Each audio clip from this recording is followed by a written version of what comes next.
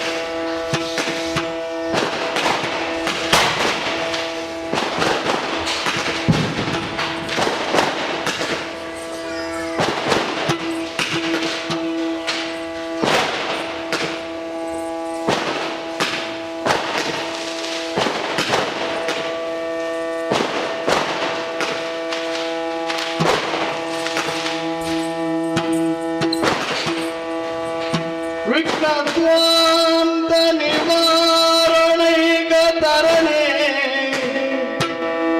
ವಿಘ್ನಾಟವೀಯ ವ್ಯವಾಟ ವಿಘ್ನೋ ವ್ಯಾಳ ಕುಲ ಪ್ರಮತ್ತ ಗರುಡ ವಿಘ್ನೇವ ಪಂಚನಯ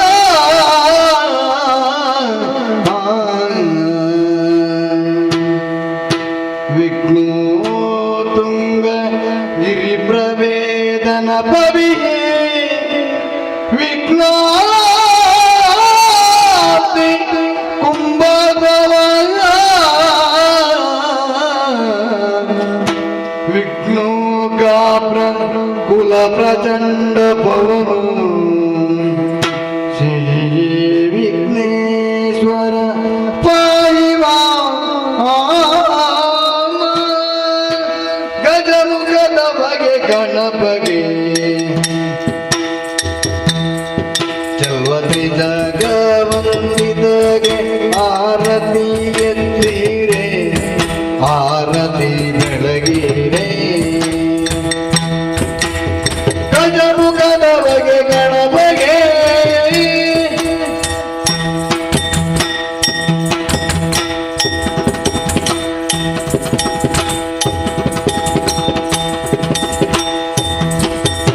ಕರದೊಳು ಪರಜೂಪ ಶಾಂಕುಶಧರನಿಗೆ ಹರುಷದಿ ಭಕ್ತರ ಪೊರೆ ಬಗೆ ಪುರಗಭೂಷಣನ ಸುಕುಮಾರ ಗಜವದನನ ಚರಣ ಕಮಲಕ್ಕೆ ಆರತಿ ಎತ್ತಿರಿ ಆರತಿ ಬೆಳಗಿರಿ ಗಜಮುಖದವಗೆ ಗಣಪಗೆ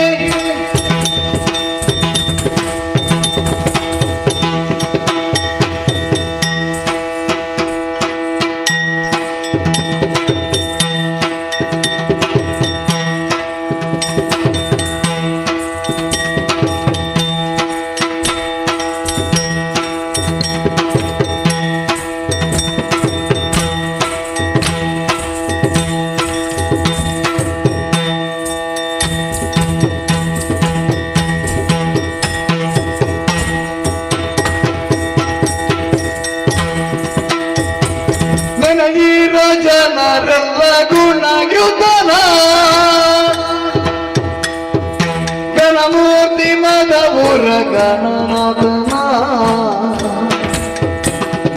ದೇವರ ದೇವ ಕೃಪಾಕರನ ಆ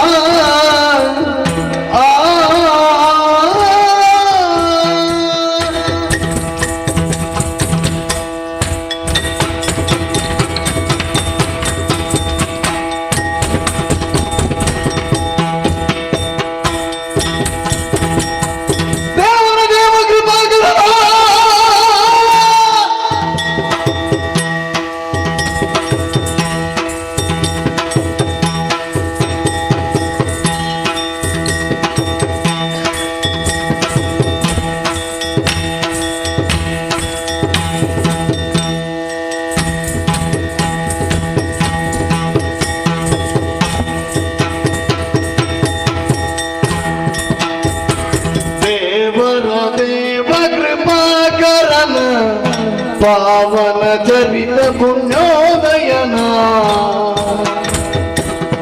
ಪಾವಜ ವಿಷಯಕ್ಕೆ ಸಿಲುಕದನ ಗೋವಿನ ಗಿರಿ ಜಯ ವರಸುತನ ಸುರಮುನಿ ನಮಿತ ಸರ್ವೇಶ್ವರನ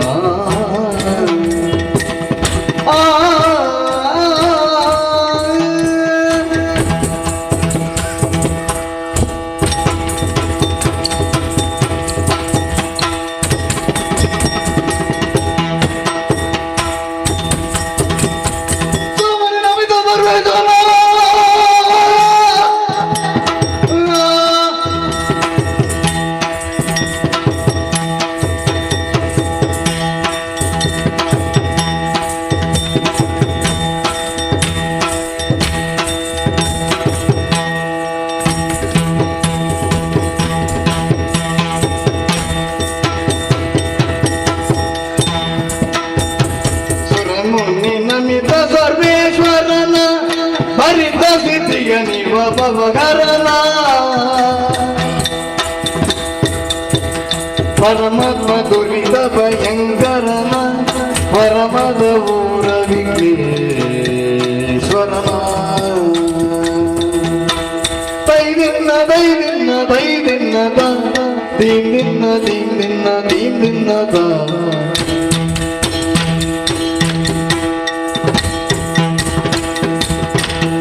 ತುಂಗನ ದಿನ್ನದ ದಿನ್ನದ ದಾದೈ ದಿನ್ನದ ದಾದೈ ದಿನ್ನದ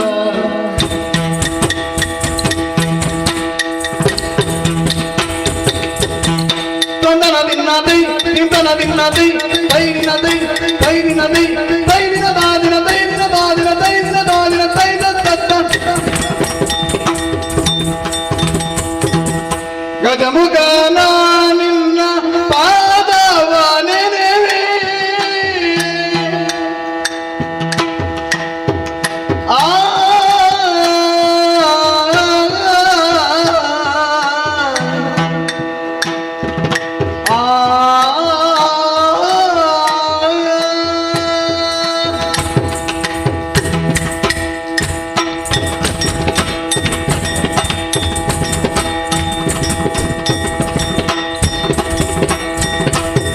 ಗಜಮುಖನ ನಿನ್ನ ಪಾದವ ನೆನೆವೆ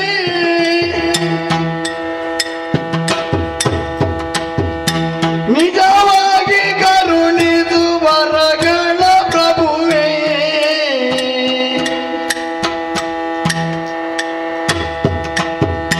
ಮೂಷಿಕ ವಾಗನ ಮೋದಕ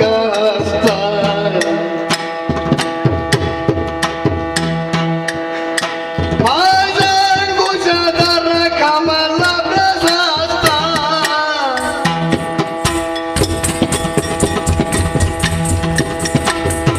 ಗಜಮುಖನ ನಿನ್ನ ಪಾದವ ನೆನೆವೆ ನಿಜವಾಗಿ ಕರುಣಿದು ವರಗಳ ಪ್ರಭುವೇ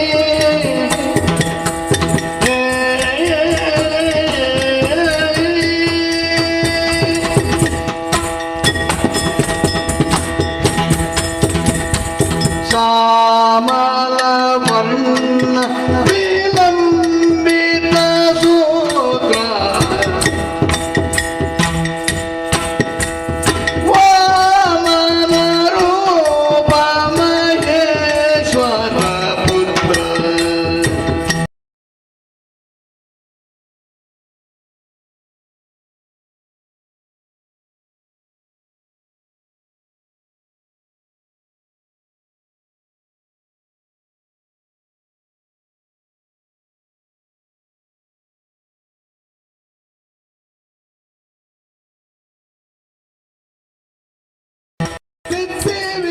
ಸಿದ್ಧಿವಿನಾಯಕ ಪಾದ ನಮಸ್ತೆ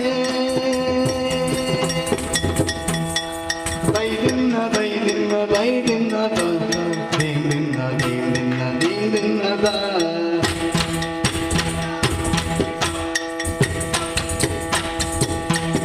ತುಂಗನ ತುಂಗನ ತುಂಗನ ದಿನ್ನದ ದಿಬ್ಬನ ದಿಬ್ಬನ ದಿಬ್ಬನ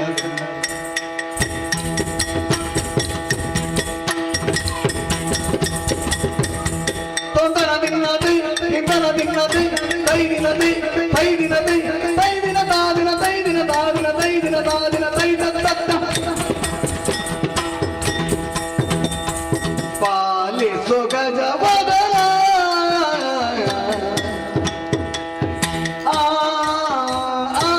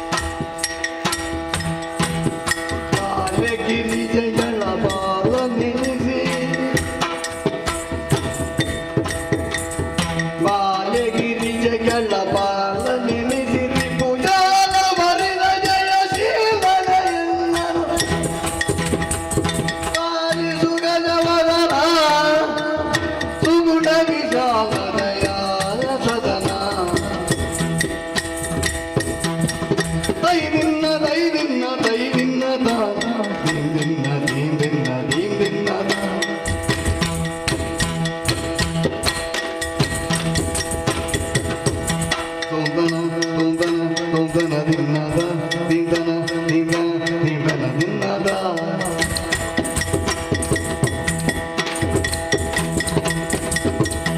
ತೊಂದನ ದಿನ್ನದೆ ನಿಂದನ ದಿನ್ನದೆ ತೈದಿನದೆ ತೈದಿನದೆ ತೈದಿನ ದಾದಿನ ತೈದಿನ ದಾದಿನ ತೈದಿನ ದಾದಿನ ತೈದ ತತ್ತ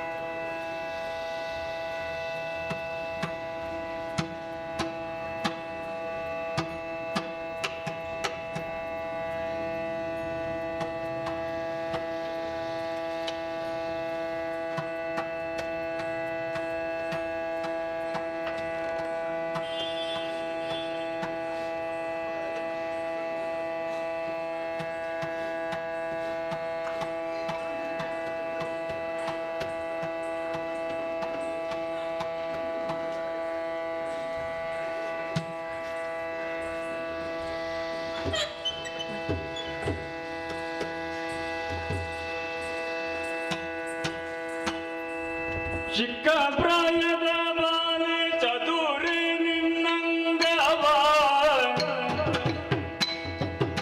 ಆ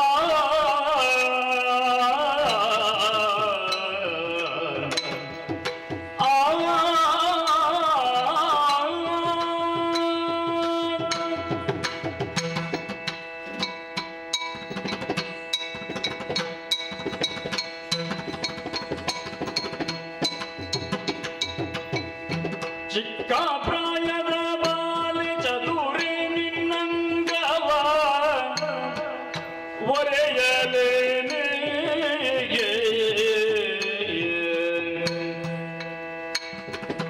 ಮದವುಕ್ಕಿ ಬರುತ್ತಲಿದೆ ಮಾರನ ಮದದಾನೆ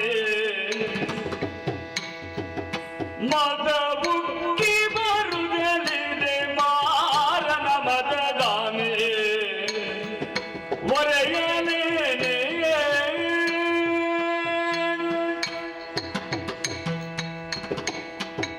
ವಾರಿಜ ಗಂಧಿ ವಾರಿಜ ದಳಲೋಚನೆ ಒರೆಯಲೇನೆ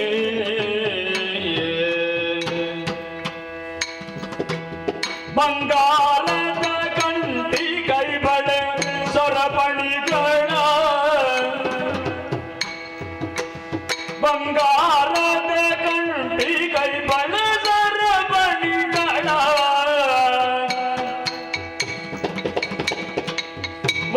ಮೊರೆಯಲೇನೆ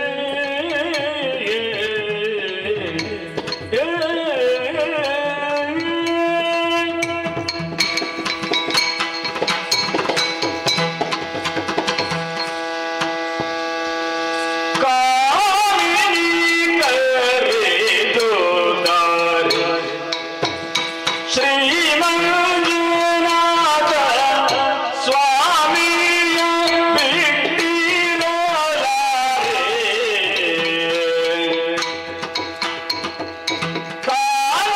ಕಾರಣದಿರಿನ ಹರೇ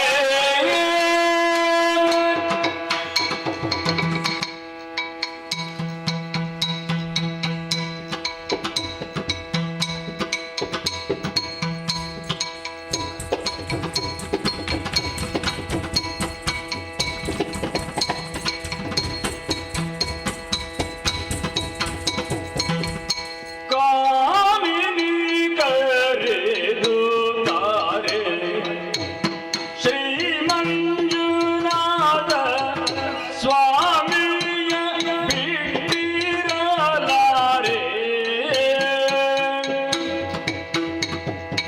ಈ ಮಹಿಯೊಳಗಿಂದ ಪುರುಷನುಳ್ಳನೆ ಕಾಂತೆ ಭೀಮಬಲನು ಬಲು ಸಾಮರ್ಥ್ಯನು ಇವ ಪ್ರೇಮದಿ ಕರೆದರೆ ಕಾಮಿತವೀವನು ಪ್ರೇಮದಿ ಕರೆದರೆ ಕಾಮಿತವೀವನು ಪ್ರೇಮದಿ ಕರೆದರೆ ತಾತಕತದಿನ ದಿಮಿತದಿನ ತಕಿಟದಿನ ದಿನದ ದಿನ ದಿನದ ದಿನದ ದಿನದ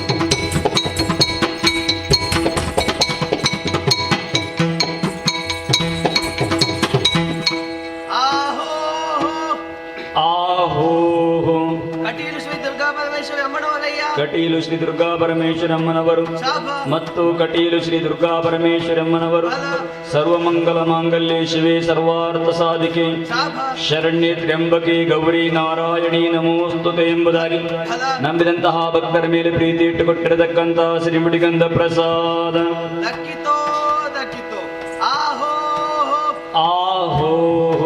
ಮತ್ತು ಮೇಳದಲ್ಲಿ ವಾಸವಾಗಿರುವ ಶ್ರೀ ಮಹಾಗಣಪತಿ ದೇವರ ಮೇಳದಲ್ಲಿ ವಾಸವಾಗಿರುವಂತಹ ಶ್ರೀ ಮಹಾಗಣಪತಿ ದೇವರು ಶಾಭ ಮತ್ತು ಮೇಳದಲ್ಲಿ ವಾಸವಾಗಿರುವಂತಹ ಶ್ರೀ ಮಹಾಗಣಪತಿ ದೇವರು ಫಲ ವಕ್ರತುಂಡ ಮಹಾಕಾಯ ಕೋಟಿ ಸೂರ್ಯ ಸಮಪ್ರಭ ಶಾಭ ನಿರ್ವಿಘ್ನಂ ಕುರು ಮೇ ದೇವ ಸರ್ವಕಾರ್ಯೇಷು ಸರ್ವದಾ ಎಂಬುದಾಗಿ ಫಲ ನಂಬಿದಂತಹ ಭಕ್ತರ ಮೇಲೆ ಪ್ರೀತಿ ಇಟ್ಟುಕೊಟ್ಟಿರತಕ್ಕಂತಹ ಶ್ರೀಮುಡಿಗಂಧ ಪ್ರಸಾದ ದಕ್ಕಿತೋ ದಕ್ಕಿತೋ ಆಹೋ ಆಹೋ ಮತ್ತು ರಾಜಶ್ರೀಗಳಾದ ಕೊಡೆತೂರು ಗೊತ್ತು ಸನತ್ ಕುಮಾರ್ ಶೆಟ್ಟಿಗಳ ಮಹಾರಾಜ ಶ್ರೀಗಳಂತ ಕೊಡಿತ್ತೂರು ಗುತ್ತು ಶ್ರೀ ಸನತ್ ಕುಮಾರ್ ಶೆಟ್ರುಗಳವರು ಶಾಭ ಮತ್ತು ಕೊಡಿತ್ತೂರು ಗುತ್ತು ಶ್ರೀ ಸನತ್ ಕುಮಾರ್ ಶೆಟ್ರುಗಳವರು ಫಲ ಅರ್ತಿಗಾರರು ಕುಶಾಲುಗಾರರು ಮೋಜುಗಾರರು ಶಾಭ ವಿದ್ವಾಂಸರಿಗೆ ಪ್ರೀತಿಪೂರ್ವಕ ಕೊಟ್ಟಂತಹ ಪಟ್ಟೆ ಶಾಲು ದಕ್ಕಿತೋ ದಕ್ಕಿತೋ ಸಭೆಗೆ ವಂದನೆ ಮಾಡಿ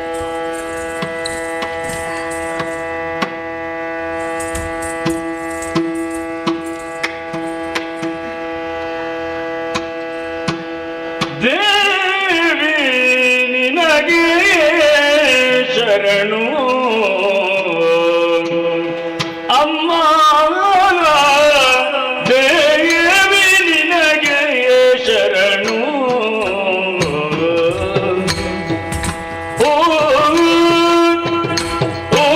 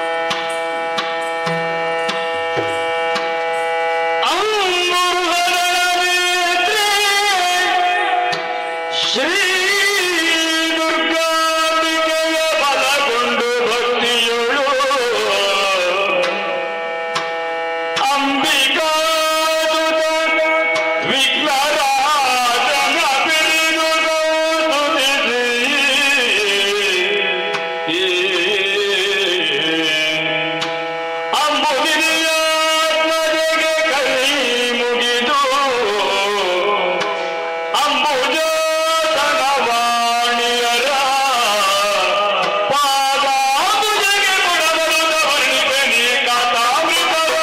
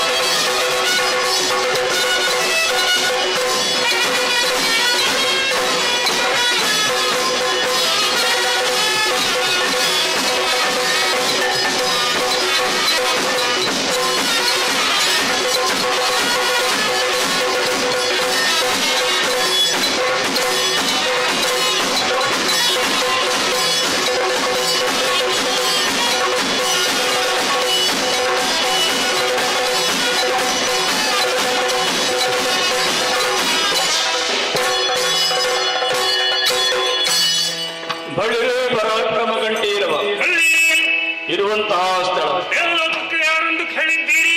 ದೇವೇಂದ್ರ ಮಹಾಪ್ರಭುಗಳಂತ ಕೇಳಿದ್ದೇವೆ. ನಾನೇ ಸರಿ. ಹೊರಟು ಬಂದಂತಹ ಕಾರ್ಯಕಾರಣ ವಿಚಾರವೇ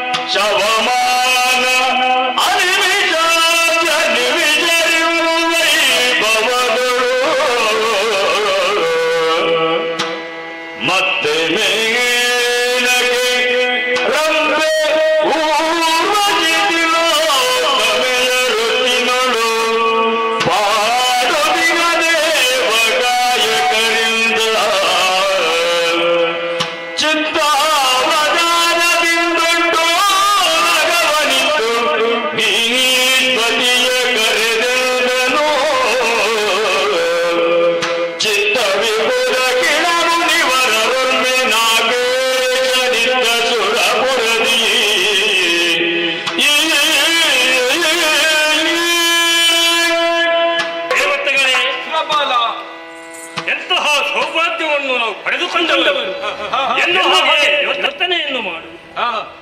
ಸಂತೋಷಕ್ಕೆ ಸಾಗರವಾಗಿ, ಆನಂದಕ್ಕೆ ಆಗರವಾಗಿ, ಇದೇ ನಮ್ಮ ನಾಲ್ಕಲೋಕ ಎನ್ನುವ ಹಾಗೆ ಮೂರು ಲೋಕದವರು ಇವತ್ತು ಕೊಂಡಾಡುತ್ತಾ ಇದ್ದಾರೆ. ಇಂತಹ ಒಂದು ಯೋಗ್ಯತೆಯನ್ನು ಪಡೆದುಕೊಳ್ಳಬೇಕಂತಾದರೆ ನಮ್ಮ ಸಾಧನೆ ಪರಿಶ್ರಮ ಎಷ್ಟು ಅಮೋಘವಾದದ್ದು ಎನ್ನುವುದನ್ನು ನಾವು ತರ್ಕಿಸಬೇಡವೇ ಹೇಳಿ. ಈ ಹಿಂದಕ್ಕಾದರೂ ಕಶ್ಯಪ ಮಹರ್ಷಿ ಅದಿತಿ ದೇವಿಯವರ ಪೂರ್ಣಗರ್ಭಾಬುದಿಯಿಂದ ಉದಯಿಸಿಕೊಂಡವರು. ಆದಿತ್ಯರು ಎನ್ನುವ ಹಾಗೆ ಲೋಕಮುಖಕ್ಕೆ ಗುರುತಿಸಿಕೊಂಡವರು. ತಂದೆಯಂತೆ ಕಾರಣದಲ್ಲಿದ್ದು ತಪಸ್ಸನ್ನಾಚರಿಸುವುದಕ್ಕೆ ಮನಸ್ಸು ಒಡಂಬರಲಿಲ್ಲ.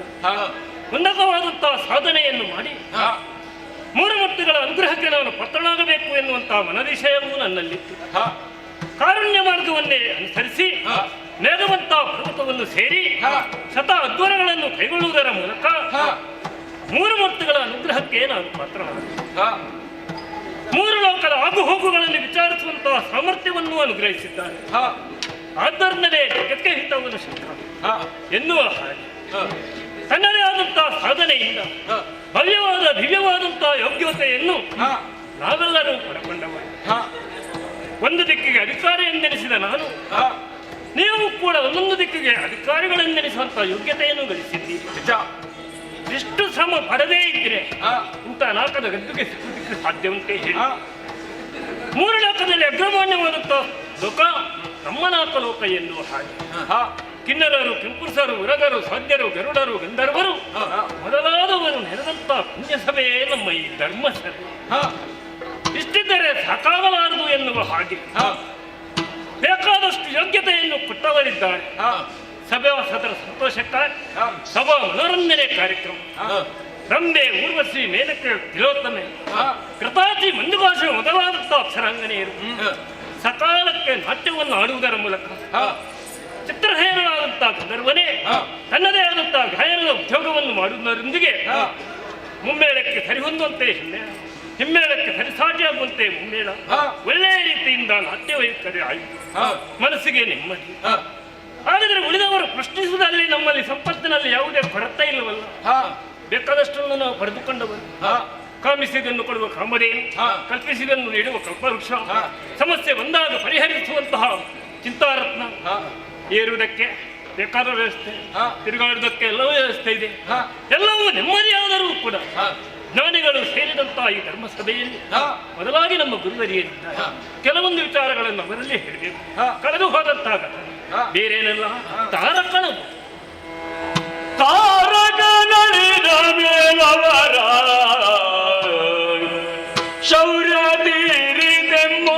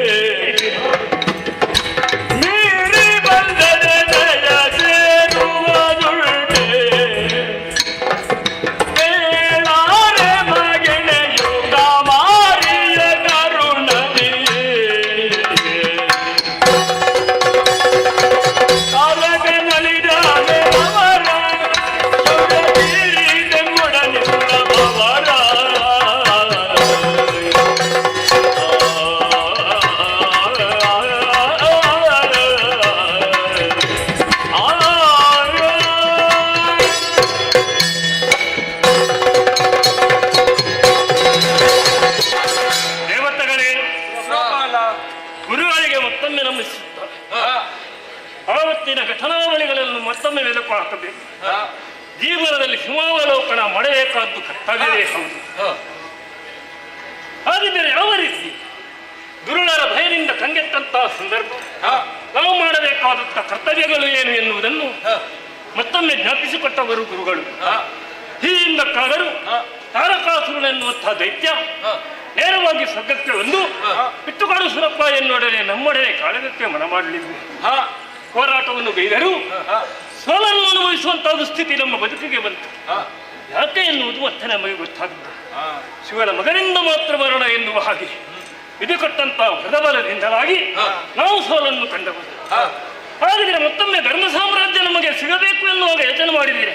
ಪರಿಹಾರ ಏನು ಎನ್ನುವ ಹಾಗೆ ನಾವೆಲ್ಲರೂ ಕೈಲಾಸಕ್ಕೆ ಹೋಗಿ ಪರಮೇಶ್ವರ ದೇವರನ್ನು ಭಕ್ತಿಯಿಂದ ಪ್ರಕಾಶಿಸಿ 6 ದಿವಸದ ಮಗುವನ್ನು ಎತ್ತುಕೊಂಡು ಬಂದು ಯುದ್ಧಕ್ಕಾಗಿ ತರಿಸಿದೆ. ತಾರಕನ ವಧೆ ಆಯಿತು. ಆದ್ದರಿಂದಲೇ ಷಣ್ಮುಖನು ತಾರಕಾರಿ ಎನ್ನುವ ನೆಗಲ್ತೆಗೆ ಪಾತ್ರನಾದ. ದುರುಳನ ಅಟ್ಟುಡಿಯಿಂದಲಾಗಿ ಕಾಮಾರಿ ಅನುಗ್ರಹದಿಂದ ಮತ್ತೊಮ್ಮೆ ಸ್ಥಿರ ಸಂಪದವನ್ನು ವೈಭವದಿಂದ ನಡೆಯುವಂತಹ ಯೋಗ್ಯತೆಯನ್ನು ದೇವನು ಒದಗಿಸಿಕೊಟ್ಟವರಿದ್ದಾರೆ. ಸಂತೋಷವಾದಂತಹ ವಾತಾವರಣ. ಇನ್ನು ಕಳರ ಭೀತಿ ಇಲ್ಲ ಎನ್ನುವ ಹಾಗೆ ತೀರ್ಮಾನಕ್ಕೆ ಬಂದಿದ್ದೇನೆ. 3 ಮೂರ್ತಿಗಳ ಕೃಪಾಕಟಾಕ್ಷ ನಮ್ಮ ಮೇಲಿದ್ದಾಗ ಚಿಂತೆ ಮಾಡುವುದು ಅಗತ್ಯವಿದೆ. ಆದ್ದರಿಂದ ಸ್ವಲ್ಪ ವಿಶ್ರಾಂತಿಯನ್ನು ಪಡೆಯೋಣ. ಮತ್ತೊಮ್ಮೆ ಎಲ್ಲ ಸಭಾಸದರಿಗೆ ನಮಸ್ಕರಿಸುತ್ತಾ ಇವತ್ತಿನ ಕಾರ್ಯಕ್ರಮವನ್ನು ಬನ್ನಿ.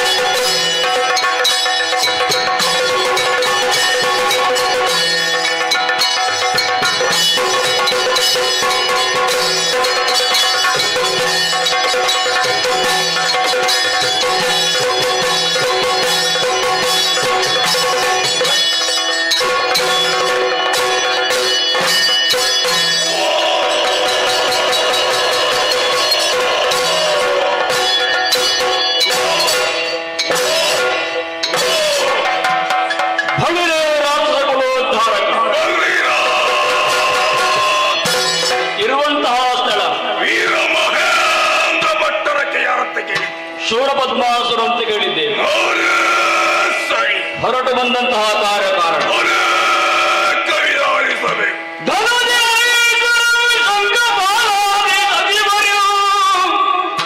ಅನುಸರಿಸಿ ವಜ್ರ ಬಾಹುಕ ಅಗ್ನಿಮುಖ ಮುಖ್ಯ ತನುಜರಿ ಸಪ್ತಾಂಗಯುತ ಸಭೆಯೊಳಗೆ ಚೆಲ್ಲಂ ಸುರಮುನಿಪ ನಡೆದಂದನು.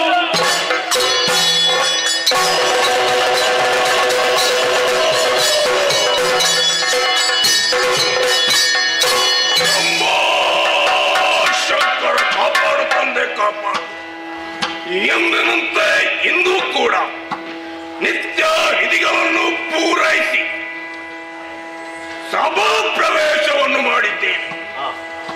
ಎಲ್ಲರೂ ಕೂಡ ಜಯಘೋಷ, ಶೂರಪದ್ಮನಿಗೆ ಜಯವಾಗಲಿ, ಶೂರಪದ್ಮಾತನಿಗೆ ಶುಭವಾಗಲಿ ಎನ್ನುವುದಾಗಿ ಈ ಮಾತನ್ನು ಕೇಳಿದವಾಗ ಮನಸ್ಸಿಗೆ ಆನಂದವಾಗ್ತಾ ಉಂಟು.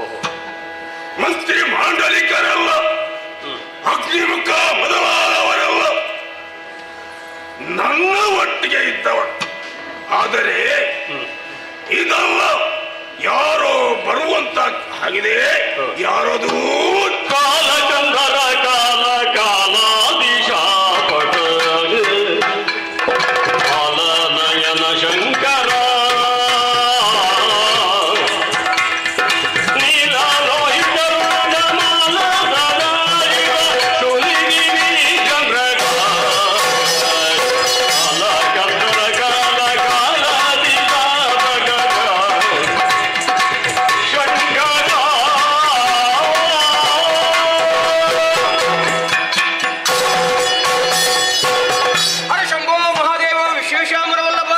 ಶಿವಶಂಕರ ಸರ್ವಾತ್ಮ ನೀಲಕಂಠಯ ನಮೋ ಸ್ತುತಿ ಶಂಭೋ ಶಂಕರ.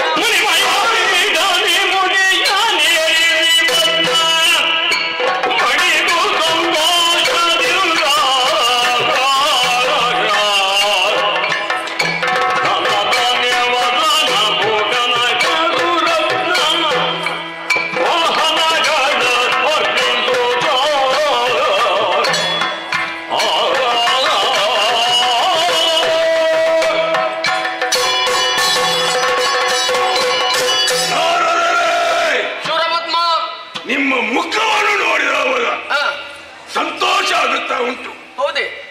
ಯಾಕೆ ಬರಲಿಲ್ಲ? ಯಾಕೋ? ಈ ಸಭೆಯಲ್ಲಿರುವಾಗ ನಿಮ್ಮ ಆಗಮನವಾಯ್ತು. ನಿಮ್ಮ ಆಗಮನ ಆದ ತಕ್ಷಣವೇ ನೋಡಿದ್ದೀರಾ? ಏನು? ನಮ್ಮವರು ಎಲ್ಲರೂ ಕೂಡ ನಾ ಮುಂದು ನಿಮ್ಮ ಸೇವೆಗೊಂದು ಬರ್ತಾ ಇದ್ದಾರೆ. ನಿಜ. ನಾರದರೆ ಹಾಗಂತ ಬಂದು ನಿಮ್ಮನ್ನು ಪೀಠದಲ್ಲಿ ಕುಳ್ಳಿರಿಸಿದ್ದೇನೆ. ಸರಿ.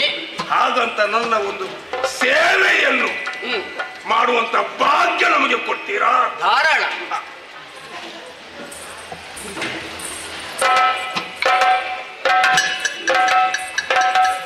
ನಾರದರೆ ನಿಮ್ಮ ಅದೆಷ್ಟೋ ದೂರದಿಂದ ಬಂದವರಿಗೆ ನಿಜ ನಿಮ್ಮ ಪಾದ ಪೂಜೆಗಾಗಿ ಜಲವನ್ನು ಹಾಕಿ ಪಾದ ಇದೇ ಪಾದದ ನೀರನ್ನು ತೀರ್ಥವಾಗಿ ಸೇವಿಸಿ ಆಗ್ಲಿ.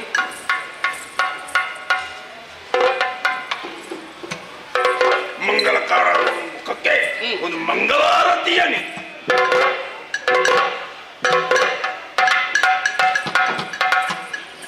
ನಾರದೇ ಶೂರಪದ್ಮ, ನನ್ನ ಈ ಪೂಜೆಯಲ್ಲಿ ಲೋಪದೋಷ ಇರಬಹುದು. ಯಾಕೆಂತ ಹೇಳಿದ್ರೆ ನಾವು ರಾಕ್ಷಸರು. ನಿಜ. ನಮ್ಮ ಪೂಜೆಗೆ ಮತ್ತು ನಿಮ್ಮ ಪೂಜೆಗೆ ವ್ಯತ್ಯಾಸ ಇರಬಹುದು. ಏನು ಲೋಪದೇಶ ಇದ್ರೂ ಕೂಡ ಅದನ್ನೆಲ್ಲ ಬದಿಗಿಟ್ಟು ನನ್ನ ಸೇವೆಯನ್ನು ಸ್ವೀಕರಿಸಿದಂತಾಯಿತು. ಸಂತೋಷವಾಯಿತು. ಹಾಗಾಗಿ ನಿಮ್ಮನ್ನು ಕೇಳ್ತಾ ಇದ್ದೇನೆ. ಏನು? ನಾರದರೆ ನೀವು ಬರಬೇಕು ಎಂದಾಕ್ಷ ನೀವು ಬರುವವರಲ್ಲ, ಹೋಗು ಎನ್ನುವರು ಹೋಗುವವರಲ್ಲ. ಬಂದ ಕೆಲಸ ಆಗದೆ ಹೋಗುದೇ ಇಲ್ಲ. ಹೌದು. ಹಾಗಾಗಿ ನಿಮಗೆ ಎಲ್ಲ ಸೇವೆಯನ್ನು ಮಾಡಿದ್ದೇನೆ. ಏನು ಎಲ್ಲ ಏನುಂಟು ಅದೆಲ್ಲ ಕೊಟ್ಟಿದ್ದೇನೆ. ಇನ್ನು ನನಗೆ ಏನಾಗಬೇಕು, ಯಾಕೆ ಬಂದದ್ದು ಎಲ್ಲ ವಿಷಯ ಶೂರಪದ್ಮ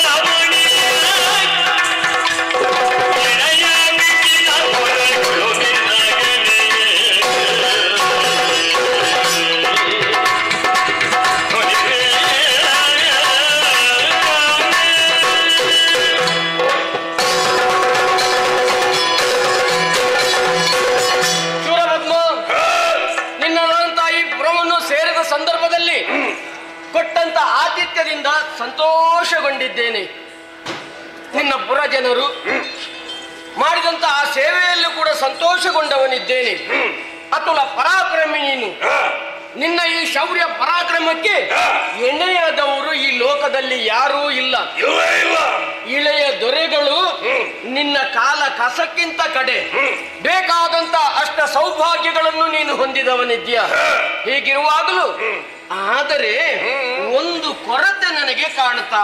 ಆದರೆ ಕೊರತೆ ಎಂಬುದು ನನ್ನಲ್ಲಿದೆ. ಅದು ಯಾವುದು ಕೊರತೆ? ಬೇಕಾದಷ್ಟು ಮಣಿ ರತ್ನಗಳನ್ನು ನೀನು ಸಂಪಾದಿಸಿಟ್ಟಿರಬಹುದು, ಮತ್ತೆ ಆದರೆ ಒಂದು ರತ್ನ ಕಡಿಮೆ ಆಗಿದೆ. ಈಗ ಅಂತ ರತ್ನ ಕಡಿಮೆ ಆಗುವಂತದ್ದು ಯಾವುದದು? ಎಲ್ಲ ಸಂಪತ್ತು ನಿನ್ನಲ್ಲಿ ಉಂಟಾ? ಆದ್ರೆ ನಿನ್ನ ವಾಮ ಭಾಗ ಒಂದು ಬರಿದಾಗಿ ಉಂಟಲ್ಲ. ಇದೆಲ್ಲ ಮಾಡಿದ ಮಕ್ಕಳಿದ್ದಾರಲ್ವ, ಇನ್ನೂ ಎಂತದ್ದು? ಅವರಿದ್ದರೂ ನಿನ್ನ ಯೋಗ್ಯತೆಗೆ ಹೇಳಿ ಮಾಡಿಸಿದವರಲ್ಲ. ಮತ್ತೆ ನಿನ್ನ ಯೋಗ್ಯತೆಗೆ ತಕ್ಕಂತ ಹೆಣ್ಣೊಬ್ಬಳಿದ್ದಾಳೆ. ಈಗ ನನ್ನ ಮನದಿಗಿಂತ ಅಧಿಕ ರೂಪವತಿ. ಹಾಗಂತ ಹೆಣ್ಣೊಬ್ಬಳಿದ್ದಂತೆ ಇದ್ದೆ. ಆದ್ರೆ ಎಲ್ಲಿ ಯಾರು ಇದು ಬೇಕಲ್ವಾ? ಬೇರೆ ಯಾರು ಅಲ್ಲ, ಮತ್ತೆ ಸುರಪ್ಪನ ಅರ್ಧಾಂಗಿ ಆ ಶಚಿದೇವಿಯೇ ನಿನಗೆ ಹೇಳಿ ಮಾಡಿಸಿದಂತ ಹೆಣ್ಣು. ಹಾಗೆಂದು ಆಕೆಯನ್ನೇ ನೀನು ಪಡೆಯಬೇಕು ಎನ್ನುವ ಉದ್ದೇಶ ಯಾಕೆ ಗೊತ್ತಿಲ್ಲ? ಯಾಕೆ? ನಿನ್ನ ಮಿತ್ರ ತಾರಕಾಸುರನ್ನು ಕೊಲ್ಲಿಸಿದವ ಆ ದೇವೇಂದ್ರ ಅಲ್ವಾ? ಆ ಹಾಗೆಯನ್ನು ತೀರಿಸುವ ಒಂದು ಅವಕಾಶ ನಿನಗೆ ಇದು. ಹಾಗಾದ್ರೆ ಈ ಕಾರ್ಯವನ್ನು ಹೌದೌದು, ಹಾಗಾದ್ರೆ ಈ ಕಾರ್ಯಕ್ಕೆ ನೀನೇ ಹೋಗಬೇಕು ಅಂತಿಲ್ಲ.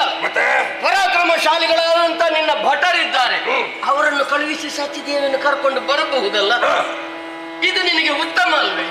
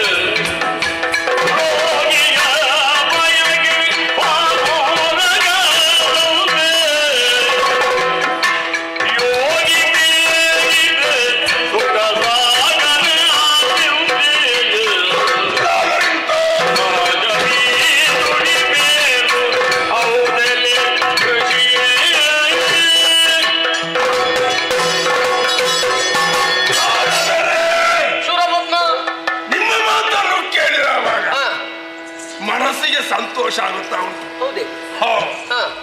ಮನಸ್ಸಲ್ಲೇ ಇತ್ತು, ಆದ್ರೆ ಅದಿಲ್ಲಿದ್ದವನಿಗೆ ಒಂದು ತುತ್ತು ಅನ್ನ ಕೊಟ್ರೆ ಸಿಕ್ಕರೆ ಸಾಕಾಗುತ್ತದೆ ಅಲ್ವಾ? ಹಾಗಂತ ರೋಗಿ ಒಬ್ಬ ಬಯಸಿದ್ದು ಅಲ್ವಾ? ಆಗ ಪನ್ನೀರ ಕೊಟ್ಟದ್ದೇನು ಅಲ್ವಾ? ಇದನ್ನು ಕೊಟ್ಟಾಗ ರೋಗಿಗೆ ಎಷ್ಟು ಸಂತೋಷ ಆಗಿರಬಹುದು. ಖಂಡಿತವಾಗಿ ಹಾಲನ್ನೇ ಬಯಸಿದವರ ಹಾಲು ಸಿಕ್ಕಿದವಾಗ ರೋಗಿಗೆ ಎಷ್ಟು ಸಂತೋಷ. ಅದೇ ರೀತಿಯಲ್ಲಿ ಬಯಸಿದ್ದು ಹೌದು, ಆದ್ರೆ ಸಮಯ ಒದಗಿ ಬರಲಿಲ್ಲ. ಇನ್ನೊಂದು ವಿಚಾರ ಉಂಟು. ಏನು? ಸ್ವರ್ಗವನ್ನು ನೀನು ಪಡೆದದೇ ಹೌದಾದಲ್ಲಿ ಆ ದೇವಗದ್ದುಗೆ ನಿನ್ನ ವಶವಾದ್ರೆ ಆಕೆ ನಿನ್ನ ಮಡದಿ ಅಲ್ವೇ? ಅದೇ ಹೇಳಿದ್ದು. ರೋಗಿ ಬಯಸಿದ್ದು ಅದನ್ನಂತ ಹೇಳಿದ್ದು. ಈಗ ಈ ಸಚ್ಚಿ ನನಗೆ ಸಿಗ್ತಾರಂತ ಆಯ್ತು. ನೀವು ಸೂಚನೆ ಕೊಟ್ಟಿದ್ದೀರಲ್ಲ, ನಾಳೆ ಸಂತೋಷವಾಯ್ತು. ನಮ್ಮವರಲ್ಲಿ ಕಳಿಸ್ತೇನೆ, ಸಚಿಯನ್ನು ತರ್ತೇನೆ, ನಾನೇ ಮದುವೆ ಆಗ್ತೀನಿ. ಸಂತೋಷ.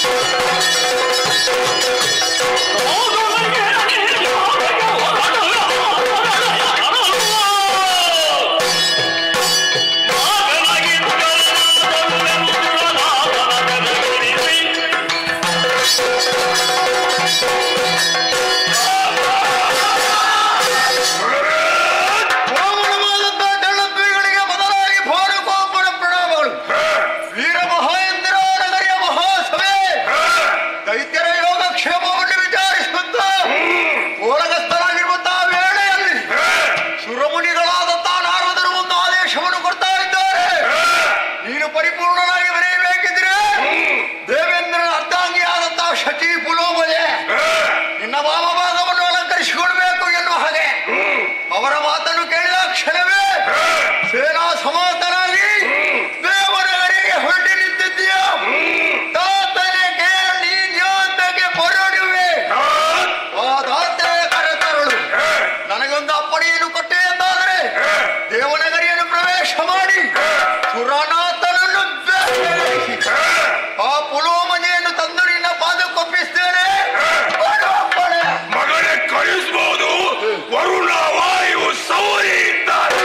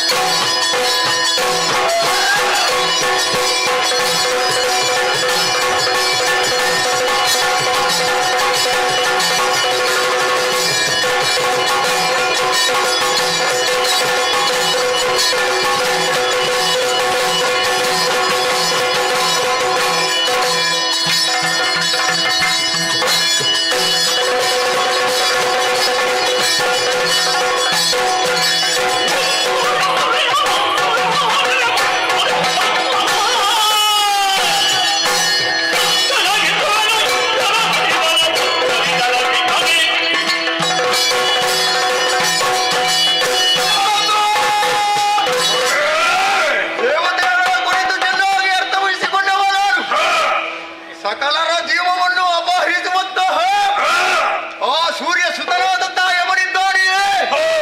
ಮುದ್ದುವೆ ಸೌರ್ಯ, ನದ್ದುವೆ ಹುತವಾಹನ, ಸದ್ದಡಗಿಸುವೆ. ಅಗ್ನಿ ಇದ್ದಾನೆಯೇ, ಸಾಗರದ ಮಧ್ಯೆ ಅವನನ್ನು ಮುಳುಗಿಸುವೆ. ಅವನ ಸದ್ದು ಇಲ್ಲದ ಹಾಗೆ ಮಾಡ್ತೇನೆ. ಅವನನ್ನು ನದ್ದು ಗುಡ್ಡಾಗಿಸುವೆ. ಇದು ನಿಜವಿದು. ಇದನ್ನು ನೀನು ಒಪ್ಪಿಕೊಳ್ಳಲೇಬೇಕು. ಹಾಗಾಗಿ ವಿಳಂಬೆ ಬೇಡ. ಕೊಡುವ ಅಪ್ಪಣೆ. ಮಗನೇ ಅವರ ಬೆಂಬಲಕ್ಕೆ ಅಜಮವಾಗಿದ್ದಾರೆ.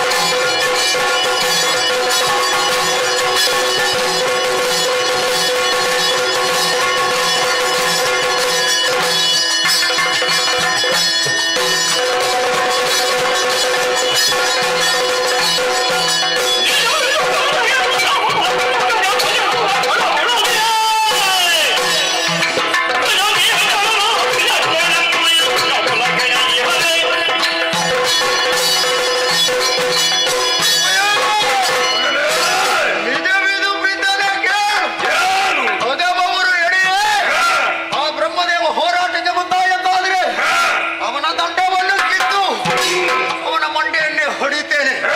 ಆಮೇಲೆ ಶ್ರೀಹರಿಯೇ ಅವನ ಚಕ್ರವನ್ನು ಸೇಳು. ಆ ಮೂಲಕ ಅವನ ಶಿರವನ್ನು ಚೆಂಡಾಡ್ತೇನೆ. ಪರಮೇಶ್ವರ ಲಯಾಧಿಕಾರಿ ಇದ್ದಾನೆ. ಅವನ ಶೂಲವನ್ನೇ ಕಿತ್ತು ಅವನ ಹಣೆಗೆ ಪ್ರಯೋಗಿಸ್ತೇನೆ. ನಮ್ಮ ಭುಜಬಲದಲ್ಲಿ ಸಂಶಯ ಬೇಡ. ಕೊಡುವ ಅಪ್ಪಣೆ. ಮಗನಾಗಿ ವಿಚಾರ ಮಾಡಿದ್ದಾರೆ.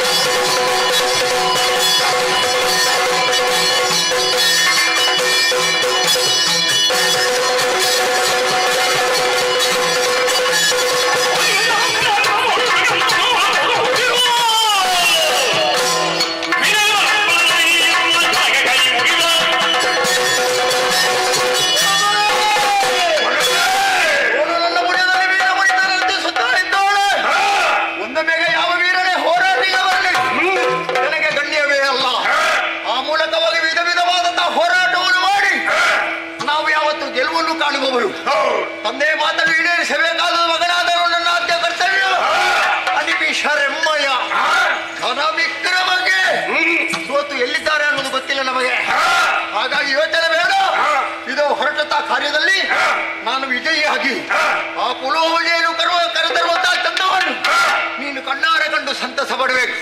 ಹಾಗಾಗಿ ವಿಳಂಬ ಬೇಡ, ಕೊಡುವ ಪಡೆ. ಮಗನೇ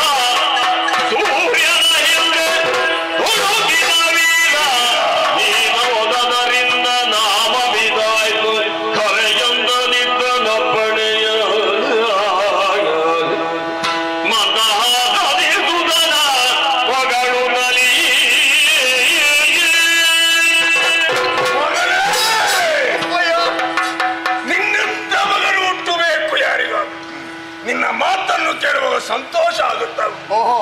ಯಾಕೆ ನಿನ್ನ ಶೌರ್ಯದ ಬಗ್ಗೆ ನನಗೆ ಏನು ಭರವಸೆ ಇಲ್ಲ ಅಂತ ಗೊತ್ತಿಲ್ಲ. ಮತ್ತೆ ನಿನ್ನ ಭರವಸೆ ಉಂಟು ನನಗೆ. ಹೇಗೆ? ಹಿಂದೆ ಸೂರ್ಯನನ್ನೇ ಕೆಣಕಿ ರವಿಗೋಪ ಭಾನುಗೋಪ ಎಂಬ ನೆಗತೆಗೆ ಪಾತ್ರನಾದವ ನೀನು, ಸರಿ ಅಲ್ವಾ? ಹೌದೌದು. ಹಾಗಾಗಿ ಇದು ಈ ಸಮಯದವೇ ನಿನ್ನನ್ನು ಕಳುಹಿಸಿಕೊಡ್ತೇನೆ. ಸಚಿಯನ್ನು ತರಬೇಕು, ಸಂತೋಷದಿಂದ ಆಶೀರ್ವಾದವನ್ನು ಕೊಟ್ಟು ಕಳಿಸ್ತಾರೆ. ಹೋಗಿ ನಿಶ್ಚಿಂತೆಯಿಂದ ಇದ್ದುಕೊಳ್ಳಿ. ಆ ಕಾರ್ಯವನ್ನು ಪೂರೈಸಿ ಮರಳಿ ವೀರ ಮಹೇಂದ್ರ ನಗರಿಯನ್ನು ಸೇರ್ತೇನೆ. ಇದು ಹೊರಟೆ.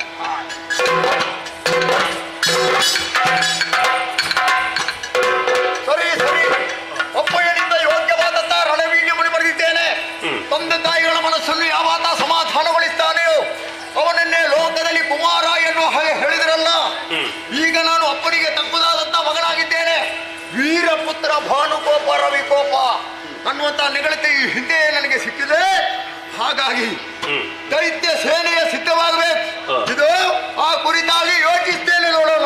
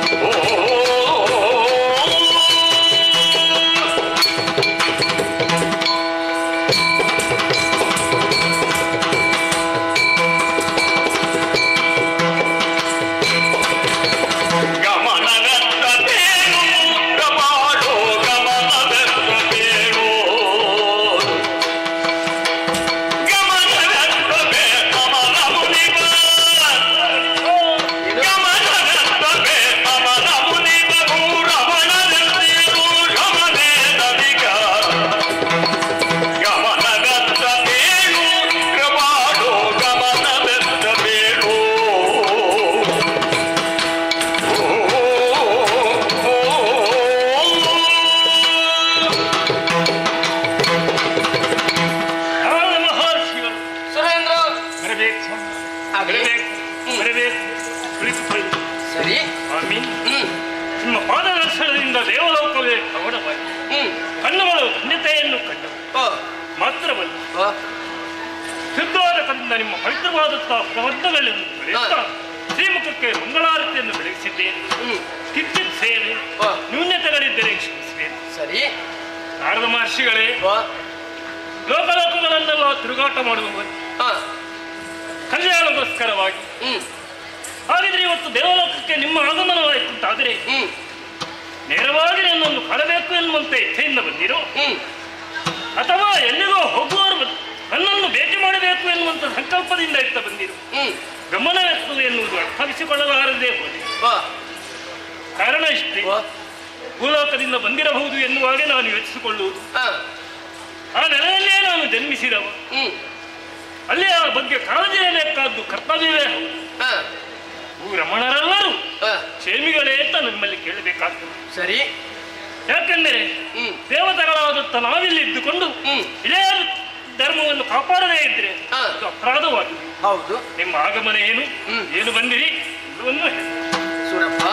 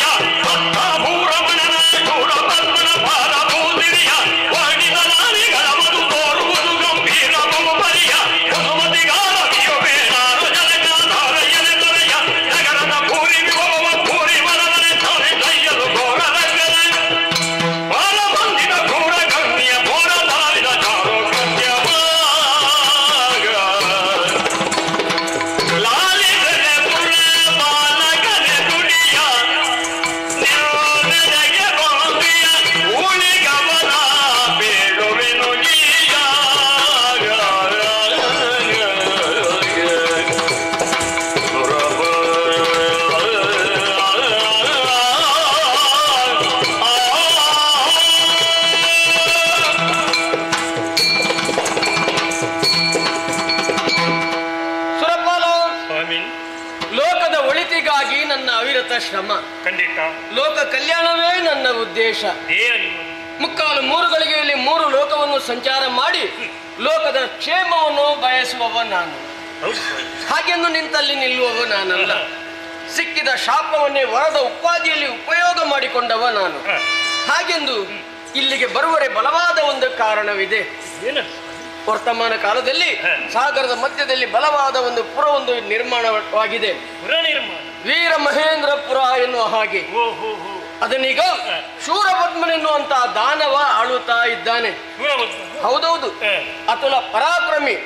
ಬೇಕಾದಂತ ಸೇನಾ ಪರಿವಾರ ಆತನ ಬಳಿ ಇದೆ. ಆದರೆ ಒಂದು ವರ್ತಮಾನ ನಾನು ತಿಳ್ಕೊಂಡೆ.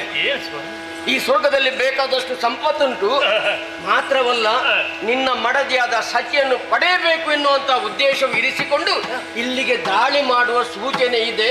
ಆದ್ರಿಂದ ನಿನ್ನ ಜಾಗ್ರತೆಯಲ್ಲಿ ನೀನು ಇರುವುದು ಒಳಿತು ಅಂತ ಸೂಚನೆ ಕೊಡುವುದಕ್ಕಾಗಿ ಬಂದಿದ್ದೇನೆ. ದೇವಲೋಕದ ಅಧಿಕಾರ ಅಲ್ಲ ಅವನಿಗೆ. ಹೌದು.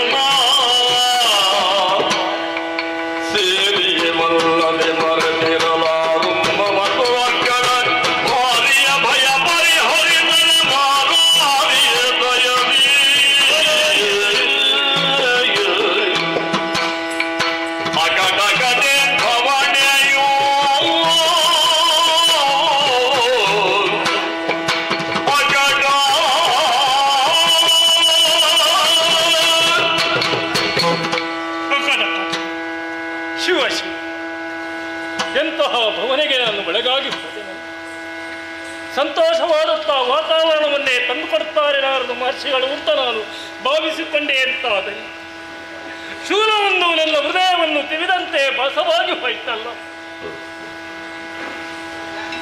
ಶೂರಪದ್ಮನೆನ್ನುವ ದೈತ್ಯ ಎಲ್ಲವರನ್ನು ಸೇರಿಸಿಕೊಂಡು ಅಧಿಕಾರ ಸಂಪತ್ತನ್ನು ಪಡೆಯಬೇಕು ಎನ್ನುವಂತ ಜೊತೆಗೆ ಮಡದಿಯಾದಂತಹ ಸಚ್ಚಿಯನ್ನೂ ಬಯಸಿಕೊಂಡನು. ಹಿಂದಕ್ಕಾದರೂ ಬಹಳಷ್ಟು ದುರುಳರಿಂದ ಉಪಚಾರಕ್ಕೆ ಒಳಗಾದ ಬೇಸತ್ತ ಹೃದಯ ನನ್ನದು. ಆದರೂ ಕೂಡ ಕಾಮಾರಿ ಅನುಗ್ರಹದಿಂದಲೇ ಇಂತಹ ಪ್ರಲೋಕದ ಪದವಿಯನ್ನು ನಾನು ಪಡೆಯುವಂತಾಯಿತು. ಇವತ್ತು ನನ್ನ ಮಡದಿಯಾದಂತಹ ಸತ್ಯನ್ನು ಉಳಿಸಿಕೊಳ್ಳುವುದಕ್ಕೆ ಸಮರ್ಥನಾಗಿ ನಾನು ಹೋದೆ. ನನ್ನ ತಾರಕನ ಉಪಟಳದಿಂದಲೇ ಬಹಳಷ್ಟು ನೊಂದುಕೊಂಡವನಾಗಿ ಅವನ ಮದುವೆ ಮಾಡುವುದು ಲೋಕ ಕಲ್ಯಾಣ ಯಾವ ರೀತಿ ಆಚರಿಸಿಕೊಳ್ಳಬೇಕು ಎನ್ನುವ ತೀರ್ಮಾನಕ್ಕೆ ಬಂದು ಕೊನೆಗೆ ಪರಮೇಶ್ವರ ದೇವರನ್ನು ಭಕ್ತಿಯ ಮೂಲಕವಾಗಿ ಮೆಚ್ಚಿಸಿ ಅವರ ಮಗನಿಂದಲೇ ತಾರಕನ ವಧೆ ಮಾಡುವಲ್ಲಿ ನಾನು ಪ್ರಯತ್ನಪಟ್ಟೆ. ಕಾಮಾರಿ ಅನುಗ್ರಹವೇ ನನಗಾಗಿ. ಆದರೆ ಮತ್ತೊಮ್ಮೆ ಇಂತಹ ದುರುಳರ ಉಪಟಳ ಬರುತ್ತದೆ ಎಂದಾದರೆ ಈಗ ನನಗೆ ಅರ್ಥವಾಯಿತು ಏತಕ್ಕೆ ತೆರಳಿದೆ ನಾನು. ಹಿಂದಕ್ಕಾದರೂ ದಕ್ಷ ಮಾಡುತ್ತಿರುವಂತಹ ಮಹಾಯಾಗಕ್ಕೆ ನಾನು ತೆರಳಿದೆ. ಹೋಗಬಾರದಿತ್ತು. ದಕ್ಷನ ಮಾತುಗಳಿಗೆ ಮರುಳಾಗಿ ಶಿವನಿಂದನೆಗೆ ನಾನು ಒಳಗಾದೆ. ಅವರ ಮಕ್ಕಳ ನುಡಿಗಳಿಗೆ ನಾನು ಅವಕ್ಕೆ ಒಳಗಾಗಿ ಬಿಟ್ಟೆನಲ್ಲ. ಆ ಒಂದೇ ವಿಧಾನದಿಂದ ಇವತ್ತು ಚಂದ್ರಶೇಖರನ ದಯೆ ನನ್ನ ಮೇಲೆ ಇಲ್ಲದೆ ಹೋಯ್ತಲ್ಲ ಎನ್ನುವುದು ಕೂಡ ನನ್ನನ್ನು ಆವರಿಸಿದೆ. ಏನು ಮಾಡಲಿ, ಯಾವುದು ಬೇಡ, ಯಾವುದು ಬೇಡ.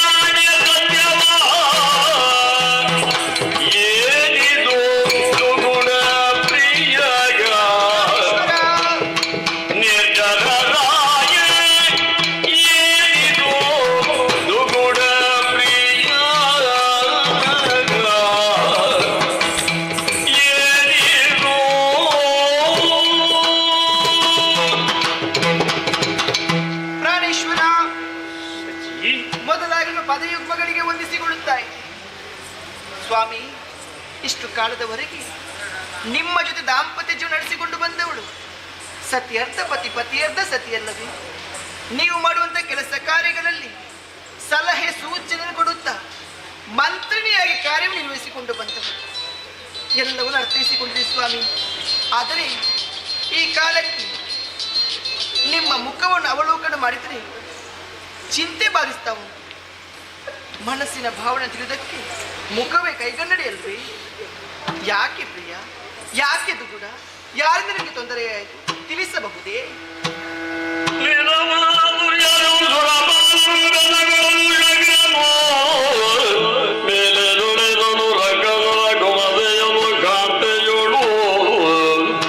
ಅನಂತ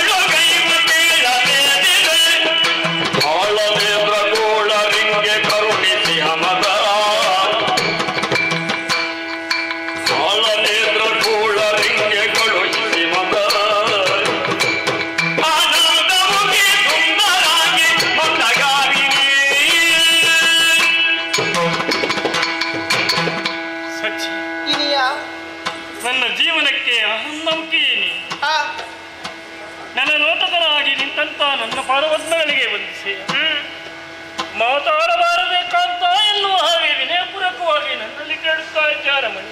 ಅದೇ ಸ್ವಾಮಿ, ಮೌನದಿದ್ದೀರಿ ಯಾಕೆ? ಏನಾಯ್ತು ಎಂಬುದನ್ನು ಕೇಳುತ್ತಾ ಇದ್ದೀನಿ ನಾನು. ನಿನ್ನ ಗಣ್ಣಾಗಿ ಮೂರು ಲೋಕಾಧೀಶನಾಗಿ ವಿಜೃಂಭಣೆಯಿಂದ ಮೆರೆಯುತ್ತಿರುವ ಈ ಸಂದರ್ಭ ನಾನಿವತ್ತು ಕಣ್ಣೀರ ಕಡಲಲ್ಲಿ ಕೈ ತೊಳೆಯಬೇಕಾದಂತಹ ದುಸ್ಥಿತಿಗೆ ಒಳಗಾಗಿ ಬಿಟ್ಟ ಹತ್ತಿ. ಯಾಕೆ ಸ್ವಾಮಿ, ಏನಾಯ್ತು ನಿಮಗೆ? ನಾರದ ಮಹರ್ಷಿಗಳ ಆಗಮನವಾಯಿತು.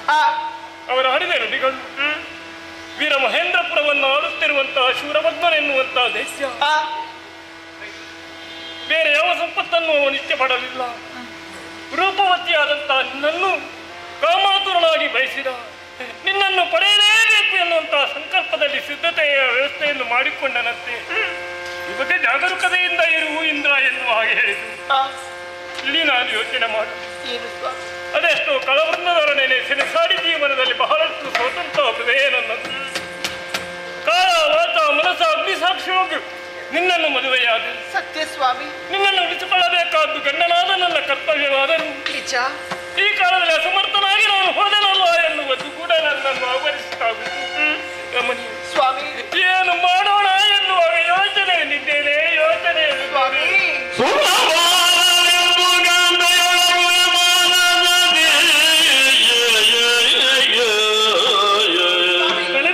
ಸುರಪಾಲ ನಿಂತು ಕಾಂತೆಯೊಳರುವೆ ಮಾನಸದಿ ಮರುಗಿದ ಬಡವರಿಗೆ ತೊರೆವುದೆಂಬ ಗಡಾಗ ನೊಸಲಗರವೆ ಹಾವಿದೆ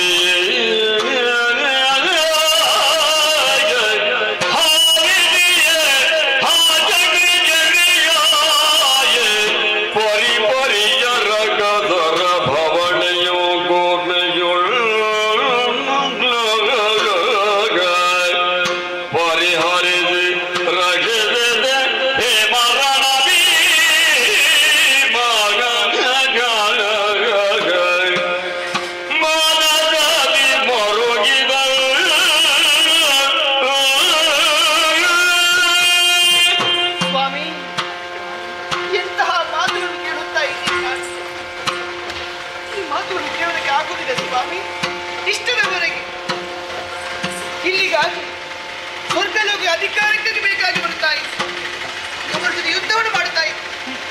ಆದರೆ ಈ ಕಾಲಕ್ಕೆ ನನ್ನನ್ನು ಪಡೆಯುವಂತ ಹಂಬಲದಿಂದ ಖಂಡಿತ ಮುಂದಾಗುತ್ತಾ ಇದ್ದಾನೆ. ಇಲ್ಲ ಸ್ವಾಮಿ, ನಿಮ್ಮನ್ನು ಕಳೆದುಕೊಂಡು ನನಗೆ ಬದುಕುವುದ ಶಕ್ತಿ ಇಲ್ಲ. ರಮಣಿ, ನಾನು ನಿಮ್ಮ ಜೊತೆಲಿ ಇರಬೇಕು ಸ್ವಾಮಿ, ನಿಮ್ಮ ಜೊತೆಯಲ್ಲಿ ಇರಬೇಕು. ಏನು ಮಾಡೋದು ಹೀಗೆ? ಎಷ್ಟೇ ಯೋಚನೆಯನ್ನು ಗೈದೆ ಎಂದಾದರೆ ನಿನ್ನನ್ನು ಈ ಸಂದರ್ಭದಲ್ಲಿ ಉಳಿಸಿಕೊಳ್ಳುವುದಕ್ಕೆ ಸಮರ್ಥನೆ ಹೌದಪ್ಪ. ನಾನು ಮತ್ತೆ ಮತ್ತೆ ನನ್ನ ಜೀವನದಲ್ಲಿ ಇಂತಹ ದುಸ್ಥಿತಿಗಳು ಯಾಕೆ ಬರ್ತದೆ ಎನ್ನುವಂತೆ ಯೋಚನೆ ಮಾಡು. ಯಾವ ಜನ್ಮದಲ್ಲಿ ಅನ್ಯಾಯವನ್ನು ಎಸಗಿದೆನು, ಪ್ರತಿಫಲವಾಗಿ ಮೂರು ಮೂರ್ತಿಗಳ ಅನುಗ್ರಹದಿಂದ ವಂಚಿತನಾಗಿ ಹೋದೆನಲ್ಲ ಎನ್ನುವಂತಹ ಪಶ್ಚಾತ್ತಾಪ. ಕಾಂತೆಯಾದಂತಹ ನಿನ್ನನ್ನು ಉಳಿಸುವ ಯಾವ ಯತ್ನವನ್ನು ನಾನು ಕೈಗೊಳ್ಳಲಿ, ಯಾವ ಯತ್ನವನ್ನು ಕೈಗೊಳ್ಳಲಿ? ಚಿಂತಿಸಬೇಡಿ ಸ್ವಾಮಿ.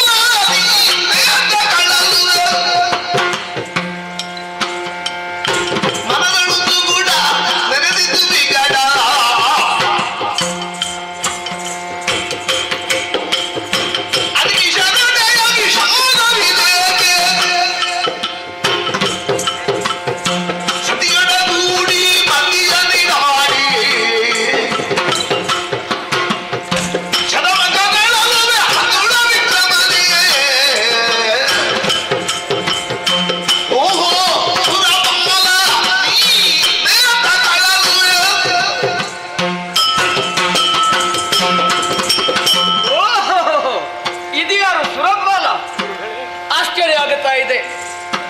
ದುಃಖ ಪಡುವುದು ಸ್ವಾಭಾವಿಕ, ಆದರೆ ಅಂತ ಕಷ್ಟ ನಿನಗೆ ಇಲ್ಲಿವರೆಗೆ ಯಾವುದು ಬಂದದ್ದಿಲ್ಲ. ಕಳರ ಯುದ್ಧ ಆ ದಾಳಿ ಆದಂತ ಸಂದರ್ಭದಲ್ಲಿ ಸೋತು ಹೋದಾಗ ದುಃಖ ಪಟ್ಟದ್ದುಂಟು. ಇದು ಹಾಗಲ್ಲ. ಸತಿಪತಿಯರು ಈರುವರು ಜೊತೆ ಸೇರಿ ಈ ರೀತಿ ಅಳಲ್ತಾ ಇದ್ದೀರಲ್ಲ, ನೀನೇನು ಸಾಮಾನ್ಯನೇ? ಇಷ್ಟೆಲ್ಲ ಈ ದೇವತೆಗಳಿಗೆ ಅಧೀಶನಾಗಿ ಬಲಯುಂತನಾಗಿ ನೀನಿರುವಾಗ ಈ ದುಃಖ ಈ ದುಗುಡ ಯಾತಕಯ್ಯ? ಗುರುಗಳೇ, ಗುರುವರ್ಯ ಕೇಳುವ ಹೇಳಬೇಕು. ಒಡೆಯ ಬಪ್ಪುದೇ ಫಲ ತುರುಳರಟ್ಟುಲಿಯೇ ಬೇಡ. ಏನೋ ನಿರತ ದೇವಿದೆ ಇದು ಹೊರದೀಗ ಮನದೀಯ ಪರಮಕಾಲವು ಸಮಾನಿದಿದು ತಾರಕನೆನ್ನೂರು ಬಾರಿ ಬಲಾನ್ವಿತ ಹೌದೇ? ಶೂರಪತ್ರಾಖ್ಯರಕ್ತದನು ರಕ್ತಹರ ಸ್ವಾಮಿ. ಸ್ವಾಮಿಗೈಯುತ ಸರ್ಗವೇರಿ ನಮ್ಮೆಲ್ಲರ ನಮ್ಮೆಲ್ಲರ ಸೂರ್ಯಗೈದೈವ ಮಾವಿನಿಯ ಗುರುವರಿಯ ದೇವೇಂದ್ರ, ಧೈರ್ಯ ಮನಸ್ಕನಾಗಿ ಎಷ್ಟೇ ಹೃದಯವನ್ನು ಗಟ್ಟಿ ಮಾಡಬೇಕು ಅಂತ ನಾನು ಭಾವಿಸಿಕೊಂಡೆ ಅಂತಾದರೆ ಹೃದಯ ಸಹಿಸಿಕೊಳ್ಳುವುದಕ್ಕೆ ಅಸಾಧ್ಯವಾಗಿ ಹೋಯಿತು. ನಿನ್ನ ಗುರು ನಾನಿಲ್ವಾ? ನಿಮ್ಮಿಂದಲೇ ಅನುಗ್ರಹಕ್ಕೆ ಒಳಗಾದವನಲ್ವೇ ನಾನು. ಆದರೆ ಮತ್ತೊಮ್ಮೆ ನಮ್ಮ ಜೀವನದಲ್ಲಿ ಕಣ್ಣೀರು ಬರ್ತದೆ ಎನ್ನುವಾಗೆ ನಾನು ಯೋಚನೆ ಮಾಡಿದ್ದಿಲ್ಲ ಗುರುವರಿಯ. ಅಂತ ಕಷ್ಟ ಏನು ಬಂತು? ಸತಿಪತಿಗಳಾದಂತ ನಾವೀರುವರು ದುಃಖ ಪಡುವಂತ ಸ್ಥಿತಿಯಾಗಿ ಹೋಯ್ತಲ್ವ ಎನ್ನುವ ವೇದನೆ ನನ್ನನ್ನು ಕಾಡುತ್ತಾ ಇದೆ. ಯಾಕೆ? ಮಹೇಂದ್ರಪುರವನ್ನು ಆಳುತ್ತಿರುವ ಶೂರಪದ್ಮ ಎನ್ನುವಂತಹ ದಾನವನೋರ್ವನಂತೆ ಈ ಹಿಂದಕ್ಕಾದರೂ ಬಂದಂತಹ ತಾರಕಾಸುರನಿಗಿಂತಲೂ 200 ಪಟ್ಟು ಹೆಚ್ಚು ಶ್ರಮವನ್ನು ವಹಿಸಿಕೊಂಡ ಅಧಿಕ ಬಲಾನ್ವಿತನೂ ಹೌದಂತೆ. ತನ್ನವರನ್ನೆಲ್ಲ ನೆರೆಯಿಕೊಂಡು ದೇವಲೋಕದ ಸಂಪತ್ತನ್ನು ಪಡೆಯಬೇಕು ಎನ್ನುವಂತ ಒಂದಾಸೆ ಆದರೆ ಇನ್ನೊಂದಾಸೆಯನ್ನು ಕೇಳಿಕೊಂಡಾಗ ದುಃಖವಾಗುತ್ತಾ ಇದೆ ಸ್ವಾಮಿ. ಏನಪ್ಪದು? ನನ್ನ ಮಡದಿಯಾದಂತಹ ಸತ್ಯನ್ನು ಬಯಸಿದೆನಂತೆ. ಈ ವಿಚಾರವಾಗಿ ನರಮಾಸಿಗಳಿಂದ ಕೇಳಿಕೊಂಡೆ. ಮಡದಿಯನ್ನು ರಕ್ಷಿಸುವುದಕ್ಕೆ ಅಸಮರ್ಥನಾಗಿ ಹೋದೆ. ಏನು ಮಾಡೋಣ ಎನ್ನುವಾಗ ಋತ್ವಿಜನಾದೆ ಸ್ವಾಮಿ, ಋತ್ವಿಜನಾದೆ. ಇದಕ್ಕೆ ಯಾಕಯ್ಯ ದುಃಖ? ತರವಿದೆನೋ ಸುಧಪದು ಗುಣ ಬರಿದಗೈವೆ ನೀನು.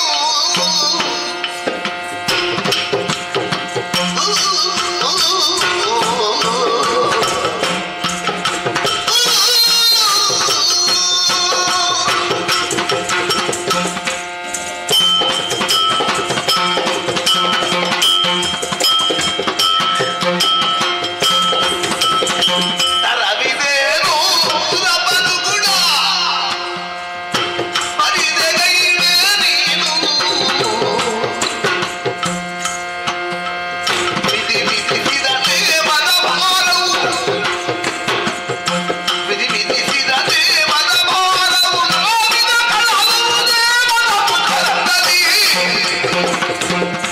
ಉದ್ಯೋಗವು ಛಲಬದ್ಧ ಪ್ರಯತ್ನ ಉದ್ಯೋಗವು ಛಲಬದ್ಧ ಪ್ರಯತ್ನ ಸುಬುದ್ಧಿ ಪರಾಕ್ರಮಿ ಇದ್ದರೆ ಭಯವೇ. ತರವಿದೆ ಸುಲಭವಾದ ಗುಣ ಅರಿದಗೈವೆ ನೀನು.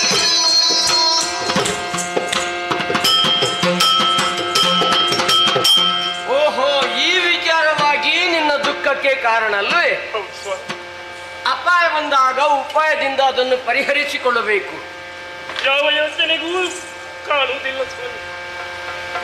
ಧೈರ್ಯ, ಸಾಹಸ, ಬುದ್ಧಿವಂತಿಕೆ ಇವನ್ನೆಲ್ಲ ಉಪಯೋಗ ಮಾಡಿಕೊಂಡ್ರೆ ಮಾತ್ರ ಆತ ತನ್ನ ಉದ್ಯೋಗದಲ್ಲಿ ಮುಂದುವರಿಯುವುದಕ್ಕೆ ಸಾಧ್ಯತೆ ಇದೆ. ಕೇವಲ ಚಿಂತೆ ಮಾಡ್ತಾ ಇದ್ರೆ ಅದು ನಮಗೆ ಮತ್ತೆ ಚಿತೆಯನ್ನೇ ತೋರಿಸುವುದಿಲ್ವೇ? ಖಂಡಿತ. ಹಾಗಾದ್ರೆ ಬದುಕಿ ಉಳಿಯುವ ದಾರಿ ಯಾವುದು? ಇನ್ನೊಂದನ್ನು ನಾವು ಯೋಚನೆ ಮಾಡಬೇಕು. ಕೇವಲ ಅಧಿಕಾರ ಎನ್ನುವುದು ಶಾಶ್ವತವಲ್ಲ, ಆದರೆ ಅದನ್ನು ಮರಳಿ ಪಡೆಯುವ ಬಗ್ಗೆಯೂ ಯೋಚನೆ ಮಾಡಬೇಕು. ಸದ್ಯಕ್ಕೆ ಬೀಸುವ ದೊನ್ನೆಯಿಂದ ತಪ್ಪಿಸಿಕೊಂಡರೆ 1000 ವರ್ಷ ಆಯುಸ್ಸು. ಯಾವ ರೀತಿಯಲ್ಲಿ ನಾನು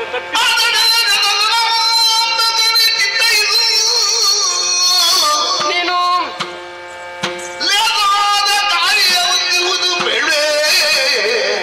ಏನು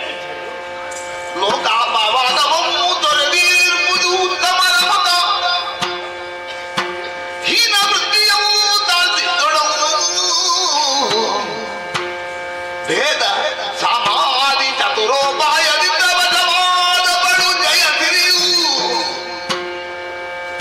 ಭೇದ ಸಮಾಧಿ ಚತುರೋಪಾಯದಿಂದ ವಶವಾದ ಬಡು ಜಯಸಿರಿಯು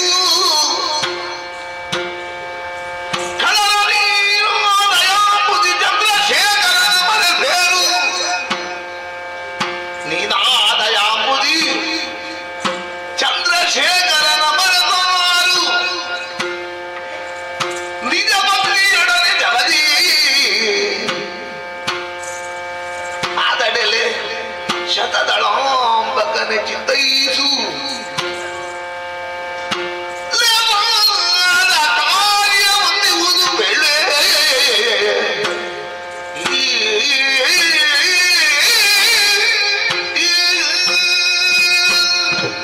ಆಪತ್ತು ಬಂತು ಎನ್ನುವ ಹಾಗೆ ಚಿಂತೆ ಮಾಡಿದ್ರೆ ಅದಕ್ಕೆ ಪರಿಹಾರ ಸಿಗಲಿಕ್ಕಿಲ್ಲ. ಏನು ಮಾಡಲಿ ಗುರುಗಳೇ? ಯುದ್ಧದಲ್ಲಿ 4 ಉಪಾಯಗಳು: ಸಾಮ, ದಾನ, ಭೇದ, ದಂಡ. ಇದನ್ನು ತಿಳ್ಕೊಂಡ್ರೆ ಮಾತ್ರ ವಿಜಯಲಕ್ಷ್ಮಿಯನ್ನು ಒಲಿಸಿಕೊಳ್ಳುವುದಕ್ಕೆ ಸಾಧ್ಯ. ಹಾಗಾದ್ರೆ ಈಗ ಬಂದಂತ ಅಪಾಯದಿಂದ ಪಾರಾಗಬೇಕು ಅಂತ ಆದರೆ ಒಂದು ದಾರಿ ಇದೆ. ನೇರವಾಗಿ ಶ್ರೀಕಾಶವನಕ್ಕೆ ತೆರಳು. ಶ್ರೀಕಾಶವನ ಆ ಚಂದ್ರಶೇಖರನ ಧ್ಯಾನವನ್ನು ಮಾಡುತ್ತಾ ಇರು. ಖಂಡಿತವಾಗಿಯೂ ನಿಮಗೆ ಕ್ಷೇಮ ಲಭಿಸ್ತದೆ. ಬರುವ ಅಪಾಯದಿಂದ ಉಳಿಸಿಕೊಂಡಂತಾಗುತ್ತದೆ. ಅತ್ತ ಸಾಗಿ. ಗುರುವರೇಣ್ಯ, ದುಃಖಿತನಾದ ನನ್ನ ಹೃದಯಕ್ಕೆ ಸ್ವಲ್ಪವಾದರೂ ಧೈರ್ಯ ಬಂತು ಈಗ ನಿಮ್ಮ ನುಡಿಗಳನ್ನು ಕೇಳಿದಾಗ. ದೇವಲೋಕದಲ್ಲಿದ್ದರೆ ಅವಳನ್ನು ಪಟಲಕ್ಕೆ ಖಂಡಿತ ಒಳಗಾಗುತ್ತೇವೆ ಎನ್ನುವುದು ಗೊತ್ತು.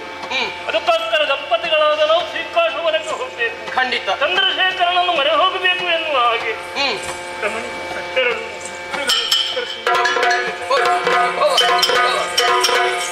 ಲಾಲಿಪುದು ಮುನಿವರರು ಬಳಿಗ ತಂದು ಬೀಳ್ಪತಿ ಓಲಗಲಿ ಪಟ್ಟವನ್ನು ಕಟ್ಟಿರಲಿಲ್ಲ.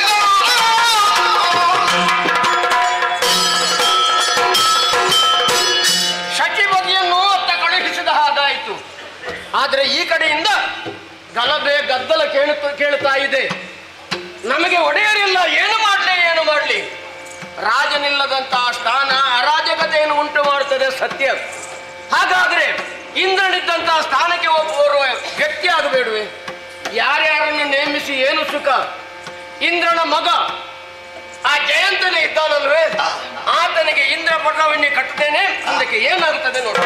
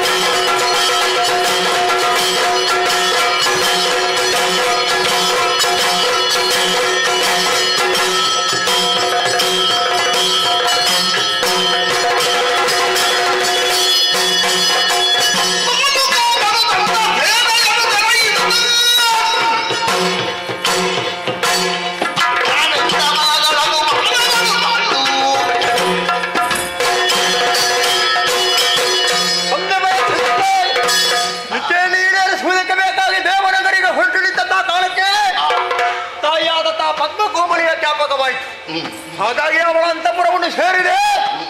ನನ್ನ ವಿಚಾರವನ್ನು ಅರಿತಂತ ಪದ್ಮಕೋಮಲೆ ಆನಂದ ಬಾಷ್ಪವನ್ನೇ ಸುರಿಸಿ ಯೋಗ್ಯವಾದಂತಹ ಕಾರ್ಯವನ್ನೇ ಸಗುತ್ತಾ ಇದ್ದಿ ಮಗನೇ. ತಂದೆಯಾದಂತಹ ಶೂರ ಪದ್ಮನ ಇಷ್ಟಾರ್ಥವನ್ನು ಈಡೇರಿ ನೆರವೇರಿಸಬೇಕಾದ ನಿನ್ನ ಅಂತ್ಯ ಕರ್ತವ್ಯ. ಹಾಗಾಗಿ ಹೊರಡು, ನಿನಗೆ ಶುಭವಾಗಲಿ ಎನ್ನುವ ಹಾಗೆ ಹರಸಿದ್ದಾಳೆ. ಅವಳಿಂದ ಬೀಳ್ಕೊಂಡು ಬಂದೆ.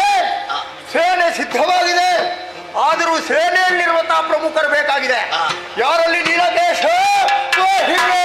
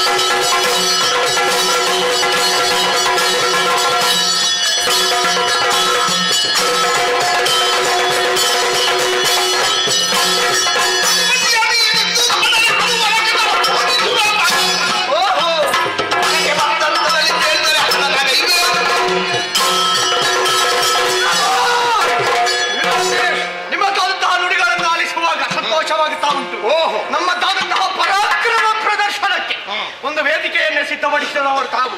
ಪ್ರಭು ಅನುಮತಿಯನ್ನು ಎಳಗೆತ್ತಿರಿ ಅಂತಾದ್ರೆ ಹೋಗುತ್ತಾನೆ ಅನ್ನುವರಕ್ಕೆ ಎದುರಾಗಿ ಬರುವಂತಹವರನ್ನು ಪಡೆದು ಆಸೆಯನ್ನು ನಾನು ನೆರವೇರಿಸಿಕೊಂಡೆ. ನಿಮ್ಮ ವೀರೋಕ್ತಿಗಳನ್ನು ಕೇಳಿದಾಗ ಪರಮಾನಂದ ಭರಿತರಾದೆ.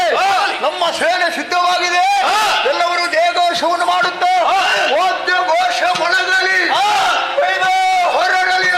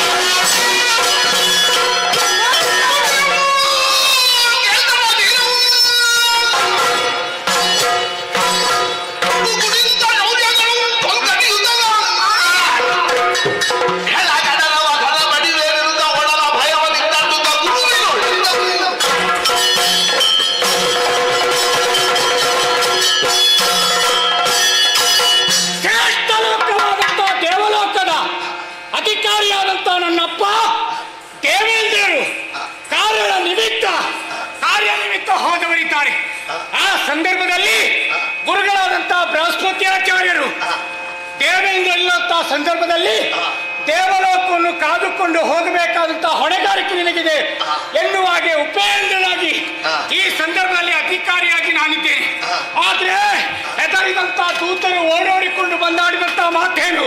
ದಾನವರ ದಾಳಿ ನಮ್ಮ ದೇವಲೋಕಕ್ಕಾಗಿದೆ. ರಕ್ಷಣಾ ಭಾರವನ್ನು ಹೊತ್ತಂತ ನಾನು ಅವರಿಗೆ ಅಭಯ ಮುದ್ರೆಯನ್ನು ತೋರಿದ್ದೇನೆ. ಆದ್ರೆ ಹೋಗಬೇಕಾದ್ದು ಮುಖ್ಯ. ಅದಕ್ಕಾಗಿ ಗುರುಗಳಲ್ಲೇ ವಿಚಾರ ತಿಳಿಸಬೇಕು. ಗುರುಗಳೇ ವಂದಿಸಿಕೊಂಡಿದ್ದೇನೆ. ಗುರುಗಳೇ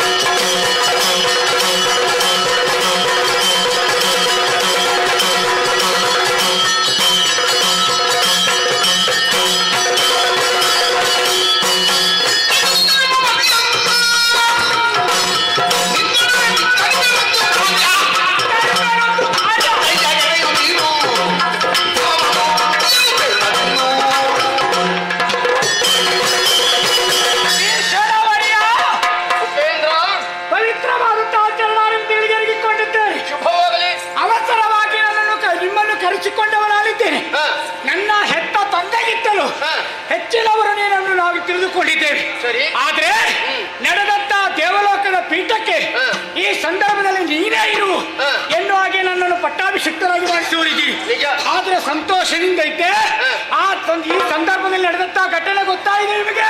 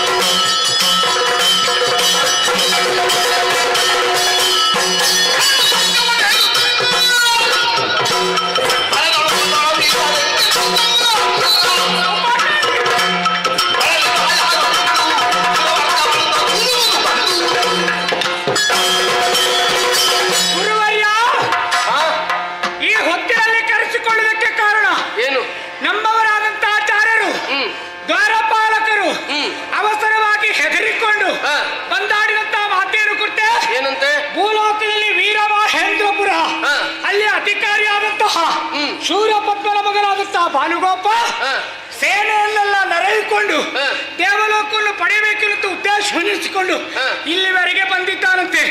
ಬಂದವರಿಗೆ ಸರಿಯಾದ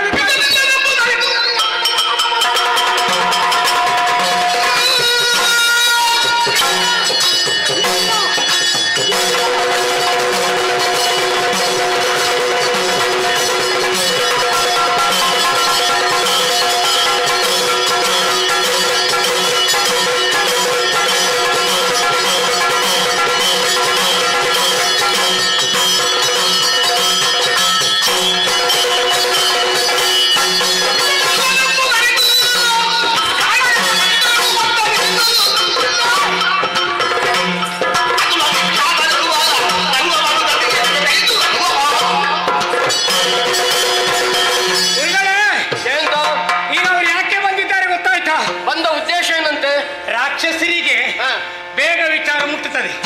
ಯಾಕೆ? ಅಪ್ಪಯ್ಯನಿಲ್ಲ ದೇವಲೋಕದಲ್ಲಿ, ಸುರಪಾಲ ಇಲ್ಲ ಅಂತ ಯಾರೋ ವಿಚಾರ ಮುಟ್ಟಿಸಬೇಕು. ಇದೇ ಸರಿಯಾದಂತಹ ಸಂದರ್ಭ.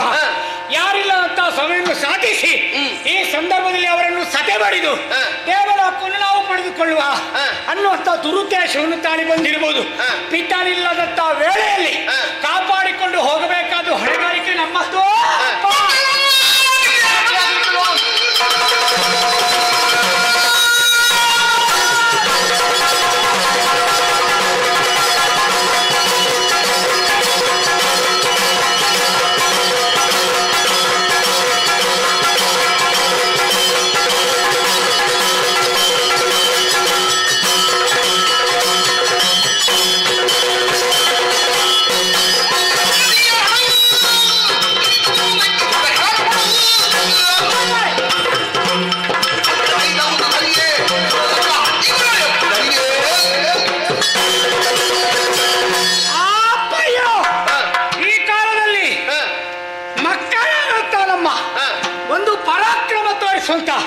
ಅವಕಾಶ ಒದಗಿ ಬಂದಿದೆ. ಯಾಕೆಂದ್ರೆ ಯುವಕರಾದವರ ಪರಾಕ್ರಮವೇನು, ಯುವ ಶಕ್ತಿ ಎಷ್ಟರ ಮಟ್ಟಿಗೆ ಬೆಳೆದು ನಿಂತಿದೆ ಅನ್ನೋದನ್ನು ತೋರ್ಪಡಿಸಬೇಕೆಂದು ಅವಕಾಶ.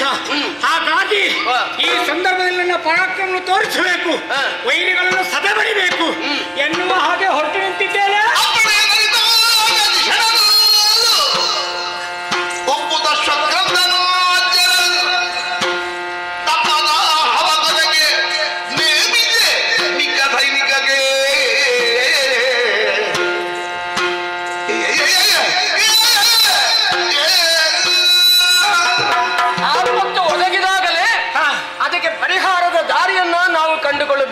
ಸರಿ, ವೈರಿಗಳ ದಾಳಿ ನಮ್ಮ ಪುರಕ್ಕೆ ಆಗಿದೆ.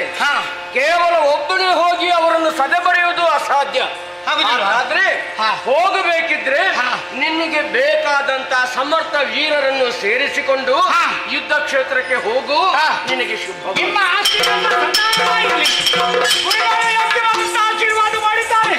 ಆದ್ರೆ ಈ ಸಂದರ್ಭದಲ್ಲಿ ಯುವಕರಾದಂತಹ ನಮ್ಮ ಪರಾಕ್ರಮವನ್ನು ತೋರಿಸುವುದಕ್ಕೆ ಯೋಗ್ಯವಾದಂತಹ ಅವಕಾಶ ಕೂಡಿ ಬಂದಿದೆ. ಯಾರಲ್ಲಿ? ನಮ್ಮವರಾದಂತಹ ಬಾಲುಕ ರೇಣುಕ ಈ ಕಡೆಗೆ.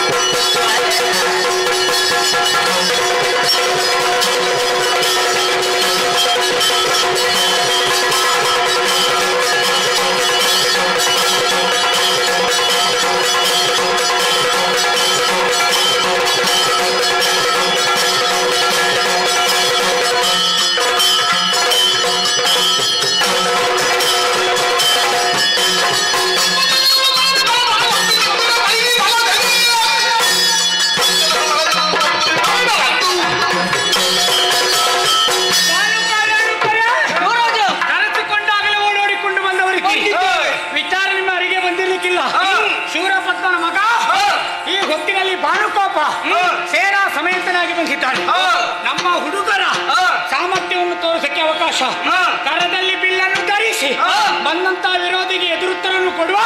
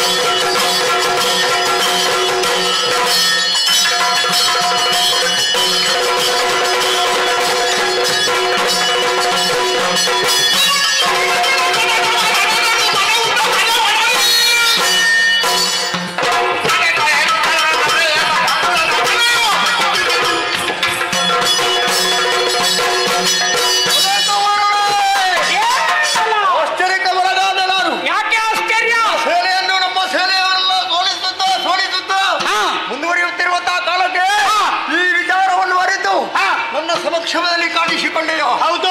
ಗಜವನ್ನು ಏರಿರುವೆ. ದೇವೇಂದ್ರ ಎನ್ನುವ ಹಾಗೆ ನೋಡಿದ್ರೆ ದೇವೇಂದ್ರನಲ್ಲ ಅಲ್ವಾ? ನಿನ್ನ ಮುಖದಲ್ಲಿ ಪ್ರೌಢತೆ ಕಾಣೋದಿಲ್ಲ. ಹಾಗಿದ್ರೆ ಯಾರು ನೀವು?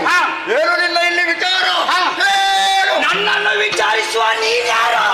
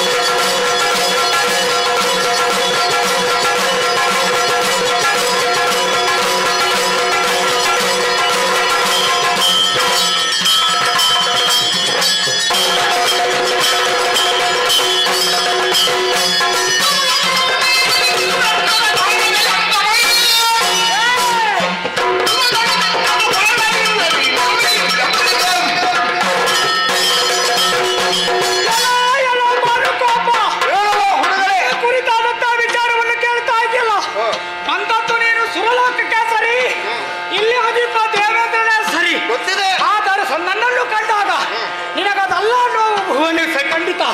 ಆದ್ರೆ ಅವನಿಗೆ ಹತ್ತಿರದವ, ಅವನಿಗೆ ಸಂಬಂಧಿಕ, ಅವರ ಪುತ್ರನಾದಂತಹ ಜಯಂತರಿದ್ದೇನೆ. ದೇವೇಂದ್ರನಿಗೆ ಮಗ, ನಾನೀಗ ಉಪೇಂದ್ರ. ಎಲ್ಲ ಅಹಂಕಾರದ ಮಾತುಗಳನ್ನು ಮುಂದುವರಿತಾ ಬಂದಂತಾದ್ರೆ ನಿಮ್ಮ ಸೇನೆಯ ನಿನ್ನ ಸೇನೆಯ ಸಿರ ಚಂಡಾಡಿಯಲ್ಲಿ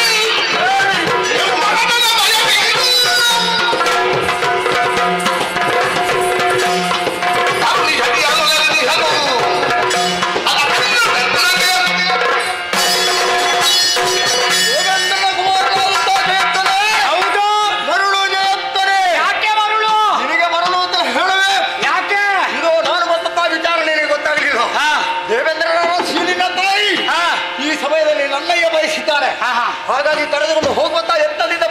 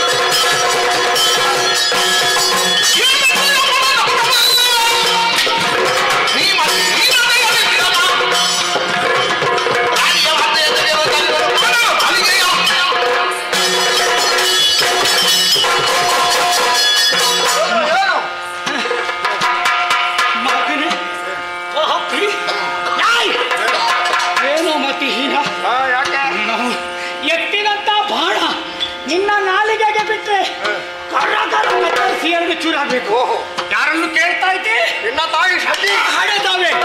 ಅದರಲ್ಲೂ ಸುರಲೋಕದ ಮಹಾತಾಯಿ ಕೇಳುವುದಕ್ಕೆ ಬಂದೆತ್ತಾದ್ರೆ ನಿನ್ನ ರುಂಡ ಬಂದ ಕಂಡಾಡಿ ಕೂಟಗಳಿಗೆ ಬಲಿ ಕೊಡ್ತಾಳೆ. ನಿನ್ನನ್ನು ಮಾಡಿದ್ದೇನೆ ಶ್ವೇತ.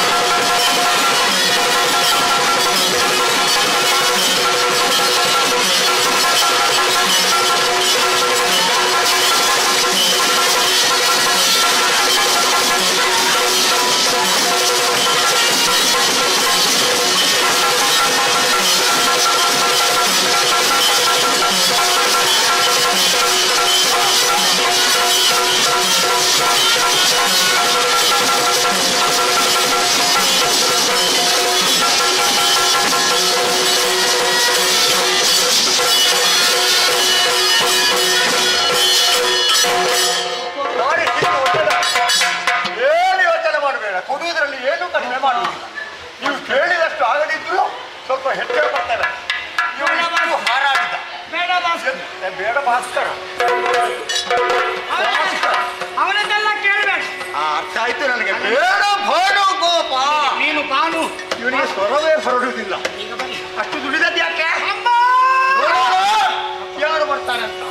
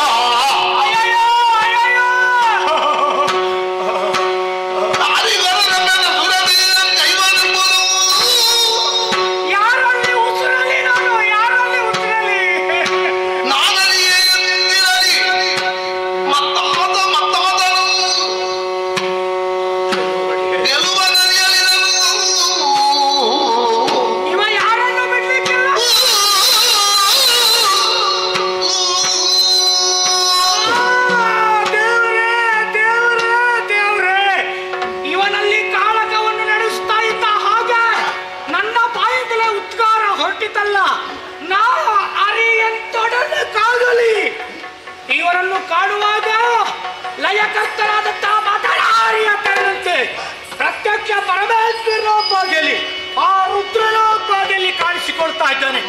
ಯಾವುದೇ ರೀತಿಯಾದಂತಹ ಶಸ್ತ್ರಾಸ್ತ್ರಗಳ ಪ್ರಯೋಗ ಮಾಡಿದರೂ ಕೂಡ ತನ್ನೆಲ್ಲ ಮಧ್ಯಪಥದಲ್ಲೇ ಕತ್ತರಿಸಿ ತನ್ನದ್ದಾದಂತಹ ಪರಾಕ್ರಮವನ್ನು ತೋರ್ಪಡಿಸ್ತಾ ಇದ್ದಾನೆ. ಅವನು ಬಿಟ್ಟಂತಹ ಬಾಣಗಳಿಗೆ ನನ್ನ ದೇಹದೆಲ್ಲ ಗಾಯಗಳಾಗಿ ರಕ್ತ ಒಸರುವುದಕ್ಕೆ ಪ್ರಾರಂಭವಾಯ್ತಲ್ಲ. ಅಲ್ಲ, ಇವನನ್ನು ಕಾಳಗಡಿಸುವುದಕ್ಕೆ ನನ್ನಿಂದೇನು, ನನ್ನಪ್ಪನಾದಂತಹ ಆ ದೇವೇಂದ್ರನಿಂದೇನು, ಪಿತರಿಂದಲೂ ಇವನನ್ನು ಗೆಲ್ಲುವುದಕ್ಕೆ ಸಾಧ್ಯವಿಲ್ಲ. ಆ ಶಿವನೇ, ಆ ಶಿವನೇ,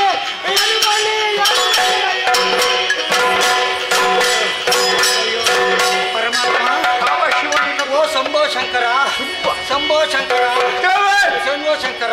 ಭೀಕರವಾದಂತಹ ಹೋರಾಟವನ್ನು ಮಾಡಿ ಕೈ ಸಾಲದ ಧರೆಯಲ್ಲಿ ತಪ್ಪನೆ ಬಿದ್ದಿದ್ದಾನೆ. ಈಗ ಏದಿ ಸಿರು ಬಿಡ್ತಾ ಇದ್ದಾನೆ. ನೋಡೋಣ ನೋಡೋಣ. ಶಚಿಯನ್ನು ಅಂತಃಪುರಕ್ಕೆ ಹೋಗಿ ಅರಸಿದೆ ಆದ್ರೆ ನನ್ನ ಕಣ್ಣಿಗೆ ಶಚಿ ಬಿದ್ದದ್ದಲ್ಲ. ಹಾಗಿದ್ರೆ ಏನು ಮಾಡೋಣ? ನಾವು ಬಂದದ್ದೇ ಇಲ್ಲಿ ಅರ್ಥ ಆಗ್ಬೇಕು. ನಾವು ಇಲ್ಲಿಗೆ ಬಂದಿದ್ದೇವೆ ಎನ್ನುವ ಹಾಗೆ ದೇವೇಂದ್ರನಿಗೆ ಗೊತ್ತಾಗಬೇಕು. ಆಮೇಲೆ ನನ್ನ ಅಪ್ಪನಿಗೆ ಭರವಸೆ ಬರಬೇಕು. ಹಾಗಾಗಿ ಶಚಿ ಸಿಗದಿದ್ರೆ ಏನಂತೆ? ಈಗ ಇವ ಇದ್ದಾನಲ್ಲ ಉಪೇಂದ್ರ, ಇವನನ್ನು ನನಗೆ ಗತಿಯಾದದ್ದು ಹಗ್ಗವೇ. ಉಪೇಂದ್ರ ಎಂತದೆ? ಉಪೇಂದ್ರ ಎಂತದೆ? ಉಪೇಂದ್ರನೂ ಇಲ್ಲ, ಗಜೇಂದ್ರನೂ ಇಲ್ಲ. ಇದೆಂತದೆ? ನೀ ಹಗ್ಗ ತೆಕ್ಕೊಳ್ತೀಯಾ? ಇಂಥದ್ದಂತ ಕೇಳಬೇಕು. ನಾನು ಎಲ್ಲಿಗೆ ಸೆಳೆಯುತ್ತೇನೆ ಬರಬೇಕು. ನೀನು ಮುಗಿಲಿಕ್ಕಿದ್ದ ಮೊದಲು ಹಗ್ಗ ತೆಕ್ಕೊಂಡೆ. ತಗೊಂಡದ್ದು ನಿನ್ನನ್ನು ತೆಗಿಲಿಕ್ಕೆ. ನಿನಗೆ ಕಟ್ಲಿಕ್ಕೆ ಬರ್ತದ? ಕಟ್ಲಿಕ್ಕೆ ಅಷ್ಟು ಮೊದಲು ಕಟ್ಟಲಿಕ್ಕೆ ಕಲಿ, ಆಮೇಲೆ ಆಯ್ತಪ್ಪ ಆಗಲಿ. ನನ್ನ ಜೊತೆಯಲ್ಲಿ ವೀರ ಮಹೇಂದ್ರಪುರಕ್ಕೆ ನಡೆ.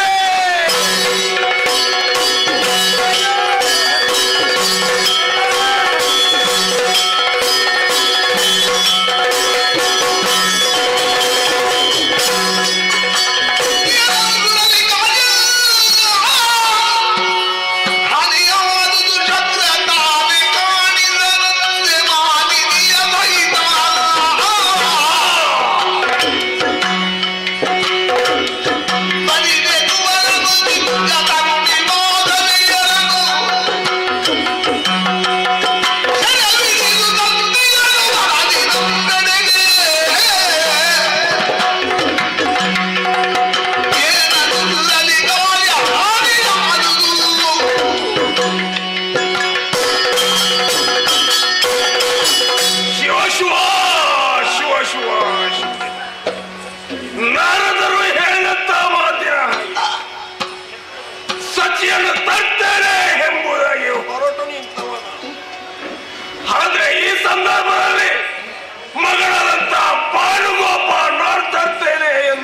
ಧೈರ್ಯದ ಮಾತನ್ನು.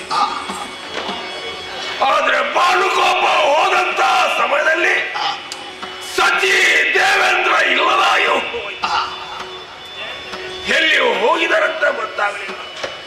ಅಲ್ಲಿ ಇದ್ದಂತ ದೇವೇಂದ್ರನ ಮಗ ಜಯಂತರನ್ನು ಕಾಲದಲ್ಲಿ ಅಲ್ಲಿ ಕಾಲದಲ್ಲಿ ಸೋತಂತ ಜಯಂತರನ್ನು ಹಾಗೂ ಈ ಹೆಣ್ಮಕ್ಕಳನ್ನು ಎಲ್ಲ ಸೆರೆ ಹಿಡಿದು ತಂದು ಸೆರೆಮನೆಯಲ್ಲಿ ಹಾಕಿದ್ದಾನೆ. ಇನ್ನು ಎಲ್ಲೇ ಹುಡುಕಲಿ, ಹೇಗೆ ಹುಡುಕಲಿ, ಏನು ಮಾಡಲಿ,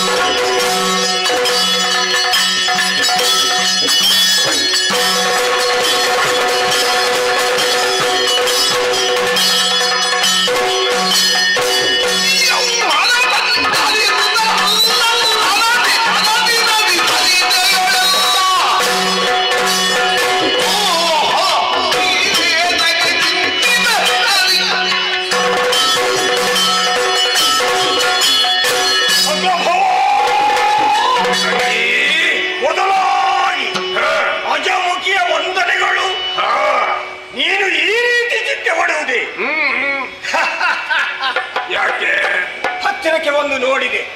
ಸದ್ಗುಣಗಳ ಸಮುದ್ರವಾದಂತಹ ನೀನು ವಿಫಲತೆಯ ಸಣ್ಣ ಹಳ್ಳಿಗೆ ಹೆದರುವುದೇ, ಸಚಿಯ ಬಗ್ಗೆ ವ್ಯಥೆಯೇ. ನೀನು ಯೋಚನೆ ಮಾಡಬೇಡ. ನನಗೊಂದು ಅಪ್ಪಣೆಯನ್ನು ಕೊಟ್ಟರೆ ಈ 7 ಲೋಕವನ್ನೆಲ್ಲ ಸಂಚರಿಸಿ ಆ ಸಚಿ ಎಲ್ಲಿದ್ದರೂ ಕೂಡ ಅವಳನ್ನು ಹುಡುಕಿ ತರುವಲ್ಲಿ ನಾನು ಮುಂದಾಗುತ್ತೇನೆ. ಹೇಗೆ ಗೊತ್ತಾ? ಈ ರೂಪವನ್ನು ಮರೆ ಮಾಡಿ ಸೂಕ್ಷ್ಮ ಆಕೃತಿಯನ್ನು ಧರಿಸಿ ಗಿರಿ ಗುಹೆ ಗಹುವರಗಳಲ್ಲಿ ಎಲ್ಲಿ ಇರಲಿ ಅಲ್ಲಿಗೆ ಹೋಗಿ ಆ ಸಚಿಯ ಕಡೆಯಲ್ಲ ಕೈ ಮಾಡಿ ನಿನಗೆ ಬೇಕಾದಂತ ಆಕೆಯನ್ನು ತಂದೊಪ್ಪಿಸುವಲ್ಲಿ ನಾನು ಮುಂದಾಗ್ತೇನೆ. ತಂಗಿ, ನಮ್ಮ ರಾಕ್ಷಸ ಕುಲದಲ್ಲಿ ಗೂಢಚಾರಿಗಳೇನು ಕಡಿಮೆ ಇಲ್ಲ, ಎಲ್ಲ ಸುತ್ತಾರಿದಾಗಿದೆ. ಹಾಗಂತ ಅವರು ಹೋದಲ್ಲಿ ಎಲ್ಲಿಯೂ ಸಚ್ಚಿಲ್ಲ. ನೀವು ಹೋಗುವೆ ಭೂಲೋಕದಲ್ಲಿ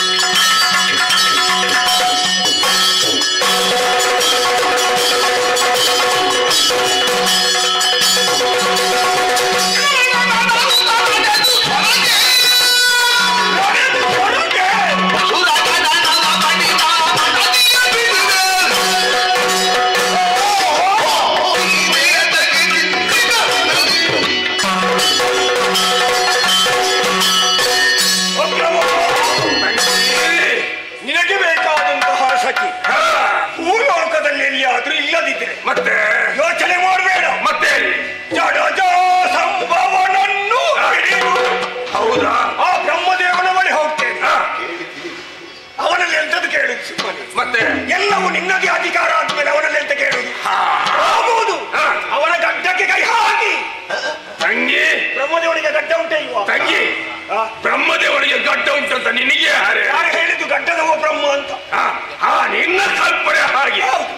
ಆ ಬ್ರಹ್ಮದೇವನ ಹತ್ತಿರ ಹೋಗಿ ಅಲ್ಲಿ ಕೇಳಿದಾಗ ಇಲ್ಲ ಅಂತ ಆದ್ರೆ ಅಲ್ಲೇ ನಿಲ್ಲುವುದಿಲ್ಲ. ಮತ್ತೆ ನೇರವಾಗಿ ಕೈಲಾಸಕ್ಕೆ ಹೋಗ್ತೇನೆ. ಆ ಮೃಗನನ್ನು ಕಂಡು ಅರಿತು ಮೊದಲಾಗಿ ಅವನನ್ನು ನೋಡುವುದು, ಮತ್ತೆ ಹೋಗಿ ಕೇಳುವುದು.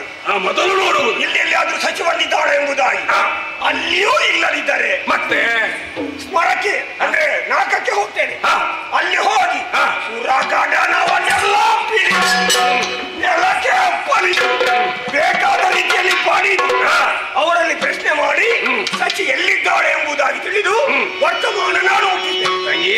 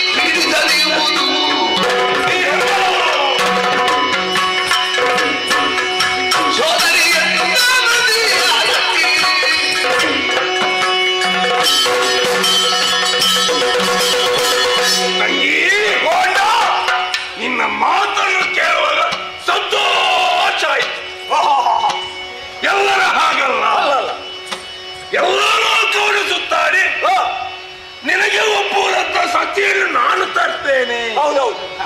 ಈ ಮಾತನ್ನು ಕೇಳುವಾಗ ಸಂತೋಷ.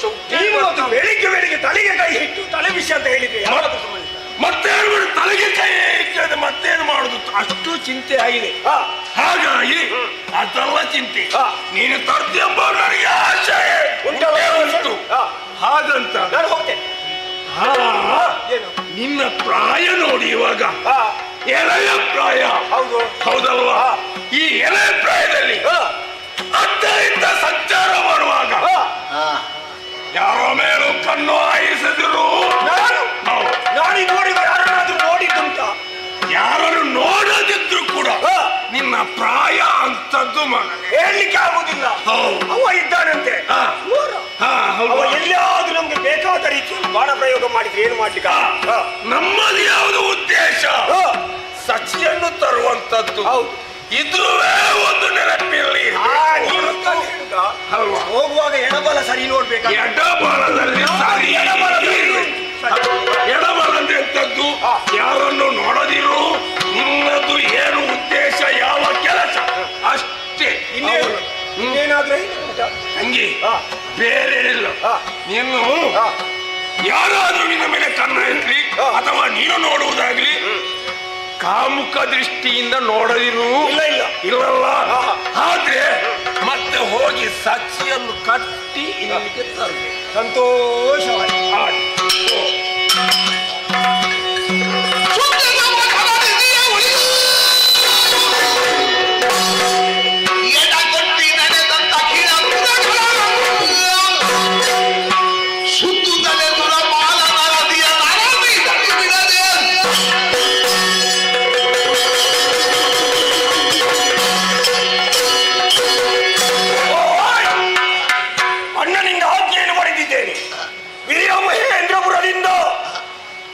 ಕಾಣುವಂತಹ ಸಮುದ್ರದಿಂದ ಹೊರಗೆ ಹಾರಿದೆ. ಅಲ್ಲಿರುವಂತಹ ನಗರಗಳನ್ನೆಲ್ಲ ಸರಿಯಾಗಿ ವೀಕ್ಷಿಸಿದೆ. ಸುರಪ್ಪನ ಅರಸಿಯಾದಂತಹ ಸಚಿ ಎಲ್ಲಿದ್ದಾಳೆಂಬುದಾಗಿ ಎಲ್ಲಿ ನೋಡಿದ್ರೂ ಕಾಣುವುದಿಲ್ಲ. ಹಾಗಾಗಿ ಇಲ್ಲೇರಿಂದಲೇ ಹುಡುಕುತ್ತ ಪ್ರಾರಂಭ ನಡೀತೆ ನೋಡು.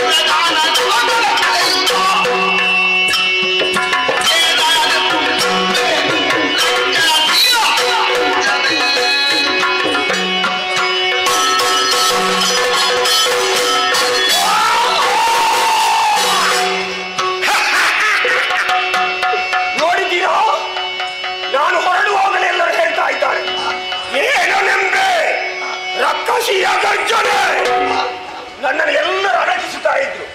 ಅಜಮುಖಿ ಆಡಿನ ಸ್ವರದವಳಂತ.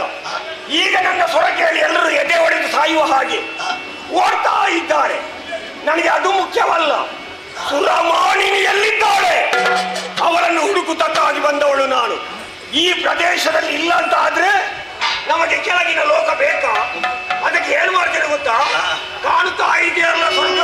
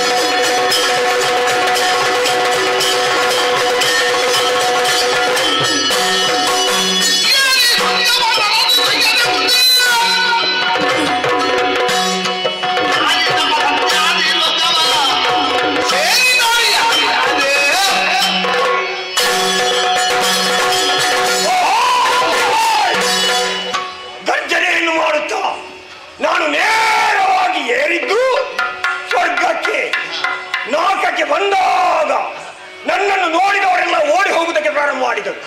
ಬಿಡುವುದಿಲ್ಲ ಅಂಥವರನ್ನೆಲ್ಲ ಹಿಡಿದು ಪೀಡಿಸಿ ಕೇಳಿದೆ ಸಚಿ ಎಲ್ಲಿದ್ದಾಳೆ ಎಂಬುದಾಗಿ. ಈ ಸ್ವರ್ಗಲೋಕದಲ್ಲಿ ಎಲ್ಲಿಯೂ ಇಲ್ಲ ಅಂತ ಆದ್ಮೇಲೆ ತಾಳಿ ಸೂಕ್ಷ್ಮಾಕೃತಿಯನ್ನು ಅದಕ್ಕಿರುವಂತಹ ಕೆಳಗಿನ ಲೋಕಕ್ಕೆ ಹೋಗಬೇಕು.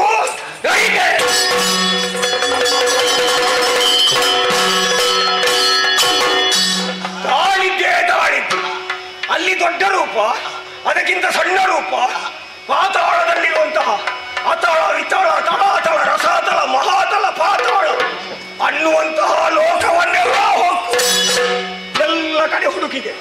ನನಗೆ ಸಿಕ್ಕಿದ್ದು ಇವರು ಮಾತ್ರ, ಮುಸುಗುಟ್ಟುವವರು. ಅದರಲ್ಲಿ ಸತಿ ಇಲ್ಲ ಇಲ್ಲ ಅಂತ ಮೇಲೆ ನಾನು ಇಲ್ಲಿ ಯಾಕೆ ನಿಲ್ಲುವುದು?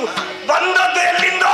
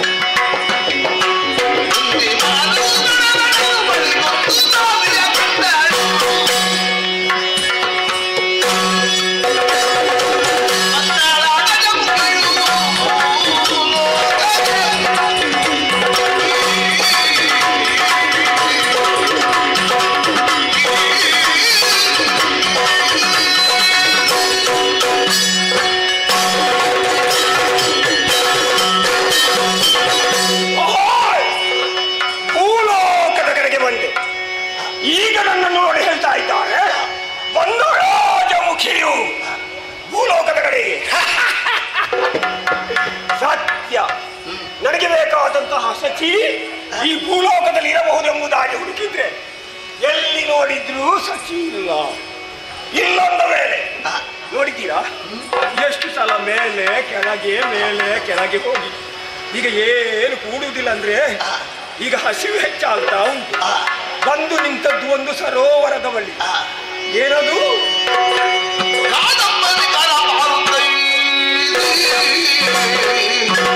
ಅದು ಯಾಕೆ?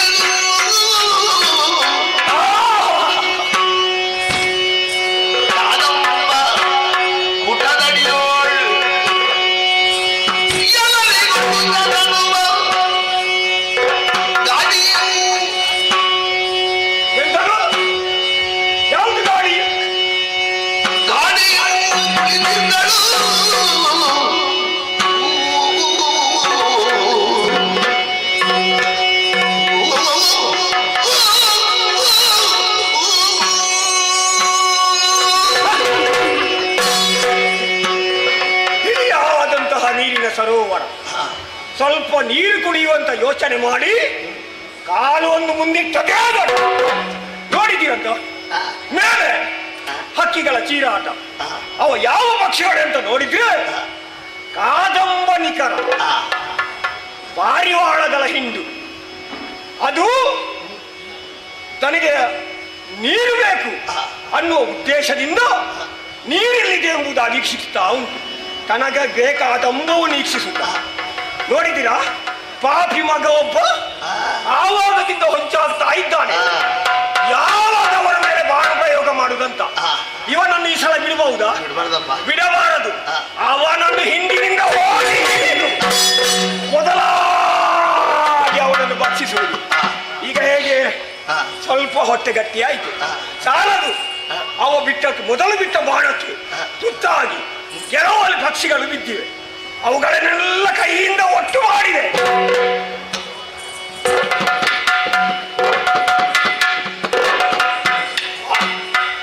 ಈಗ ಎಲ್ಲ ಸರಿಯಾಯಿತು. ಆದ್ರೆ ಈಗ ನಿಮ್ಮಲ್ಲಿ ಗಾಳಿ ಹಾಕುವವರು ಯಾರಾದ್ರೂ ಇದ್ದಾರ?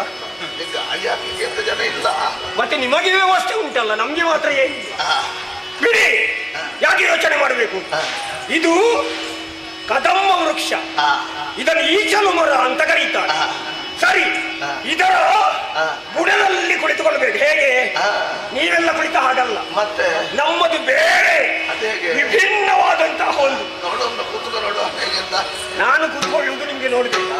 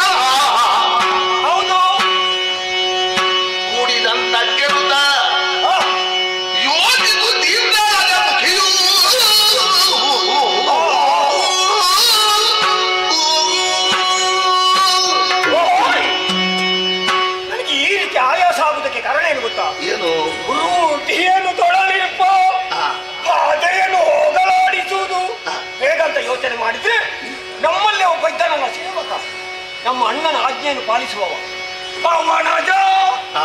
ಅವ ನೋಡಿ ಅಂತೆ ನನ್ನ ಕಷ್ಟ ಗೊತ್ತಾಗಿ ಮೆಲ್ಲ ಮೆಲ್ಲ ಮೆಲ್ಲ ಮೆಲ್ಲ ಗಾಳಿ ಬೀಸ್ತಾ ಇದ್ದೆ.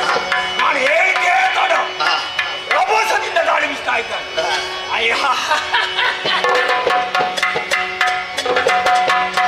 ಎಲ್ಲಿ ಬೇಕು ಅಲ್ಲೆಲ್ಲ ಒಳಗೆ ಹೋಗ್ತಾ ಇದ್ದಾನೆ. ಹಾಗಾಗಿ ನನಗೆ ಒಂದು ರೀತಿಯ ಸಂತೋಷ. ಕಚಗುಳಿ ಆಗ್ತದ ಅದು ಮತ್ತೊಬ್ಬ ಕೈ ಹಾಕಿದೆ ಮಾತ್ರ. ಇದು ಗಾಳಿ ಬೀಸುವಾಗ ಕಚಗುಳಿ ಆಗುದು, ಮತ್ತೆ ಬೇರೊಂದು ಯೋಚನೆ ಆಗುದು. ಎಂತದು? ಈ ಸಮಯದಲ್ಲಿ ನನಗೊಬ್ಬ ಜೋಡಿಗ, ನೋಡಿ ಅಂತ ಗೊತ್ತುಂಟ, ನನ್ನ ಹಾಗೆ ಹೆಣ್ಣಲ್ಲ, ಮತ್ತೆ ಗಂಡು ಗಂಡು. ಯಾವ ರೀತಿ? ಆ ಹರ ನಮ್ಮ ದೇವನಲ್ವಾ, ಅವನ ಅನುಗ್ರಹದಿಂದ ಒಬ್ಬ ಗಂಡಸು ನನಗೆ ಈ ಸಮಯದಲ್ಲಿ ಸಿಕ್ಕಿದ್ರೆ ಅವನನ್ನು ಕೂಡಿ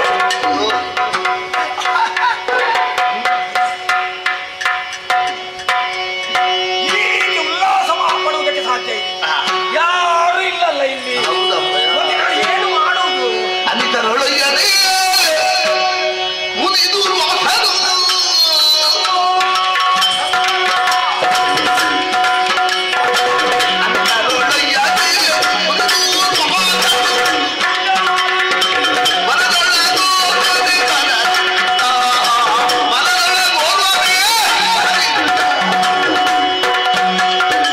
ತಂದೆಯು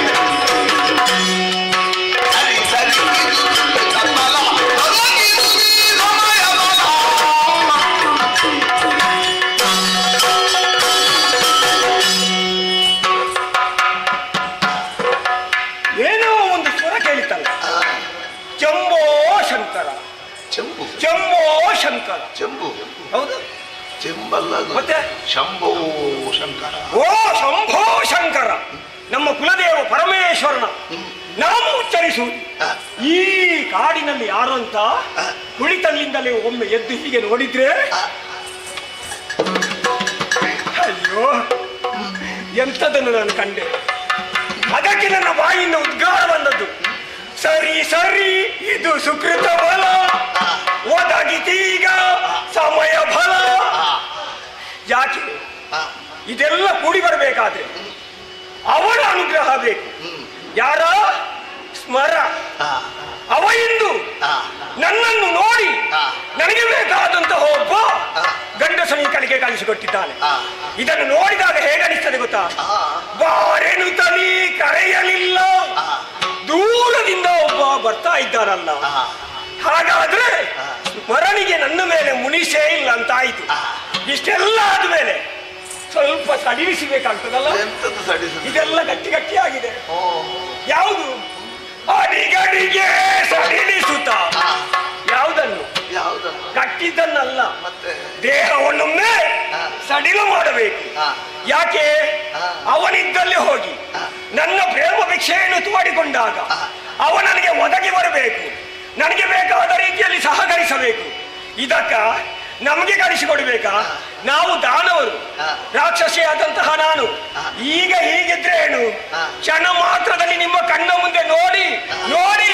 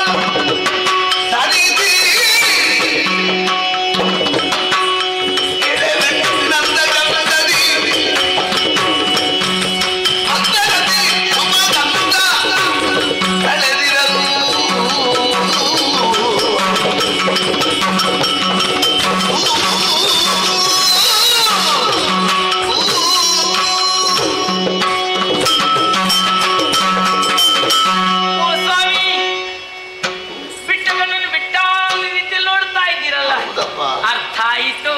ನನ್ನ ಪರಿಚಯ ಆಗಿಲ್ಲ ಅಂತ ಗೊತ್ತಾಗ್ಲಿಲ್ಲ. ನಿಮ್ಮ ಮುಖದಲ್ಲಿ ಮೂಡುವಂತ ಪ್ರಶ್ನೆ ಹೇಳುದಾದ್ರೆ ನೀನು ಜನ ಯಾರು ಅಲ್ವಾ? ನೀನು ಯಾರು?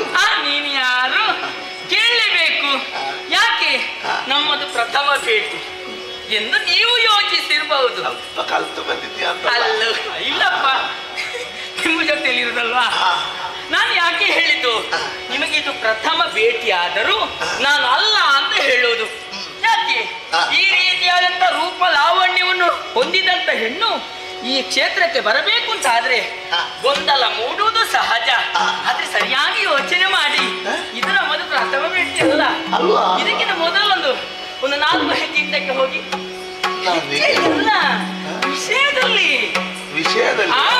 ನಮಗೆ ಈ ಮೊದಲೊಂದು ಒಡನಾಟ ಇತ್ತು ನೋಡಿ. ಅವಳಿಲ್ವ ನಾನು ವಿಚಾರ ಈಗ ಹೇಳ್ಬಾರ್ದಪ್ಪ. ಯಾವ್ದು ಗುಟ್ಟಲ್ಲಿ ನಡೀಬೇಕು ಅದು ಗುಟ್ಟಲ್ಲೇ ಇರಬೇಕು. ಹೀಗೆ ಮಾಡಿದ್ರೆ ಗುಟ್ಟಲ್ಲಿ ಉಳಿತದಲ್ಲ. ಗುಟ್ಟಲ್ಲಿ ಉಳಿಲಿಕ್ಕಿಲ್ವಾ? ಉಳಿಯುವಂತ ಪ್ರಯತ್ನ ನಾವು ಮಾಡ್ಬೇಕಲ್ಲ. ಈ ವೇಷಭೂಷಣ ಯಾಕೆ ನಿಮ್ಮಲ್ಲೇ ಹೇಳಿದ್ದೇನೆ ನೋಡಿ. ಬೈತಾನಲ್ಲ ದೊಡ್ಡ ಹೊಟ್ಟೆಯವರು. ಅಯ್ಯೋ ನಿಮ್ಗೆ ಅಂತವರೇ ಕಾಣೋದು. ಅದಲ್ಲ, ದೊಡ್ಡ ಹೊಟ್ಟೆಯವರಲ್ಲ, ಗಡ್ಡ ಬಿಟ್ಟವರೊಬ್ಬರು ಕಾಣುತ್ತಾ ಇದ್ದಾರೆ. ಗಡ್ಡ ಬಿಟ್ಟವರು ಅಲ್ಲ, ಎಷ್ಟು ಚಂದ ಅಲ್ವಾ? ಗಡ್ಡ ಬಿಟ್ಟವರನ್ನು ಚಂದ ಅಂತ ಹೇಳಿದ್ರೆ ಅಲ್ವಾ? ಅದಕ್ಕೊಂದು ಮುಖಕ್ಕೊಂದು ಲಕ್ಷಣ ನೋಡಿ. ಮುಖದಲ್ಲಿ ಒಂದು ಲಕ್ಷಣ ಅಲ್ವಾ? ಅವನನ್ನೇ ಹೊಂದಬೇಕು ಎನ್ನುವಂತ ನೆರೆಯಿಂದ ಈ ರೀತಿಯಾದಂತ ರೂಪಾಂತರದಿಂದ ಇಲ್ಲಿ ನಾನು ಪ್ರತ್ಯಕ್ಷನಾಗಿದ್ದೇನೆ ಅಲ್ವಾ? ಮುನಿಗಳಲ್ಲಿ ನಾವು ಮಾತನಾಡುವ ಸ್ವಲ್ಪ ಯೋಚನೆ ಮಾಡಬೇಕು. ಹಾಗಂತ ಇಲ್ಲೇ ಇರುವುದಲ್ಲ, ನನ್ನ ಕಾರ್ಯ ಸಾಧನೆ ಅಲ್ಲಿ ಅಲ್ವಾ? ಯಾಕೆ ಸುಮ್ಮನೆ ಸಮಯ ವಿಳಂಬ? ಅತಿ ಶೀಘ್ರವಾಗಿ ಆ ಕಡೆಗೆ ಸಾಗುತ್ತೇನೆ.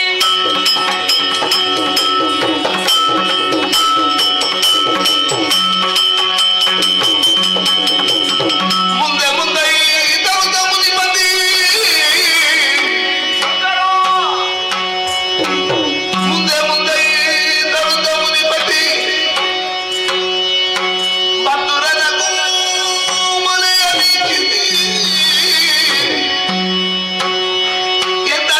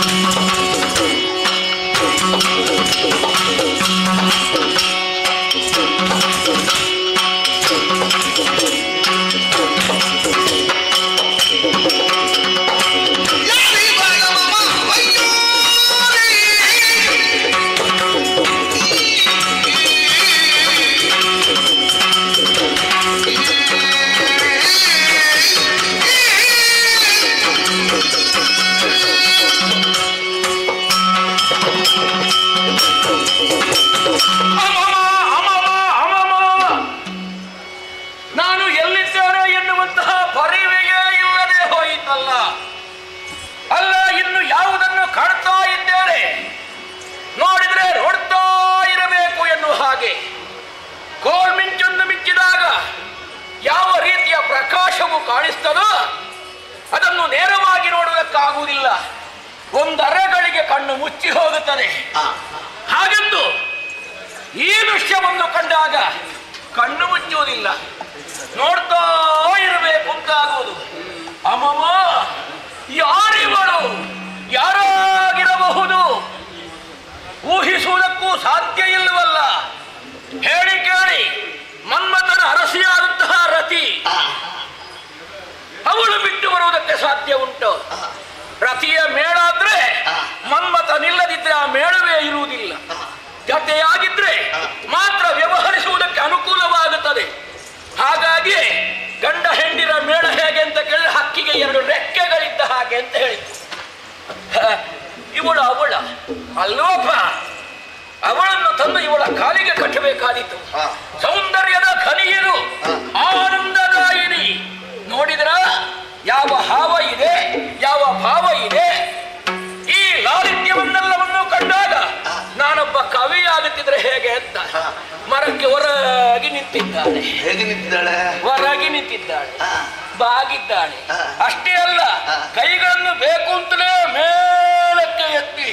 ಅದಕ್ಕೆ ಮೇಲೆ ತಿಂದು ಅದು ಬೇರೆ ಯಾವುದಕ್ಕೂ ಅಲ್ಲಪ್ಪ, ನನ್ನ ಎದೆಯ ಗಾತ್ರ ಎಷ್ಟು ಅಂತ ತೋರಿಸಲಿಕ್ಕೆ ಇರಬೇಕು. ಪರ್ವತವೇ ಎಲ್ಲಿಯೋ ಇಲ್ಲ, ಇವಳ ಎದೆಯಲ್ಲಿಯೇ ಮನೆ ಮಾಡಿಕೊಂಡಿದೆಯೋ ಎನ್ನುವ ಹಾಗೆ ಭಾಸವಾಗುತ್ತಾ ಇದೆ. ಅಷ್ಟೇ ಅಲ್ಲ, ಇವಳಿಗೆ ಮಾತು ಬರುವುದಿಲ್ವ ಅಂತ. ಇವಳು ಬರೆಯುವುದೆಲ್ಲ ಕೈಯಲ್ಲೆಲ್ಲ ಕಾಲಿನಲ್ಲಿ ಅಂತ ಕಾಣ್ತಾಳೆ. ನಿಂತಲ್ಲಿಯೇ ಗೀಚುತ್ತಾ ಇದ್ದಾಳೆ. ಅದಾವುದೋ ಸನ್ನೆಯ ಮೂಲಕವಾಗಿ ಇವಳ ದೃಷ್ಟಿಯನ್ನು ನೋಡಿದ್ರ ಒಮ್ಮೆ ಆ ಕಡೆ ನೋಡುವುದು, ಒಮ್ಮೆ ಈ ಕಡೆ ನೋಡುವುದು, ನೇರವಾಗಿ ನೋಡುವಂತಹ ಸ್ವಭಾವ ಇವಳದ್ದಲ್ಲ. ಕದ್ದು ಕದ್ದು ನೋಡ್ತಾ ಇದ್ದಾಳೆ ಕಳ್ಳಿ. ಅದಕ್ಕೆ ಹೇಳ್ತಿರ್ಬೇಕು, ಚಂಚಲೆಯರು ಅಂತ ಹೆಣ್ಮಕ್ಕಳು ನೇರವಾಗಿ ನೋಡುವುದಿಲ್ಲ. ಯಾವುದೇ ಭಾವನೆಗಳನ್ನು ವ್ಯಕ್ತಪಡಿಸಬೇಕು ಅಂತಾದ್ರೆ ನೇರವಾಗಿ ಮಾತನಾಡುವುದಿಲ್ಲ. ಇದನ್ನು ನೋಡಿದಾಗ ನನ್ನ ಮನಸ್ಸಿಗೆ ಯಾಕೋ ಏನು ಇವಳನ್ನು ಮಾತನಾಡಿಸಿದ್ರೆ ಹೇಗೆ ಅಂತ ಆಗುವುದು. ಬಂದಿತೋ ಇಲ್ಲೋ ಆಮೇಲಿನದ್ದಲ್ಲೋ ಪ್ರಯತ್ನ ನಮ್ಮದು. ಬಿದ್ರೆ ಬಲೆಗೆ, ಇಲ್ಲದಿದ್ರೆ ಬೇಡಪ್ಪ. ಮತ್ತೆ ನಮ್ಮದೇ ಉಂಟಲ್ಲ, ಇದು ಉಂಟು, ಇದು ಉಂಟು, ಇದು ಉಂಟು, ಇದರಲ್ಲಿ ತೃಪ್ತಿ ಪಟ್ಟುಕೊಳ್ಳುವ ಮಾತನಾಡಿಸುವ ಹೇಗೆ ಇವಳ ಅಂದವನ್ನೊಮ್ಮೆ ಬಣ್ಣಿಸುವಾಗ ಗೊತ್ತಾಗ್ತದೆ. ಓ ರಮ್ಯೆ, ಸುಗುಣ ಸಂಪನ್ನೆ, ಸುಗುಣ ಸಂಪನ್ನೆ,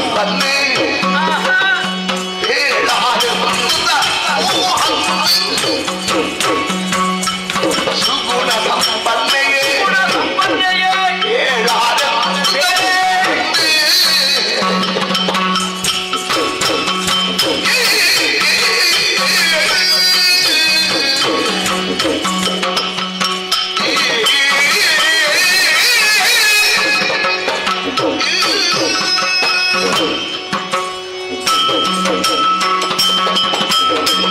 ಕನ್ಯೆ, ಸ್ವಲ್ಪ ದೂರ ನಿಂತು ಮಾತಾಡೆ. ಯಾಕೆ ದೂರ? ಸ್ವರ ಪೂರ್ತಿ ಆಗುವುದಕ್ಕೆ ಮೊದಲೇ ನನ್ನ ಮೈ ಮೇಲೆ ಬಂದು ಬೀಳ್ತಾ ಇದೆಯಲ್ಲ. ಅಯ್ಯೋ, ನೀವು ಕರೆದದ್ದಲ್ವಾ? ಕರೆದದ್ದು ಹೌದಪ್ಪ. ಬಾರದೆ ಉಳಿದಿದ್ದ ನನ್ನದು ಅಪರಾಧ ಆಗುದಿಲ್ವಾ? ಬರಬೇಕಪ್ಪ. ಎಲ್ಲಿಯವರೆಗೆ ಬರಬೇಕು ಅಂತ ನಿರ್ಣಯಿಸಬೇಕೋ ಬೇಡವಾ? ನೀವು ಕರೆಯುವಲ್ಲಿವರೆಗೆ ನಾನು ಬರಬೇಕು. ಹೌದು, ಏನು ನನ್ನ ಮೈ ಮೇಲೆ ಬೀಳಿಗೆ ಬರೋದ? ಅಯ್ಯೋ, ನನಗೆ ಗೊತ್ತಾಗ್ಲಿಲ್ಲ. ಅದೊಂದು ಸಂಸ್ಕಾರ ಅನಿಸಿಕೊಳ್ಳುವುದಿಲ್ಲ. ಅಯ್ಯೋ, ಸಂಸ್ಕಾರ ಅಂದ್ರೆ ಸಂಸ್ಕಾರ ಅಂದ್ರೆ ಒಂದು ಅಂತರವಿರಿಸಿ ವ್ಯವಹರಿಸುವುದೇ ಸಂಸ್ಕಾರವಾಗುತ್ತೆ. ಸಾಕ? ಸದ್ಯಕ್ಕೆ ಸಾಕು. ನಿನಗೆ ಕೇಳ್ತದಲ್ಲ ಸರಿಯಾಗಿ? ಖಂಡಿತವಾಗಿ ಕೇಳ್ತದೆ. ಕಾಣ್ತದಲ್ಲ ಎಲ್ಲ? ಕಾಣುತ್ತದೆ. ಅಷ್ಟೇ ಅಲ್ಲ, ವ್ಯವಹಾರ ಏನು ಅಂತ ತಿಳ್ಕೊಳ್ಳುವಂತಹ ಜಾಣ್ಮೆ ಇದೆಯಲ್ಲ? ಇದ್ದಿದ್ದು ಇದ್ದಿತ್ತು ಅಂತಲ್ಲ, ಇರಬೇಕು. ಇದೆ. ಸುಗುಣ ಸಂಪನ್ನೆ. ಯಾರ್ಯಾರನ್ನು ನಾನು ಯಾಕೆ ಇಲ್ಲಿ ಹೇಳ್ತೇನೆ? ಯಾರಿದ್ದಾರೆ ಅಂತ ಬೇಕಲ್ಲ? ನಾನು ಒಳ್ಳೆ ನಿನ್ನನ್ನು ಕಂಡಾಗಲೇ ಎಲ್ಲವೂ ನಿನ್ನಲ್ಲಿ ಕ್ರೋಢೀಕೃತವಾಗಿದೆ. ಯಾವುದು ಸೌಂದರ್ಯ ಬೇಕೋ, ಆಮೇಲೆ ಗುಣ ಬೇಕೋ, ಇನ್ನೇನು ವರ್ಣ ಬೇಕೋ, ಸರಿ. ಅಷ್ಟೇ ಅಲ್ಲ, ಯಾವುದಕ್ಕೆ ಯಾವುದು ಇರಬೇಕು ಎಲ್ಲವೂ ಪೂರ್ಣ ಪ್ರಮಾಣದಲ್ಲಿ ಇದೆ ಎನ್ನುವುದು ಸ್ಪಷ್ಟವಾಗಿ ಗೋಚರಕ್ಕೆ ಬರ್ತಾ ಇದೆ. ಅಯ್ಯೋ, ಕೇವಲ ದೇವ ಪ್ರಕೃತಿಯನ್ನು ನೋಡಿ ಹೇಳಿದ್ದೆ. ಖಂಡಿತವಾಗಿ ಸರಿ. ಇಂದು ಅದನ್ನು ಹಾಗೆ ಸಂಬೋಧಿಸಿದ ಅಪರಾಧ ಏನೂ ಅಲ್ಲ. ಪೂರ್ಣವಾದಂತಹ ಚಂದ್ರಮ ಹುಣ್ಣಿಮೆಯ ದಿವಸದಲ್ಲಿ ಹೇಗೆ ಬೆಳಗುತ್ತಾ ಇದ್ದಾನೋ ಅವನೇನಿದ್ರು ಆಕಾಶದಲ್ಲಿ ಮಾತ್ರ ಕಾಣಸಿಗ್ತಾನೆ. ಹೌದು ಅಲ್ವಾ? ಅವನ ಬೆಳದಿಂಗಳು ಏನುಂಟು ಅಂದ್ರೆ ಈ ಹೊತ್ತು ಇಲ್ಲಿ ನಿಂತಾಗ ಆ ಚಂದ್ರನೇ ನಿನ್ನ ಮುಖದಲ್ಲಿ ಮನೆ ಮಾಡಿಕೊಂಡು ಅವನದಂತಹ ಪ್ರಭೆಯನ್ನು ಬೀರ್ತಾ ಇದ್ದಾನೋ ಎನ್ನುವ ಹಾಗೆ ಭಾಸವಾಗುತ್ತದೆ. ಖಂಡಿತವಾಗಿ ಹೌದು. ಸರಿ. ನೀನು ನಿನ್ನನ್ನು ಹೇಳಲಿಕ್ಕೆ ಹೊರಟ್ರೆ ಬಂಗಾರ ಸದೃಶಳು ಅಂತ. ಬಂಗಾರ ವರ್ಣ? ಹೌದು. ಈ ವರ್ಣವನ್ನು ನೋಡಿದ್ರೆ ಸುವರ್ಣ ಸುವರ್ಣ ಸುವರ್ಣ. ಹೌದಾ? ಎಂತಹ ಸುವರ್ಣವಪ್ಪ ಇದು. ಇದು ಪರಂಪರೆ. ಹೌದಪ್ಪ. ಯಾವ ಪರಂಪರೆ ಆಗಲಿ ಒಪ್ಪುವಂತದ್ದಾಗುತ್ತದೋ ಇಲ್ವೋ? ಒಪ್ಪುತ್ತಾಗಲೇಬೇಕಲ್ಲ. ಹಾಗಾದ್ರೆ ಅದನ್ನು ಅಪ್ಪಿಕೊಳ್ಬೇಕೋ ಬೇಡವೋ? ಅಪ್ಪಿಕೊಳ್ಳೇಬೇಕಲ್ಲ. ಅಪ್ಪಿಕೊಳ್ಬೇಕು ಅಂತಾದ್ರೆ ವಿಚಾರ ವಿನಿಮಯ ಆಗಬೇಕೋ ಬೇಡವೋ? ಆದ್ರೆ ಒಳಿತು ಕೇಳಬೇಕಾಯ್ತು ನನಗೆ. ಹೌದಾ? ನಿನ್ನನ್ನು ನೋಡಿದಾಗ ಯಾರೇ ನೀನು ಹೆಣ್ಣು ಅಂತ ನನಗೆ ಗೊತ್ತುಂಟು. ಹೌದು. ಉತ್ತರ ಕೊಡ್ಬೇಡ. ಅಲ್ಲ, ನಾನಿಂತ ಮೊದಲೇ ಹೇಳಿ. ಅಷ್ಟೇ ಅಲ್ಲ, ಇಂಥದ್ದನ್ನು ಸೃಷ್ಟಿ ಮಾಡಬೇಕು ಅಂತ ಆದ್ರೆ ಇಂಥದ್ದನ್ನು ಅಂದ್ರೆ ಓರ್ವ ಶಿಲ್ಪಿ ಕಲ್ಲಿನಲ್ಲಾಗ್ಲಿ ಮರದಲ್ಲಾಗ್ಲಿ ಒಂದು ಆಕೃತಿಯನ್ನು ನಿರ್ಮಾಣ ಮಾಡಿ ಅದಕ್ಕೊಂದು ದೃಷ್ಟಿಯನ್ನು ಕೊಟ್ಟಾಗ ಅವನು ಸಂತೋಷ ಪಡ್ತಾನೆ. ಯಾಕೆ? ನಾನು ಮಾಡಿದ್ದು ಪೂರ್ಣವಾಯಿತು. ಹೌದು ಅಲ್ವಾ? ಆತನದಾದಂತ ಚತುರತೆಯನ್ನು ಅವನು ಒಪ್ಪಿಕೊಳ್ತಾನೆ. ಅಲ್ವಾ? 10 ಮಂದಿಗಳು ಒಪ್ಪುವ ಹಾಗೆ 10 ಮಂದಿಗಳು ನೋಡುವ ಹಾಗೆ ಆ ಸ್ವರೂಪ ಉಂಟು ಅಂತಾದ್ರೆ ಅವನು ಭಾಗ್ಯಶಾಲಿ. ಹೌದು ಅಲ್ವಾ? ಸತ್ಯ. ಹಾಗಾಗಿ ನಿನ್ನ ಸ್ವರೂಪ ಹಾಗಿದೆ. ಈ ಸ್ವರೂಪವನ್ನು ಈ ಲೋಕಕ್ಕೆ ಕಾಣಿಸಿಕೊಟ್ಟವನೊಬ್ಬ ಇದ್ದಾನೆ. ಅವನನ್ನು ಅಪ್ಪ ಅಂತ ಹೇಳು. ಹೌದು ಅಲ್ವಾ? ಯಾರೇ ನಿನ್ನ ಅಪ್ಪ? ಅಷ್ಟೇ ಸಾಕಾಗುವುದಿಲ್ಲ. ಮತ್ತೆ ನವ ಮಾಸವು ಉದರದಲ್ಲಿರಿಸಿ ತನ್ನದಂತಹ ಯಾವ ಪ್ರೇಮದ ಪೀಶವೋ ರಕ್ತವೋ ಇನ್ನೇನು ಅದನ್ನೆಲ್ಲವನ್ನು ಭರಿಸಿ ಹೊರ ಪ್ರಪಂಚಕ್ಕೆ ಕಾಣಿಸಿಕೊಳ್ಬೇಕು ಅಂತಾದ್ರೆ ಮಾತೆ ಬೇಕಾಗ್ತದೆ. ಖಂಡಿತವಾಗಿಯೂ. ನಿನ್ನ ಅವ್ವ ಯಾರೇ? ಸಾಕಾಗುವುದಿಲ್ಲ. ಮತ್ತೆ ಇಷ್ಟರಲ್ಲೇ ತೃಪ್ತನಲ್ಲ ನಾನು. ನಿನಗೆ ಊರುಂಟು ಅಂದ್ರೆ ಆ ಊರು ಉಂಟಾ? ಹೌದು. ಇರುವುದಕ್ಕೆ ವಾಸಸ್ಥಾನ ಉಂಟು? ಉಂಟು ಅಂತಾದ್ರೆ ಅದು ಎಲ್ಲಿರಬಹುದು? ಹೆಸರುಂಟು ಅದಕ್ಕೆ? ಉಂಟು ಅಂತಾದ್ರೆ ಯಾವ ಹೆಸರು? ಸರಿ. ಬಹಳ ದೂರದಲ್ಲಿ ಉಂಟು? ಮೇಲುಂಟು? ಕೆಳಗುಂಟು? ಅಲ್ಲ ಮಧ್ಯದಲ್ಲಿ ಉಂಟು? ಗೊತ್ತಿಲ್ಲ ನನಗೆ. ಇಲ್ಲ. ಇದನ್ನೆಲ್ಲವನ್ನು ಕೇಳಬೇಕು ಅಂತ ತವಕ ಇದೆ. ಸರಿ. ನಿನ್ನ ಪೂರ್ಣವಾದ ವಿಳಾಸವನ್ನೊಮ್ಮೆ ಹೇಳಿದ್ರೆ ಪ್ರಶ್ನೆಗಳ ಸುರಿಮಳೆ ಅಲ್ವಾ? ಉತ್ತರಿಸುವುದಕ್ಕಿಂತ ಪೂರ್ವದಲ್ಲಿ ಸತ್ಕಾರ ಮಾಡಬೇಕಾದ ನನ್ನ ಆದ್ಯ ಕರ್ತವ್ಯ. ಎಲ್ಲಿಂದ ಹುಡುಕಿದ್ರೆ ಎಲ್ಲಿ ಏನು ಇಲ್ಲ. ಕಾಡು ಮಧ್ಯದಂತ ಬಂಡಿಯಿಂದ ಕಾಣುತ್ತಾ ಇದೆ. ಕಾಡ ಮಧ್ಯದಲ್ಲೇ ನೀನೊಬ್ಬಳು ಇದ್ದಿ. ಹೌದು. ಎಡಬಲ ನೋಡಿದ್ರೆ ಯಾರೂ ಇಲ್ಲ. ಇಲ್ಲ. ಒಟ್ಟಿಯಾಗಿ ಹೋಗುವುದಕ್ಕೆ ನಿನಗೆ ಹೆದರಿಕೆ ಆಗುದಿಲ್ವಾ? ಹೆದರಿಕೆಯೇ ಇಲ್ಲ. ಅಂಥದ್ದು ಏನು ಅಂತಲೇ ನಿನಗೆ ಗೊತ್ತಿಲ್ಲ. ಆದ್ದರಿಂದ ಆ ಸೀಳಾದ ಬಂಡೆಯಲ್ಲಿ ನಿಮ್ಮನ್ನು ಕುಳಿಸ್ತೇನೆ. ಹೀಗೆ ಬನ್ನಿ, ಹೀಗೆ ಬನ್ನಿ. ಅದೇನು ಒಳ್ಳೆ ಬಂಡೆ ಸಿಗ್ಲಿಲ್ಲ. ಅಲ್ಲ, ಬೇರೆ ವ್ಯವಸ್ಥೆ ಇಲ್ಲಲ್ಲ. ಇದು ಕರಿ ಬಂಡೆ.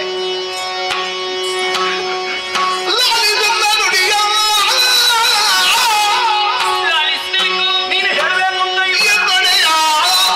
ಓ ಎನ್ನುಡಿಯ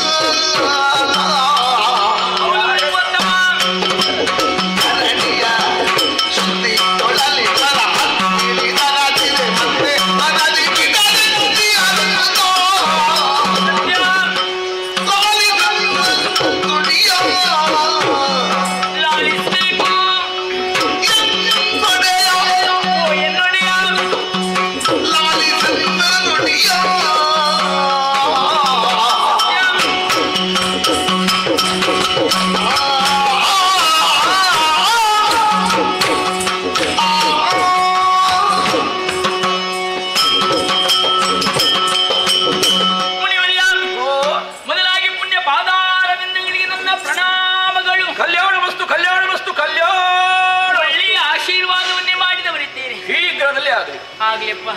ನಿಮ್ಮ ಆ ಮಾತಿನ ಅದೃಷ್ಟ, ಆಶೀರ್ವಾದದ ಅದೃಷ್ಟ ನಿಮಗೆ ಅದೃಷ್ಟ ನನಗೆ ಒದಗಿ ಬಂದ್ರೆ ನಾನು ಜೀವನದಲ್ಲಿ ಮಾಡಿದಂತ ಭಾಗ್ಯ ಅಂತ ಎನಿಸಿಕೊಳ್ಳುತ್ತೇನೆ. ಇರ್ಲಿ ಬಿಡು. ಹೌದಪ್ಪ.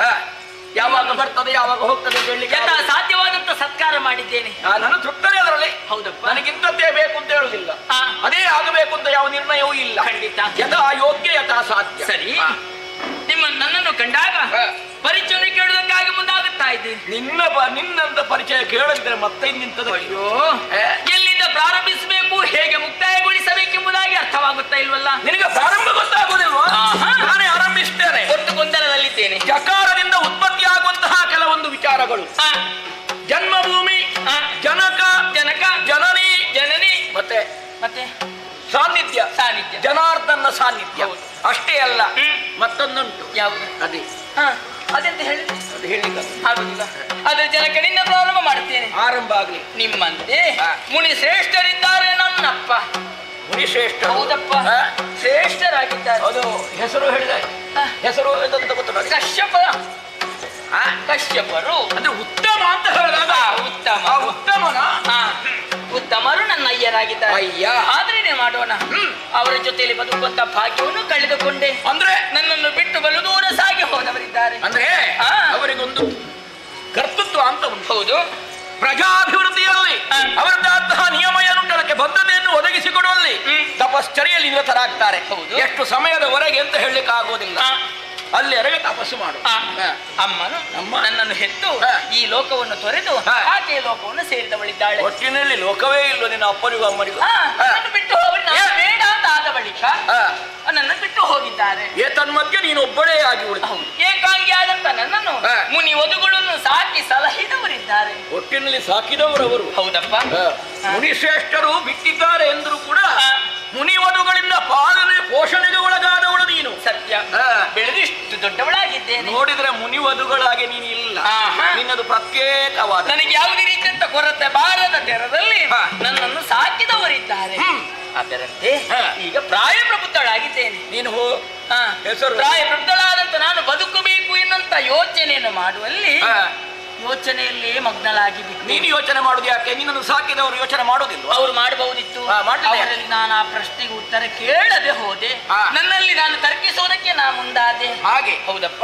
ನನ್ನ ದೇಹ ಪ್ರಕೃತಿಯಲ್ಲಿ ಆಗುತ್ತಿರುವಂತಹ ಬದಲಾವಣೆ ಯಾಕಿರಬಹುದು ಎನ್ನುವುದಾಗಿ. ನೋಡಮ್ಮ, ನಿನ್ನಷ್ಟಕ್ಕೆ ಯೋಚನೆ ಮಾಡಿದ್ರೆ ಆಗುದಿಲ್ಲ. ಹಿರಿಯವರು ಯಾರಿದ್ದಾರೆ ಅವರ ಹತ್ರ ಕೇಳಿದ್ರೆ ಎಲ್ಲವೂ ಪರಿಹಾರವಾಗ್ತದೆ. ಖಂಡಿತ. ನನಗೆ ಗೊತ್ತುಂಟು ಅಂತ ಮುಂದೆ ಹೋದ್ರೆ ಏನಾಗ್ತದೆ ಗೊತ್ತಾ? ಅಪಘಾತಕ್ಕೆ ಕಾರಣವಾಗ್ತದೆ ಅಲ್ವೋ? ಸರಿಯಾದ ಸಲಹೆ ಜೀವನದಲ್ಲಿ ಅವಶ್ಯವಾಗಿ ಬೇಕಾಗ್ತದೆ. ಸಣ್ಣವನಾಗ್ಲಿ ದೊಡ್ಡವನಾಗ್ಲಿ ಕೇಳಿ ತಿಳ್ಕೊಳ್ಳುವುದು ನಮಗದು ಸರಿಯಾಗುತ್ತೆ.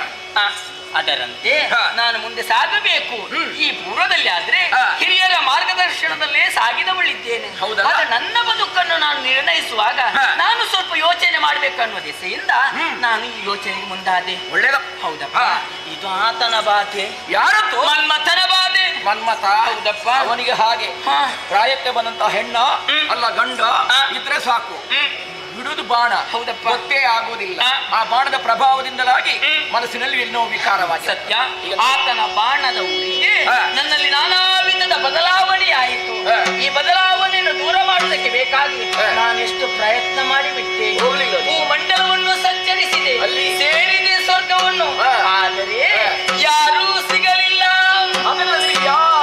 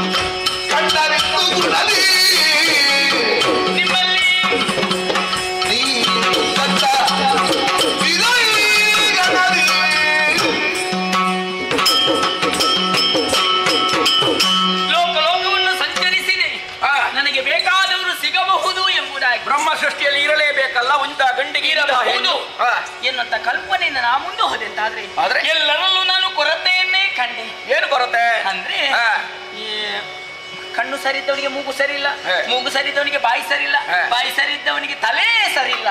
ಹೀಗಿರುತ್ತೆ. ಸರಿ ಇಲ್ಲದವರನ್ನು ನೋಡ್ಲಿಕ್ಕೆ ಹೋದ್ ಯಾಕೆ? ಸರಿ ನೋಡ್ಬೇಕು. ನಾನು ಕಂಡವರಲ್ಲಿ ಆ ರೀತಿಯನ್ನೇ ಕಂಡದ್ದು. ಹಾಗೆ ನನಗೆ ಯೋಗ್ಯರು ಯಾರು ಎಂಬುದಾಗಿ ಮತ್ತೂ ಮುಂದೆ ಸಾಗಿದಾಗ ನಾನು ಕಂಡೇನಲ್ಲ ಎಂತ ಉತ್ತಮವಾದ ಗುಣವನ್ನು ಹೊಂದಿದವರ ಬಲ ಬಲ ಬಲ ಬಲ ಅಂತಹ ಗುಣವಂತನೇ ನಿಮಗೆ ಯೋಗ್ಯ. ಸಜ್ಜನ ಮನಸ್ಸನ್ನು ಹೊಂದಿದವರಿದ್ದೀರಿ. ಅಂಗಾಂಗಗಳಲ್ಲಿ ಬ್ರಹ್ಮಚರ್ಯವು ಅಡಕವಾಗಿದ್ದರೂ ಕೂಡ ನಿಮ್ಮದಾದಂತ ಪಟುತ್ವದಲ್ಲಿ ನಾನು ಆಲಿಸಿದೆ ಎಂದಾದರೆ ನಾನು ನನ್ನನ್ನೇ ಮರೆತು ಹೋಗುವಂತ ಸ್ಥಿತಿ ಒದಗಿ ಬಂತಲ್ಲ. ಆದ್ದರಿಂದ ನಾನು ಕಂಡಂತವರ ಬೇರೆ ಯಾರು ಅಲ್ಲ, ಅದು ನೀವೇ ಆಗಿದ್ದೀರಿ. ನನ್ನನ್ನು ಮದುವೆಯಾಗಿ ರಾತ್ರಿ ಸುಖವನ್ನು ನೀಡಬೇಕು.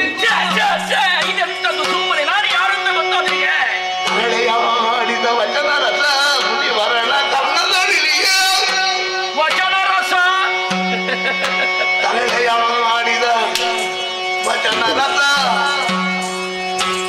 ಮುನಿವರಣ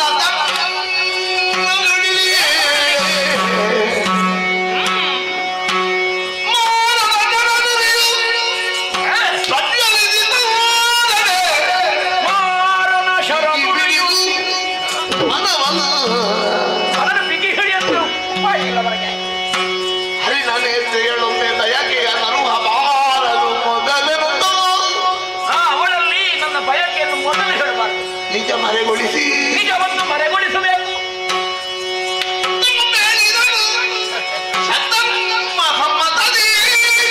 ನಮಗೆ ಧರ್ಮ ಸಂಬಂಧ ಗೊತ್ತುಂಟೋ ಇಲ್ಲೋ? ಕಾಂತಲಿ ಬೇಡವದಲ್ಲ ನೀ ಕೇಳುವುದೇನು? ಮನಕ್ಕೆ ಸರಿ ಬಂತಾದ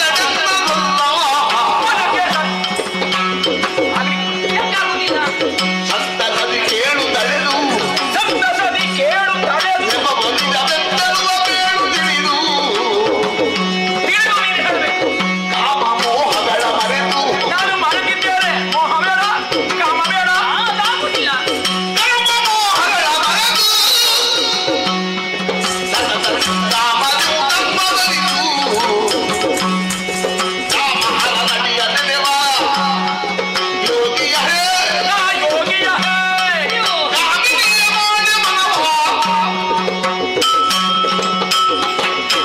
ಕಾಮಿನಿ, ಓ ನಿನ್ನ ಮಾತನ್ನು ಕೇಳುವಾಗ ವಿಚಿತ್ರವಾಗುತ್ತದೆ. ಅಯ್ಯೋ ಸಂತೋಷವಾಗಬೇಕಿತ್ತಲ್ಲ. ಸಂತೋಷ ಯಾಕೆ ವಿಚಿತ್ರದ ಅನುಭವ? ಯಾಕೆ ಆಗಬೇಕು ಅಂತ ಬೇಕಲ್ಲ. ಯಾವನೋ ಒಬ್ಬ ವ್ಯಕ್ತಿಯಲ್ಲಿ ನೀನು ಕೇಳಿಕೊಂಡ್ರೆ ಆಗಬಹುದಿತ್ತು. ಆದರೆ ನನ್ನ ಸ್ಥಿತಿಯ ಗತಿ ಬಗ್ಗೆ ನೀನು ಯೋಚನೆಯನ್ನು ಮಾಡಿದೀಯಾ? ಅಂದ್ರೆ ತಿಳುವಳಿಕೆ ಉಂಟಲ್ಲ ಅವನಿಗೆ? ಹೌದು. ನಾನು ಯಾರು? ನೀವು ಯಾರು? ಯೋಗಿಯೊಬ್ಬರಿದ್ದಾರೆ. ಓಹೋ ಅಲ್ವಾ? ಹೌದು. ಕಾಮನೆಯನ್ನು ಬಿಟ್ಟಿದ್ದೆ. ಕಾಮ ಬೇಡ ನಮಗೆ. ಹೌದು. ಆಮೇಲೆ ಸಂಬಂಧ ಇರಕೂಡದು. ಇನ್ನೇನು ಆಸೆಯು ಹುಟ್ಟಿಕೊಳ್ಳಕೂಡದು. ಯಾವ ಎಲ್ಲವನ್ನು ವರ್ಜಿಸಿದ ಮೇಲೆ ಕಾಮ ಕ್ರೋಧ ಲೋಭ ಮೋಹ ಮದ ಮತ್ಸರ ಇದನ್ನೆಲ್ಲವನ್ನು ವರ್ಜಿಸಿದವರು ಯಾರಿದ್ದಾರೋ ಅವರು ಮುನಿಗಳೆನಿಸಿಕೊಳ್ತಾರೆ. ಇಂದ್ರಿಯ ನಿಗ್ರಹವನ್ನು ಮಾಡಿದಾಗ ನಾನು ಯಾವತ್ತೂ ಹರನ ಪಾದತಲವನ್ನೇ ಕಾಣಬೇಕು ಎನ್ನುವ ಯೋಚನೆಯೊಂದಿಗೆ ತಪಶ್ಚರ್ಯೆಯಲ್ಲಿ ನಿರತನಾಗುವ. ಸರಿ. ಎಷ್ಟು ಕಾಲದಲ್ಲಿ ಎಷ್ಟು ಸಮಯವಾಗುತ್ತದೆ ಎನ್ನುವುದು ಅರಿವಿಗೆ ಬರುವುದಿಲ್ಲ. ಕೆಲವೊಂದು ಸಂದರ್ಭ ನೀರನ್ನು ಸೇವಿಸುವುದಿಲ್ಲ, ಗಾಳಿಯನ್ನು ಸೇವಿಸುವುದಿಲ್ಲ, ಯಾವುದೇ ಆಹಾರ ನಮಗೆ ಬೇಕಾದದ್ದಿಲ್ಲ. ತಪಶ್ಚರ್ಯೆಯಲ್ಲಿ ನಿರತರಾದ ಎಂತಾದ್ರೆ ಕಾಲಗಳು ಉರುಳಿದ್ದೇ ಗೊತ್ತಾಗುವುದಿಲ್ಲ. ಎಚ್ಚೆತ್ತಾಗ ನೇರ ಎಲ್ಲಿಗೆ ಹೋಗಬೇಕು ಎನ್ನುವಂತಹ ಗುರಿ ಇರಿಸಿಕೊಳ್ಳದೆ ಸಾಗುತ್ತೇನೆ ನಾನು. ಹಾಗಾಗಿ ದೂರ್ವಾಸನೆನ್ನುವ ಹಾಗೆ ಎಲ್ಲರೂ ಆಡಿಕೊಳ್ತಾ ಇದ್ದಾರೆ. ನೋಡೇ, ನೀನು ನನ್ನಲ್ಲಿ ಹೇಳಬೇಕಾದದ್ದಲ್ಲ, ಮತ್ತೆ ಬೇರೆ ಯಾರಲ್ಲಿ ಆದ್ರೂ ಹೋಗಿ ಹೇಳಿದ್ರೆ ಅವರು ನಿನ್ನನ್ನು ಒಪ್ಪಿಕೊಂಡಾರೋ ಏನೋ, ಮೆಚ್ಚಿಕೊಂಡಾರೋ ಏನೋ. ಹಾಗಾಗಿ ಹೋಗಿ ಹೋಗಿ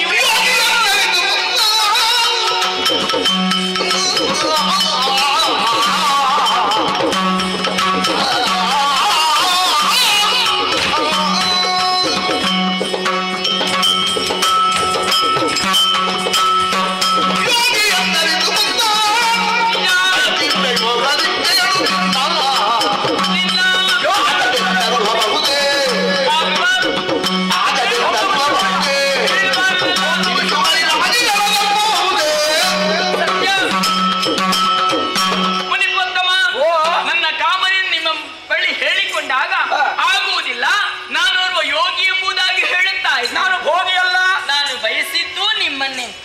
ಯಾಕೆ ಗೊತ್ತಾ? ಬ್ರಹ್ಮಚರ್ಯ ಯಾವುದರೂ ಕೂಡ ನಿಮ್ಮದಾದಂತಹ ಪೌರುಷವನ್ನು ತಾವು ತ್ಯಜಿಸಿಲ್ಲ ಎಂಬುದಾಗಿ ಅರ್ಥವಿಸಿಕೊಂಡಿದ್ದೇನೆ.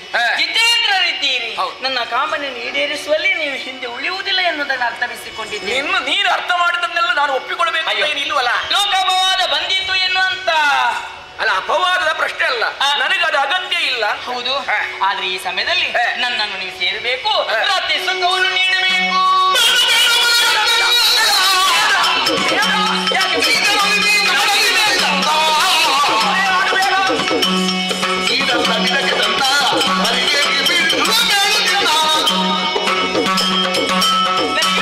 ಯಾವುದನ್ನು ಬೇಕಂತ ಬಯಸ್ತಾರೋ ಅವರಿಗೆ ಒದಗಿ ಬಂದಾಗ ಮಾತ್ರ ಅದಾವುದೇ ಸ್ವರ್ಗ ಸುಖ ಸಿಗುತ್ತದೆ ಅಂತ ಅರ್ಥ. ನೀನೇ ಅರ್ಥ ಮಾಡಿಕೊಳ್ಬೇಕು. ಅಜೀರ್ಣ ರೋಗ ಇದ್ದವನಿಗೆ ಪಂಚಭಕ್ಷ ಪರಮಾನ್ನವನ್ನು ತಂದು ನೀಡಿದ್ರೆ ಅವ ಉಣ್ಣುತ್ತಾನ? ಇಲ್ಲವಲ್ಲ. ಹಸಿವಾದವನಿಗೆ ಭಕ್ಷ್ಯಭೋಜ್ಯಗಳು ಬೇಕು ಅಂತಲ್ಲ, ಒಂದು ಸಾರನ್ನ ಇದ್ರೆ ಸಾಕು. ಅದರ ಸಾರದಿಂದಲಾಗಿ ಮೃಷ್ಟಾನ್ನ ಭೋಜನಕ್ಕಿಂತಲೂ ಹೆಚ್ಚಿನದಂತಹ ಸವಿಯನ್ನು ನಾವು ಉಣ್ಣುತ್ತಾನೆ, ತೃಪ್ತಿಯನ್ನು ಹೊಂದುತ್ತಾನೆ. ಹಾಗಿರುವಾಗ ನನ್ನಂತವನಿಗೆ ಇದು ಬೇಡ, ಇದು ಆಗುವುದಿಲ್ಲ, ಬೇಡ ಬೇಡ ಬೇಡ.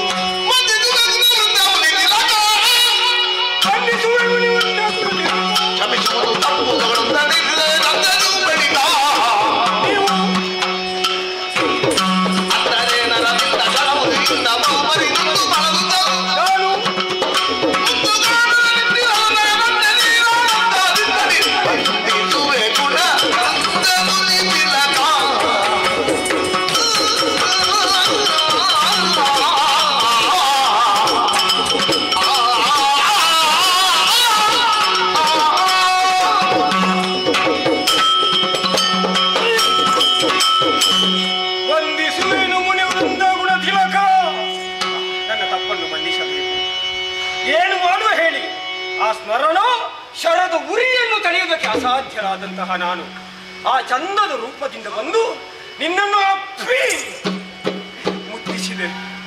ಆದ್ರೆ ಏನು ಮಾಡುವ, ನಮ್ಮ ನಿಜ ರೂಪಕ್ಕೆ ಒಮ್ಮೊಮ್ಮೆ ಬರಲೇಬೇಕಾಗ್ತದೆ. ಆದ್ರೆ ನನ್ನನ್ನು ಮನ್ನಿಸಬೇಕು, ನನ್ನ ತಪ್ಪನ್ನು ಮನ್ನಿಸಿ ನನ್ನನ್ನು ಉತ್ತರಿಸಬೇಕಂತ ಕೇಳ್ತೇನೆ. ಯಾವುದು ಅದೇ ಇದು? ಈ ರೂಪ ಒಂದದು ಬೇಗ ಆಯ್ತಂತ. ಇನ್ನು ಆ ರೂಪದಲ್ಲಿದ್ರೆ ಚಂದ ಇತ್ತಲ್ಲ. ಆಗುದಿಲ್ಲ, ಕಾರಣ ಉಂಟು. ನನ್ನ ಪರಿಚಯ ಗೊತ್ತಾಗಲಿಲ್ಲ ನೀವು. ನಾನು ಕಶ್ಯಪ ಮತ್ತು ಸುರಸಾದೇವಿಯ ಮಗಳು ಅಜಮುಖಿ ಅಂತ ನನ್ನ ಹೆಸರು. ನನ್ನ ಶೂರಪದ್ಮ ಸಚಿಯನ್ನು ಬಯಸಿದ. ಅವಳನ್ನು ತರಬೇಕೆಂಬ ಉದ್ದೇಶದಿಂದ ಈ ರೀತಿ ನಾನು ಅಲೆದಾಡ್ತಾ ಇರುವಾಗ ನನ್ನ ಕಣ್ಣಿಗೆ ಬಿದ್ದವರು ನೀವು. ನಿಮ್ಮ ಸುಖವನ್ನು ಪಡೆದು ಆ ಬಳಿಕ ನನಗೆ ಬೇಕಾದನ್ನು ನಾನು ಪಡೆದು ಹೋಗಬೇಕೆಂಬ ಉದ್ದೇಶದಿಂದ ಇಲ್ಲಿಯ ತನಕ ಬಂದದ್ದು. ಆದರೆ ಕಾರ್ಯ ಸಾಧನೆ ಆಗಲಿಲ್ಲ, ನನ್ನ ಸಾಧನೆ ಆಯ್ತು ಅಷ್ಟೇ. ಅಜಮುಖಿ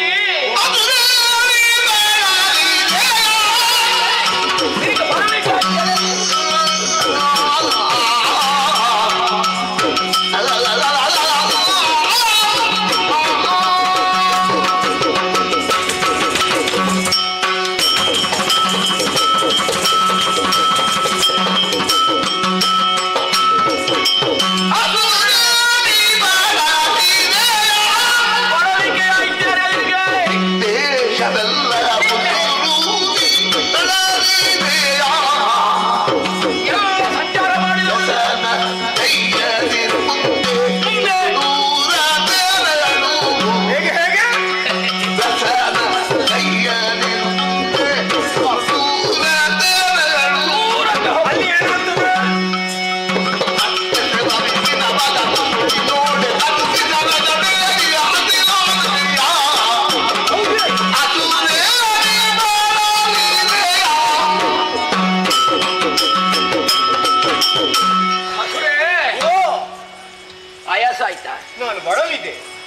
ಬಳಲಿ ಬೆಂಡಾಗಿ ಹೋದೆ. ನಿನಗೆ ಬೇಕಾದ್ದನ್ನು ಕೊಡುವಲ್ಲಿ ಅದಕ್ಕಿಂತಲೂ ವಿಶೇಷವಾಗಿ ನೀನು ಪಡೆಯಬೇಕಾದ್ದನ್ನೆಲ್ಲ ಪಡೆದೆ. ಆದ್ರೆ ಏನು ಮಾಡುವ, ಒಮ್ಮೆ ಮೇಲೆ ಒಮ್ಮೆ ಕೆಳಗೆ, ಒಮ್ಮೆ ಮೇಲೆ ಬಹಳಷ್ಟು ದೂರ ಹೋಗಿ ಹೋಗಿ ಸಾಕಾಯ್ತು ಅಲ್ವಾ? ಎಷ್ಟೋ ದೇಶಗಳನ್ನು ದಿಗ್ದೇಶಗಳನ್ನು ಸುತ್ತಿ ಎಷ್ಟೋ ಎತ್ತರವನ್ನು ಏರಿ ಪ್ರಪಾತಕ್ಕೆ ಇಳಿದು ಆಮೇಲೆ ಕಾಣಬೇಕಾದ್ದನ್ನು ಕಾಣದೇ ಇದ್ದಾಗ ಎಲ್ಲಿಯೋ ಬಯಸಿ ಬಂದಂತಹ ಭಾಗ್ಯವೇ ಎನ್ನುವ ಹಾಗೆ ನನ್ನನ್ನು ಸೇರಿಕೊಂಡೆ, ಒಡಗೂಡಿ. ನಿಮ್ಮನ್ನು ಸೇರಿದ ಮೇಲೆ ನಾನು ಬಂದ ಕೆಲಸವೇ ಮಾಡ್ತೇವೆ. ಎಂತದು ಕೆಲಸ ನಿನ್ನದು? ಅದೇ ಸಚಿಯನ್ನು ಹುಡುಕು. ನನಗೆ ಸಿಗಲಿಲ್ಲ, ಏನು ಮಾಡುವಂತ ಯೋಚನೆ ಮಾಡಬೇಡ. ನೀನು ಇಲ್ಲೇ ಇರುವುದಲ್ಲ, ಮತ್ತೆ ಹೋಗ್ಬೇಕು. ನೀವು ಹಾಗೆ ಹೇಳುದು, ಅಣ್ಣನು ಹಾಗೆ ಹೇಳಿ ಹೋಗ್ಬೇಕು. ಇಲ್ಲಿಂದ ಹೋಗಬೇಕು. ಎಲ್ಲಿವರೆಗೆ? ಬಹಳಷ್ಟು ದೂರ ಸಾಗಬೇಕು. ಹೋಗಿ ಅಲ್ಲಿ ಶ್ರೀಕಾಶವನ ಅಂತ ಉಂಟು. ಶ್ರೀಕಾಶವನ? ಹೌದು. ಅಲ್ಲಿ ಯಾರಿದ್ದಾರೆ? ಅಲ್ಲಿ ಯಾರೋ ಅಲ್ಲ, ನಿನಗೆ ಬೇಕಾದವಳಲ್ಲಿದ್ದಾಳೆ. ನನಗೆ ಬೇಕಾದವಳು ಸಚಿ ಅಲ್ಲಿದ್ದಾಳೆ. ಖಂಡಿತವಾಗಿ. ಸಂತೋಷ. ಏನೋ ಹೋಗುದೆಯಾ? ಮತ್ತೆ ಹೀಗೆ ಹೋದ್ರೆ ಆಗ್ಲಿಕ್ಕಿಲ್ಲ. ನನಗೆ ಬೇಕಾದದ್ದು ನಿನಗೆ ಅವಸರ ಉಂಟು. ನಾವು ಕಳಿಸಿಕೊಡುವಾಗ ಮಾಡುವಂತಹ ಕೆಲಸ ಪೂರ್ಣವಾಗಬೇಕಾ ಬೇಡ? ಇಲ್ಲದ್ರೆ ನಾಳೆ ಅಂತ ಹೇಳ್ತಾರೆ, ದೂರ್ವಾಸರು ಕಳಿಸಿಕೊಟ್ಟಿದ್ದಾರೆ, ಅವಳಿಂದ ಆಗಲಿಲ್ಲ ಅಂತ ಆಗುದಿಲ್ಲ ಅಲ್ವಾ? ಅದಕ್ಕೆ ಅವಕಾಶ ನಿಮಗೆ ಅಪವಾದ ಬರಬಾರ್ದು. ಯಶಸ್ವಿ ಆಗಬೇಕು ಅಂತಾದ್ರೆ ನಿನ್ನ ಹಿಂದಿನ ರೂಪ ಇತ್ತಲ್ಲ? ಹೌದು, ಹಿಂದಿನದ್ದು. ಅದು ಮತ್ತೊಮ್ಮೆ ಬೇಡುವ ಅಂತ ಅಲ್ಲ, ಮತ್ತೊಮ್ಮೆ ಬೇಡ ಅಂತಲ್ಲ, ಬೇಡುವ ಅಂತ ಹೇಳಬೇಡ. ಅದಕ್ಕಿಂತಲೂ ಭಿನ್ನವಾದಂತಹ ರೂಪ ಆಗಬೇಕು. ಬೇರೆ? ಹೌದು. ಯಾಕೆ? ಅವಳ ಮನಸ್ಸನ್ನು ಒಡಂಬಡಿಸಬೇಕು ನೀನು. ಶಚಿಯ ಮನಸ್ಸನ್ನು ಒಡಂಬಡಿಸಬೇಕು ಅಂತಾದ್ರೆ ಅವಳಿಗೆ ಬಹಳಷ್ಟು ಹತ್ತಿರದವಳಾಗಬೇಕು. ಹತ್ತಿರದವಳಂತಹ ಸ್ವರೂಪವನ್ನು ಹೊಂದಿ ನೀನು ಕಾರ್ಯ ಪ್ರವೃತ್ತಳಾದೆ ಅಂತಾದ್ರೆ ಯಶಸ್ಸು ನಿನಗಾಗ್ತದೆ. ಹೌದಾ? ಆದಷ್ಟು ಬೇಗ ನಿಮ್ಮದೊಂದು ಆಶೀರ್ವಾದ ಖಂಡಿತವಾಗಿ ಅನುಗ್ರಹವಾಗುತ್ತದೆ. ಬೇಗ ಸಿಕ್ಕಲಿಗೆ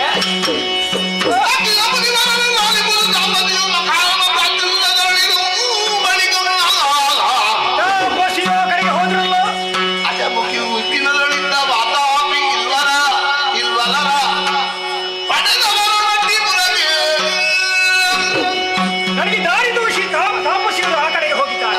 ಹೋದದ್ದೇ ತಡ. ಅಯ್ಯಯ್ಯೋ, ತುಂಬಾ ಹೊಟ್ಟೆ ನೋವಾಗ್ತದೆ. ಯಾಕೆ ಇದು?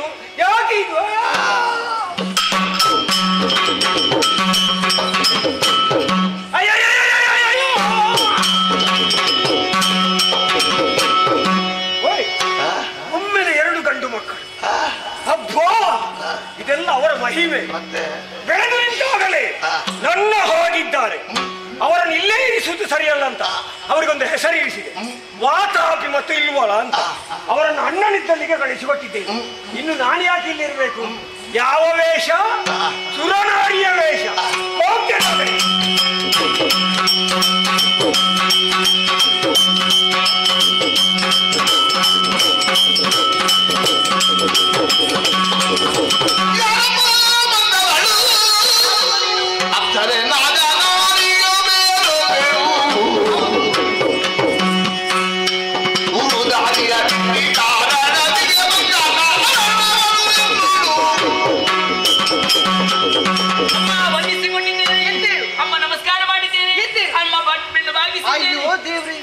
ಏನಿದು ನಮಸ್ಕಾರ? ಚಮತ್ಕಾರವೇನು? ಅಯ್ಯೋ, ಚಮತ್ಕಾರ ಅಲ್ಲಪ್ಪ, ವಿಶೇಷ ಸಂಸ್ಕಾರ. ಇಷ್ಟು ಬಾರಿ ಬೇಡ, ಆಸ್ತಿನ ಪರವಾಸಿನ ಕಾಣ್ತಾ ಇದ್ದೀನಿ. ಇಷ್ಟರವರೆಗೆ ಕಂಡವಳಲ್ಲ, ಬಂದಿದ್ದೀಯಾ? ನಮಸ್ಕಾರ ಮಾಡ್ತಾ ಇದ್ದೀಯಾ? ಏನು ವಿಚಾರ? ಸರಿ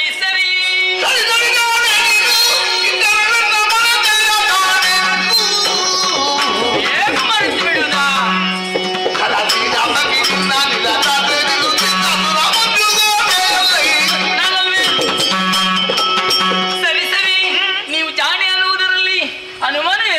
ಏನು ಈ ಸಮಯದಲ್ಲಿ ವಿನೋದ ಮಾಡುವಂತ ಸಮಯ?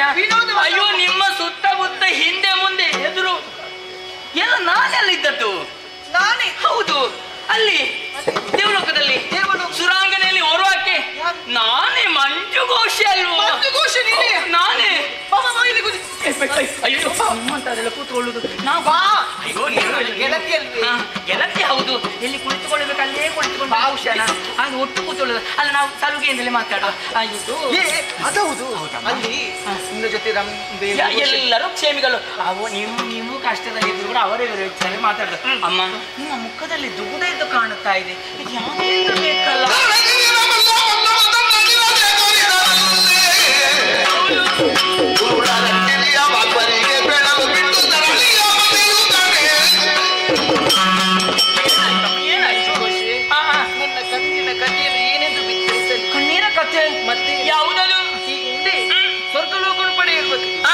ಅದೆಷ್ಟೋ ಮಂದಿ ಬರ್ತಾ ಇದ್ರು. ಆದ್ರೆ ಈ ಕಾಲಕ್ಕೆ ಏನಾಯ್ತು? ನನ್ನನ್ನು ಪಡೆಯುವುದಕ್ಕಾಗಿ ಶೂರಪದ್ಮ ಬರ್ತಾ ಇದ್ದಾರೆ. ಹೌದಾ? ಆದ್ದರಿಂದ ಈ ಶ್ರೀಕಾಶವನ್ನು ನಾವು ಇದ್ದೇವೆ. ಅಯ್ಯೋ, ಶೂರಪದ್ಮ ವಯಸ್ಸಿದ್ದಾನೆ, ಅವನು ಬೇಡ ಎಂಬುದಾಗಿ ಇಲ್ಲಿ ಅಡಗಿ ಉಳಿತಾನೆ. ಇದು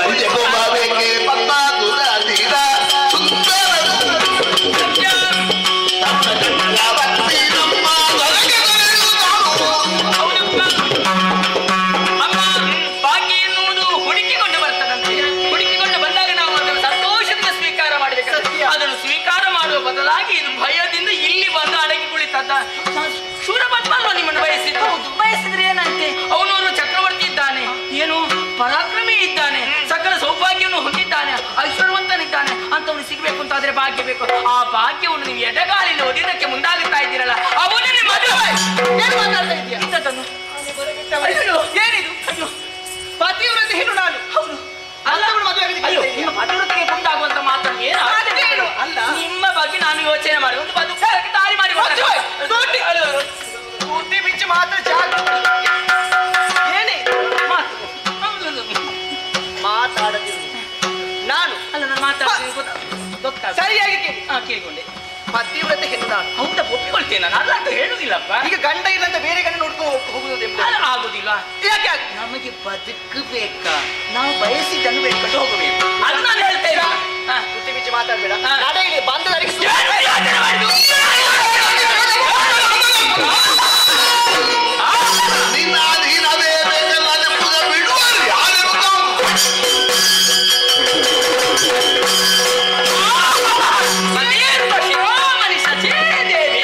ನೀನು ಅನ್ಯರನ್ನು ನೋಡುದಿಲ್ಲ, ನಾನು ಆ ರೀತಿ ಈ ರೀತಿ ಎಂಬುದಾಗಿ ನನಗೆ ನೀತಿ ಪಾಠ ನೋಡಿ. ನಿಮ್ಮ ವಿಚಾರ ಏನು ಅಂತ ನನಗೆ ಗೊತ್ತಿಲ್ವಾ? ನಾನು ಮಂಜು ಘೋಷ ಎಂಬುದಾಗಿ ಭಾವಿಸಿಕೊಂಡದ್ದ ಅಲ್ಲ, ಇದು ಬೇರೆ.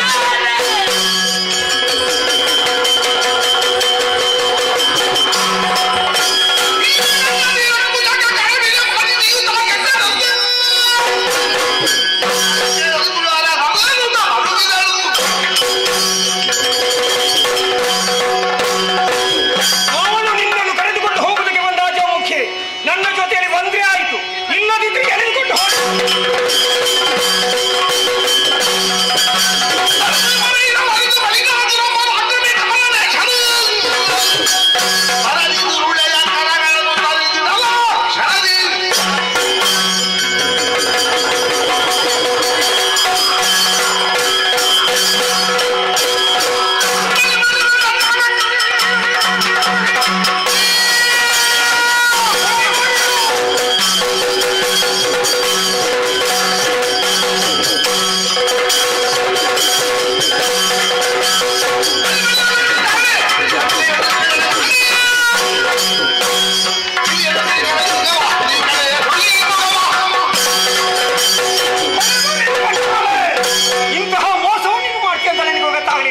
ಸುಮ್ಮನೆ ಉಳಿತಿರುವುದು ಭಾವಿಸಬೇಡ.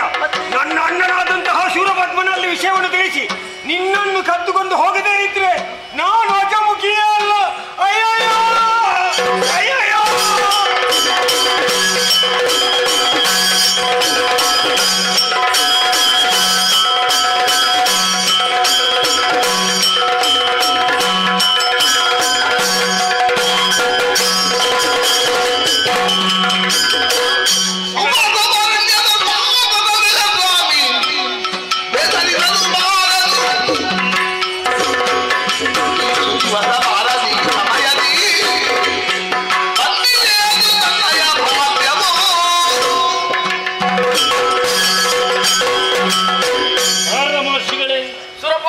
ಈ ಕಾರಣಕ್ಕೆ ಅಪರೂಪವಾದಂತಹ ಯಾಕೆ ಬಂದಿರಿ? ಏನು ಬಂದಿರಿ ಸ್ವಾಮಿ? ಕಾರಣ ತಿಳಿಯಲಿಲ್ವೇ?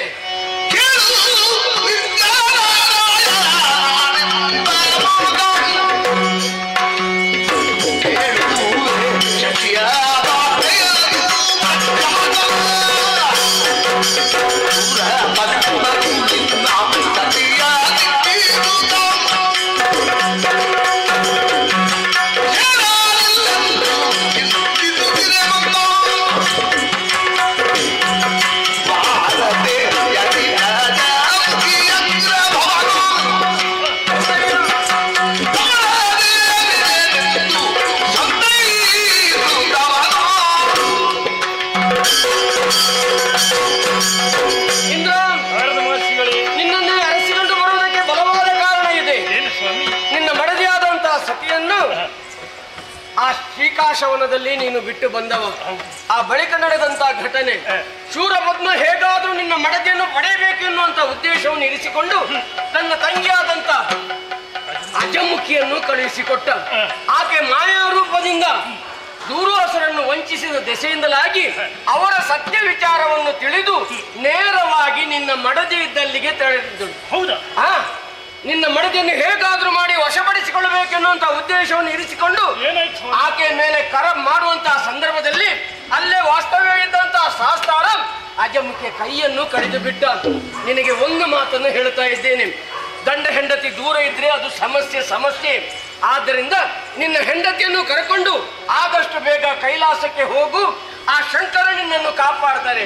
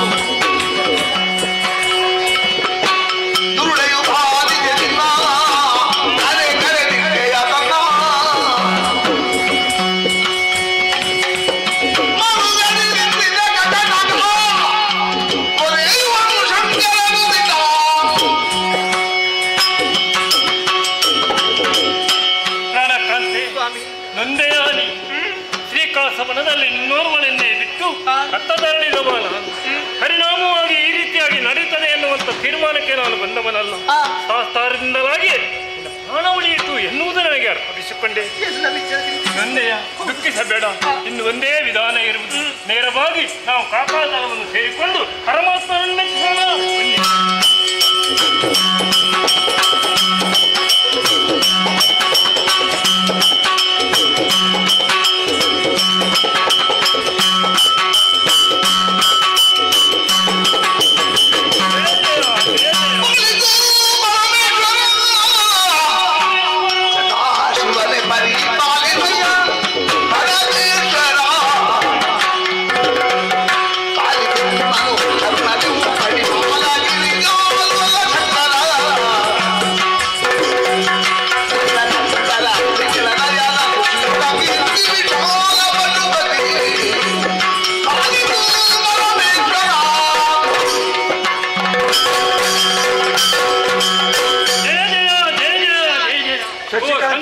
ನೀಲಕಂಠನೆ ಉಮಾಮಹೇಶ್ವರನೇ, ಪಾಲಿಸಬೇಕು ತಂದೆ, ಪಾಲಿಸಬೇಕು ನಮ್ಮೀರುವರನ್ನು. ಇಂದ್ರ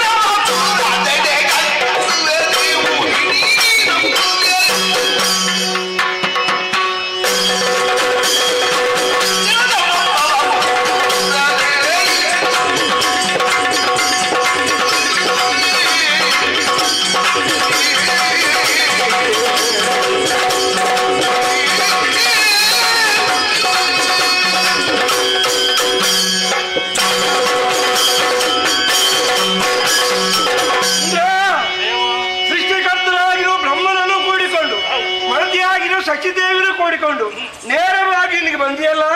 ಆಮೇಲೆ ಬಾಡಿ ಬಸ ಪಡೆದು ಹೋಗಿದೆ. ಏನು ಬಂದ್ರೆ ಏನು ಕಷ್ಟ ಪರಿಹರಿಸ್ತೇನೆ. ಪರಮಾತ್ಮ ಮಹೇಂದ್ರಪುರವನ್ನು ಆಳುತ್ತಿರುವಂತಹ ಸೂರಪದ್ಮನ ಎನ್ನುವಂತಹ ದೈತ್ಯ ತನ್ನ ಅನುಯಾಯಿಗಳೊಡನೆ ಸೇರಿಕೊಂಡು ದೇವಲೋಕವನ್ನು ಸೇರಿದ. ಓಹೋ, ಮಗಳೊಂದಿಗೆ ಹೋರಾಟವನ್ನು ಮಾಡಿ ಸಕಲ ಸಂಪತ್ತನ್ನು ಅಪಹರಿಸಿದ. ನಿಜ ಮಾತ್ರವಲ್ಲ, ಮರೆಯಾದಂತಹ ಸತ್ಯನ್ನು ಬಯಸಿದ ದೇವ ನಮಗೆ ರಕ್ಷಣೆ ಕೊಡಬೇಕು ತಂದೆ. ಯಾರು ಹೆದರಬೇಕಾಗಿಲ್ಲ, ಯಾರು ಹೆದರಬೇಕಾಗಿಲ್ಲ. ನಿಮ್ಮ ಕಷ್ಟ ದೂರ ಮಾಡಿ ಸಿದ್ಧ ಆಗಿದ್ದೇನೆ. ಯಾರು ಇಷ್ಟು ಅಡುವತನ ಈ ಕಡೆಗೆ ಬಾ ಮಗ.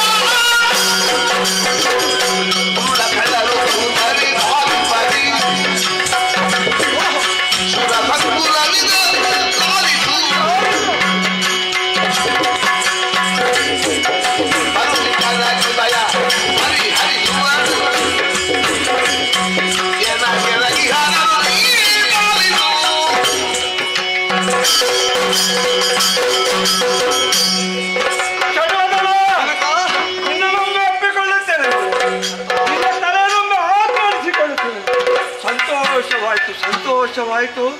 ಈ ರೀತಿ ಇದ್ದ ದೇವತೆಗಳು ಇಲ್ಲಿಗೆ ಬರುವುದಕ್ಕೆ ಕಾರಣ ಏನು ಸೂಚಿಸುತ್ತಿದ್ಯಲ್ಲ. ಹಾಗಂತ ಕರ್ದದ್ದು ಯಾಕೆ ಗೊತ್ತಾನೆ. ಆ ಇಂದ್ರ ಹೌದು ದೇವಲೋಕದಲ್ಲಿ ಗಮನಿಸಿದ ಸಂಪತ್ತಿಗೆ ಭರಿತರಾಗಿರುವ ಮಡದಿಯಾಗಿರುವ ಸಚಿಯನ್ನು ಕೂಡಿಕೊಂಡು ನೇರವಾಗಿ ಇಲ್ಲಿಗೆ ಬಂದಿದ್ದಾರೆ. ಮುಖದಲ್ಲಿ ಸಂತೋಷ ಕಾಣ. ಅವಳ ಮುಖವನ್ನು ನೋಡಿ ಬಾಡಿ ಬಸ ಬಡಿದು ಹೋಗಿ ಯಾಕೆಂದು ತಲೆಯನ್ನು ತಗ್ಗಿಸಿದ್ದಾನೆ. ಯಾಕಪ್ಪ ಆದ್ರೆ ಸೂರ ಪದ್ಮಾಸುರನೆಂಬವ ದುರುಳ ಇವರನ್ನ ಗೆದ್ದುಕೊಂಡು ಮಡದಿಗೆ ವಿಧ ವಿಧವಾದ ಕಷ್ಟವನ್ನು ಕೊಟ್ಟು ಕಷ್ಟವನ್ನು ಪಡಿಸ್ತಾ ಇದ್ದಾರೆ. ಆದುದರಿಂದ ಅವರನ್ನು ಗೆದ್ದುಕೊಳ್ಳುವುದಕ್ಕಾಗಿ ನಿನ್ನ ಕರೆದೆ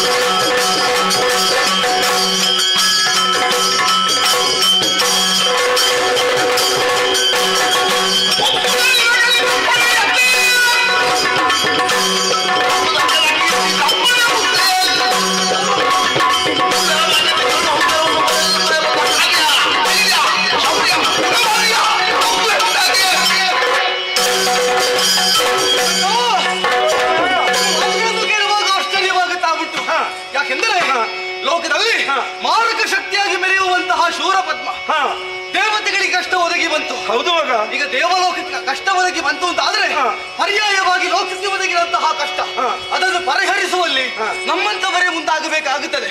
ಹಾಗಾಗಿ ಹೇಳ್ತಾ ಇದ್ದೆ, ಏನು ಮಗ, ನೀವು ಒಂದು ಆಶೀರ್ವಾದ ಮಾಡ್ಬೇಕಪ್ಪ. ಏನು ಮಾಡುವೆ ಮಗ?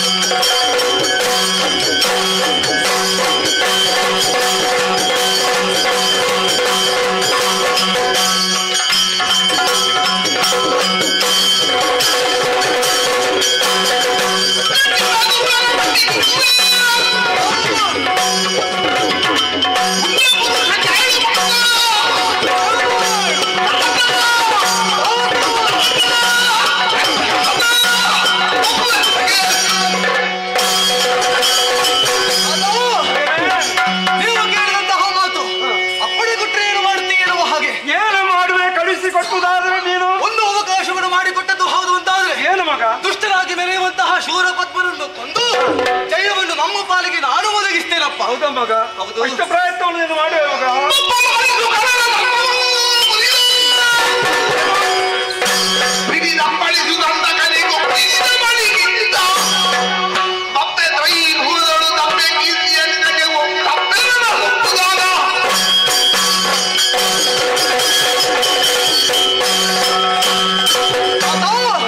ಒಂದು ಆಶೀರ್ವಾದ ಮಾಡಿಕೊಟ್ಟದ್ದು ಹೌದು ಅಂತಾದ್ರೆ ಕೊಟ್ಟರೆ ದುಷ್ಟನಾಗಿ ಬೆರೆಯುವಂತಹ ಶೂರ ಪದ್ಮ ಆತನನ್ನು ಕೊಲ್ಲುವುದು ಮಾತ್ರವಲ್ಲ, ನಾವು ಏನು ಎಂಬುದನ್ನು ಪ್ರಪಂಚ ಮುಖಕ್ಕೆ ತೋರ್ಪಡಿಸಿಕೊಡುತ್ತೇವೆ. ಮಾತ್ರವಲ್ಲ, ಈ ಹಿಂದೆ ದುಷ್ಟನಾಗಿ ಬೆರೆಯುವಂತಹ ತಾರಕ ಆತನನ್ನು ಕೊಂದು ಲೋಕಕ್ಕೆ ಹಿತವನ್ನು ಮಾಡಿದವನು ನಾನಾಗಿದ್ದೇನೆ. ಹಾಗಾಗಿ ಹೇಳುವುದಪ್ಪ, ಒಂದು ಆಶೀರ್ವಾದ ಕೊಡಬೇಕು ನೀವು. ಸಂತೋಷವಾಯ್ತು, ಸಂತೋಷವಾಯ್ತು.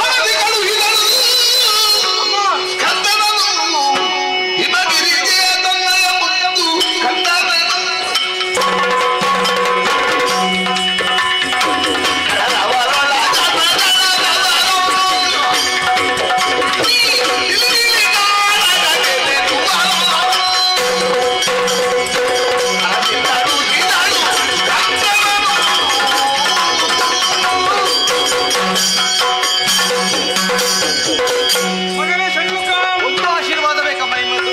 ಆಶೀರ್ವಾದ ಉಂಟು ಮಗನೇ. ಮತ್ತೆ ಆದ್ರೆ ನೀನು ಹೋಗುತ್ತಿರುವುದು ರಕ್ಕಸರೊಡನೆ ಯುದ್ಧಕ್ಕೆ. ಹೌದು. ಅವರು ಕಪಟಿಗಳಿದ್ದಾರೆ.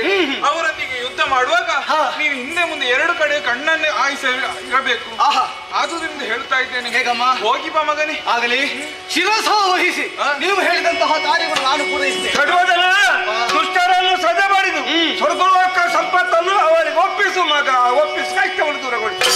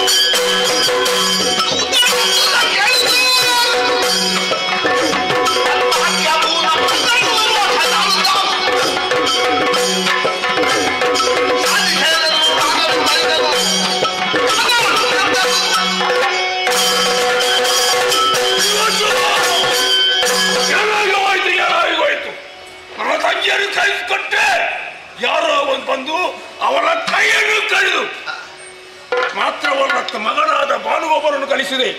ಅವನು ನಾನೇನ. ಆದ್ರೆ ಇಂದು ಇವಾಗ ಬಂದದ್ದು ವಾರ್ತೆ ಯಾರು? ದೂತ ಬಂದು ಹೇಳಿದನಲ್ಲ, ಯಾರು ಬಂದಿದ್ದಾರೆ ಎಂಬುದಾಗಿ. ನಮ್ಮವ್ರನ್ನೆಲ್ಲ ಕೊಂದು ಮುಗಿಸ್ತಾ ಇದ್ದಾನೆ. ಯಾರು ಏನು ಎಂಬುದನ್ನು ಯುದ್ಧದ ಸಿದ್ಧತೆ ಮಾಡಬೇಕಾಗಿದೆ. ನಾನಿಂದ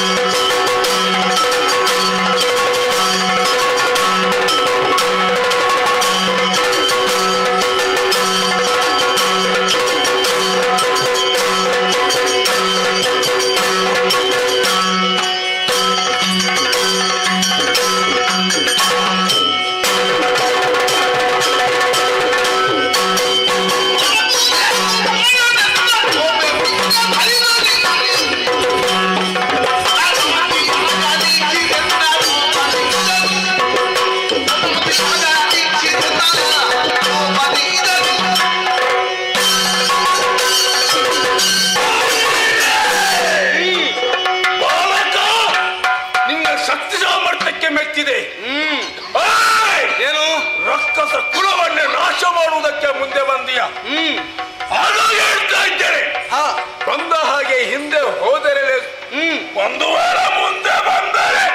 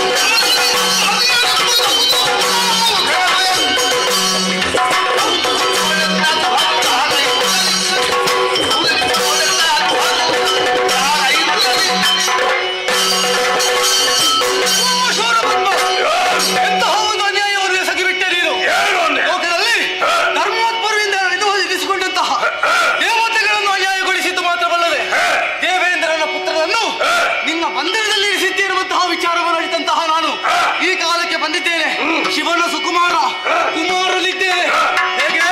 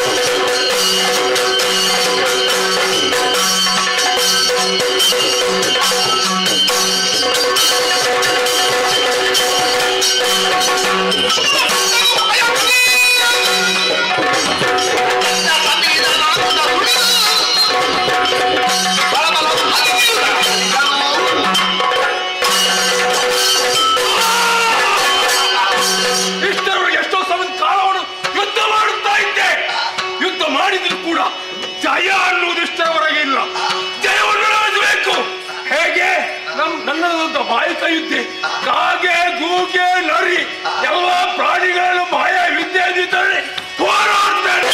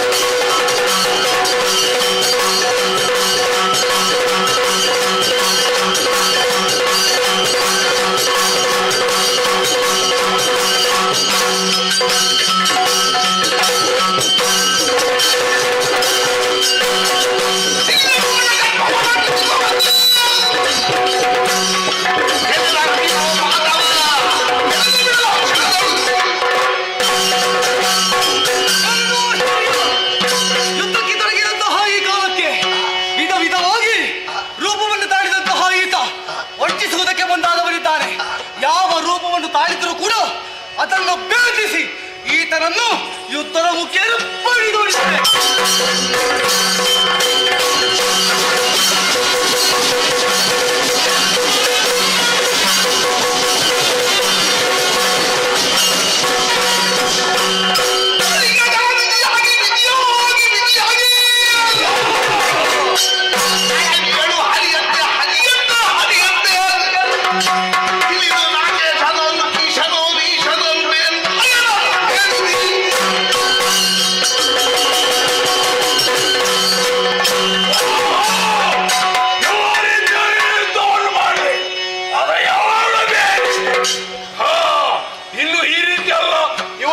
ಸಾಮರ್ಥ್ಯ ಏನೆಂಬುದನ್ನು ನೋಡಬೇಕು.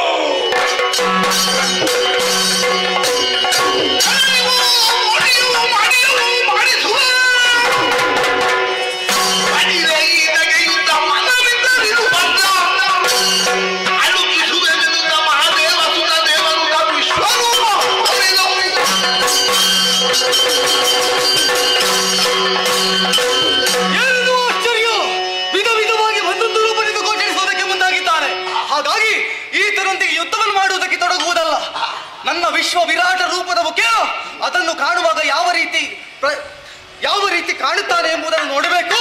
ವಿರಾಟ ರೂಪ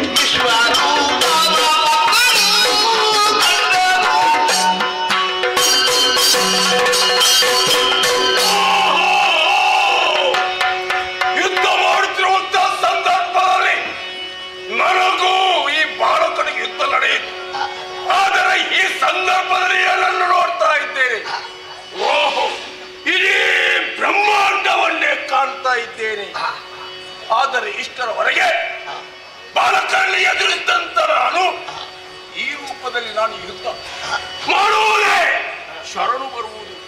ಆದರೆ ತಿಳಿದು ಯಾವುದನ್ನು ಮಾಡಲಿಲ್ಲ. ತಿಳಿಯದೆ ಮಾಡಿದು ಪ್ರಮಾಣ, ತಿಳಿದು ಮಾಡಿದ ಅಪರಾಧ. ಆದರೆ ಈ ಸಂದರ್ಭದಲ್ಲಿ ನಾನು ತಿಳಿಯದೆ ಮಾಡಿದಂತಹ ಅಪರಾಧ, ಇದಕ್ಕೆ ಕ್ಷಮೆ ಬೇಕು. ಆದ್ರೆ ನನ್ನ ಈ ತಪ್ಪಿಗಾಗಿ ಎಲ್ಲವನ್ನು ಬಿಟ್ಟಿ ಸ್ವಾಮಿ ಅವರಿಗೆ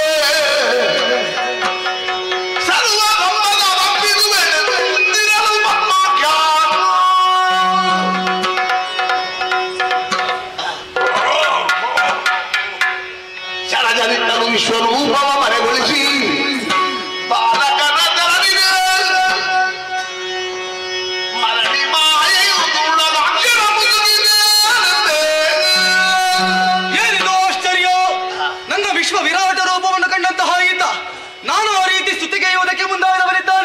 ಮಾತ್ರವಲ್ಲ, ದೇವೇಂದ್ರನ ಪುತ್ರನಾದಂತಹ ಜಯಂತನನ್ನು ಬಂಧನದಿಂದ ಬಿಡಿಸಿದ್ದೇನೆನ್ನುವಂತಹ ಮಾತನ್ನು ಮಾಡಿದ್ದಾನೆ.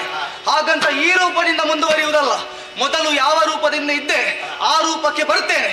ಯಾವ ರೀತಿ ವ್ಯವಹರಿಸುತ್ತಾನೋ ನೋಡ್ತೇನೆ.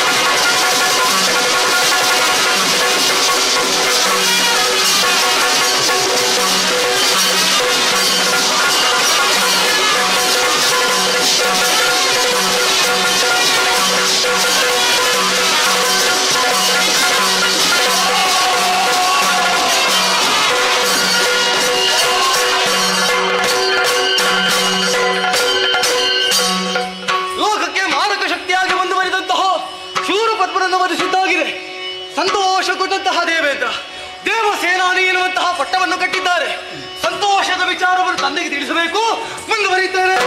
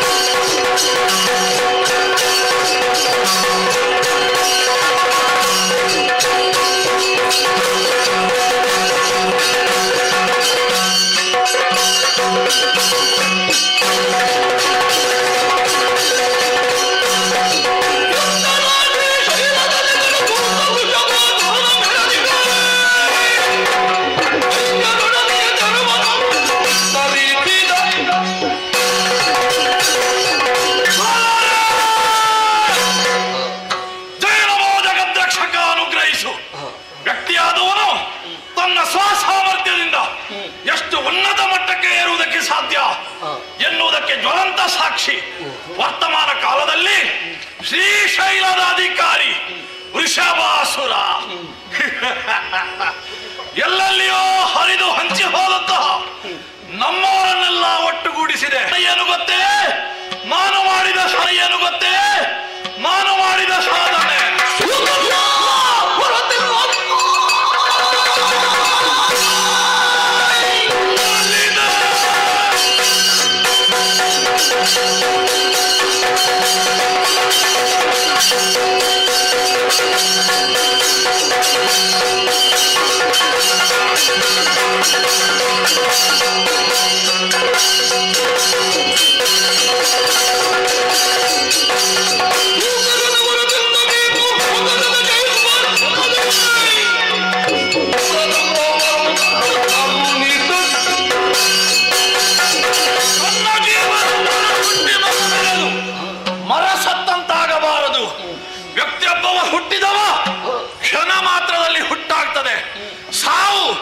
ಅಲ್ಪ ಮಾತ್ರದಲ್ಲಿ ಆಗಿ ಹೋಗ್ತದೆ.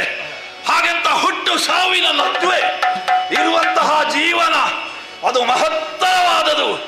ಆ ಜೀವನ ಶಾಶ್ವತವಾಗಿ ಉಳಿಯಬೇಕು ಅಂತಾದರೆ ಸಾಧನೆ ಮಾಡಬೇಕು. ಬ್ರಹ್ಮದೇವನ ಕುರಿತು ಘೋರ ಕಾಂತಾರವನ್ನು ಸೇರಿ ತಪಸ್ಸನ್ನಾಚರಿಸಿದೆ. ಅಜೇಯವಾದ ವರ ಬೇಕು ಎನ್ನುವ ಹಾಗೆ ಕೇಳಿದೆ. ಒಲಿದು ಕೊಟ್ಟನಲ್ಲ, 3 ಲೋಕವನ್ನು ಜಯಿಸುವ ಅಧಿಕಾರ, ಮರಣವೇ ಬರದ ಅಧಿಕಾರ ಕೊಡು. ಆದರೆ ಒಂದು ಹೇಳಿದ, ಮರಣ ಬರುವುದಿಲ್ಲ, ಬರುವುದು ಅಂತಾದರೆ ಒಂದು ಶೂಕರನಿಂದ ಮರಣ, ಹಂದಿಯಿಂದ ಮರಣ ಬರುವುದಕ್ಕುಂಟೆ. ಬೇಕಾದಂತಹ ದೇಹದಾಢ್ಯತೆ, ಭುಜನ ಶೌರ್ಯ, ಬ್ರಹ್ಮನ ವರಬಲ, ಸೇನಾಬಲ ಉಂಟು ಅಂತಾದ್ರೆ ಹಂದಿ ಲೆಕ್ಕವೇ? ತೃಣ ಸಮಾನ. ಅರಮನೆಗೆ ಬಂದು ಸಮಯವೇ ಕಳೆದು ಹೋಯಿತು. ದಿಗ್ವಿಜಯವನ್ನು ಮಾಡಿದೆ, ಭೂಲೋಕ ಪಾತಾಳವನ್ನು ಗೆದ್ದಿದ್ದೇನೆ. ಮೂರನೇ ಲೋಕದ ಬಗ್ಗೆ ಯೋಚನೆ ಮಾಡಬೇಕು. ಎಲ್ಲಿ ಮಂತ್ರಿ ಮಾಡಿ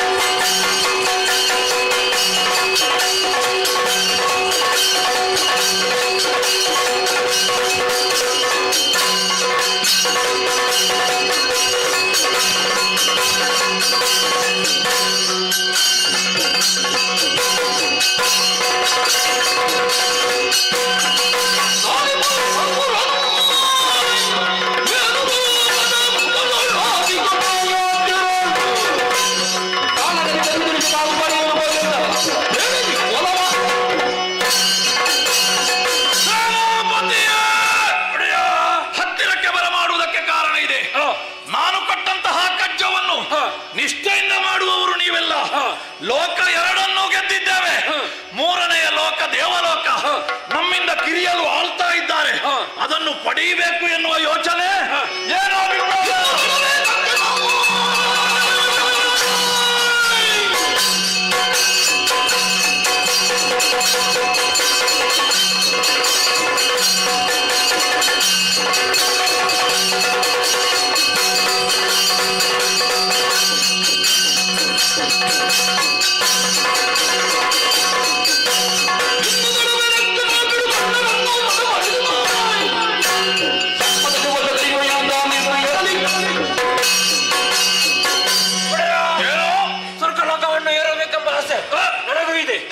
ಹಾಗಾಗಿ ನಿಮ್ಮ ಬೆಂಬಲಕ್ಕೆ ನಾವಿದ್ದೇವೆ. ಕಾಲ ವಿಳಂಬ ಸಲ್ಲದು. ಬೇಕಾದ ಕೈದುಗಳನ್ನು ಧರಿಸಿಕೊಳ್ಳಿದ್ದೇವೆ. ನಮ್ಮ ಸೇನೆ ಸ್ವರ್ಗಲೋಕಕ್ಕೆ.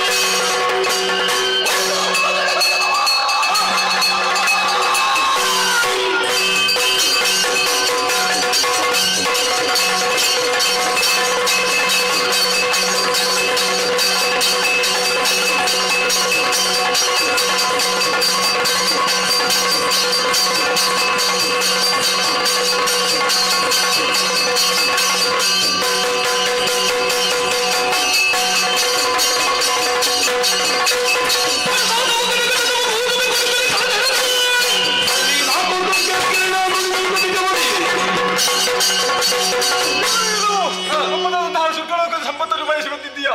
ಸರಿ ಹೇಳುತ್ತಿದ್ದೇನೆ. ಬಂದದ್ದು ತಪ್ಪಾಯ್ತೆಂದು ಕ್ಷಮೆ ಯಾಚಿಸಿದ ಒಳಿತು. ಒಂದೇನು ಬಾಕಿ ನೋಡುವ.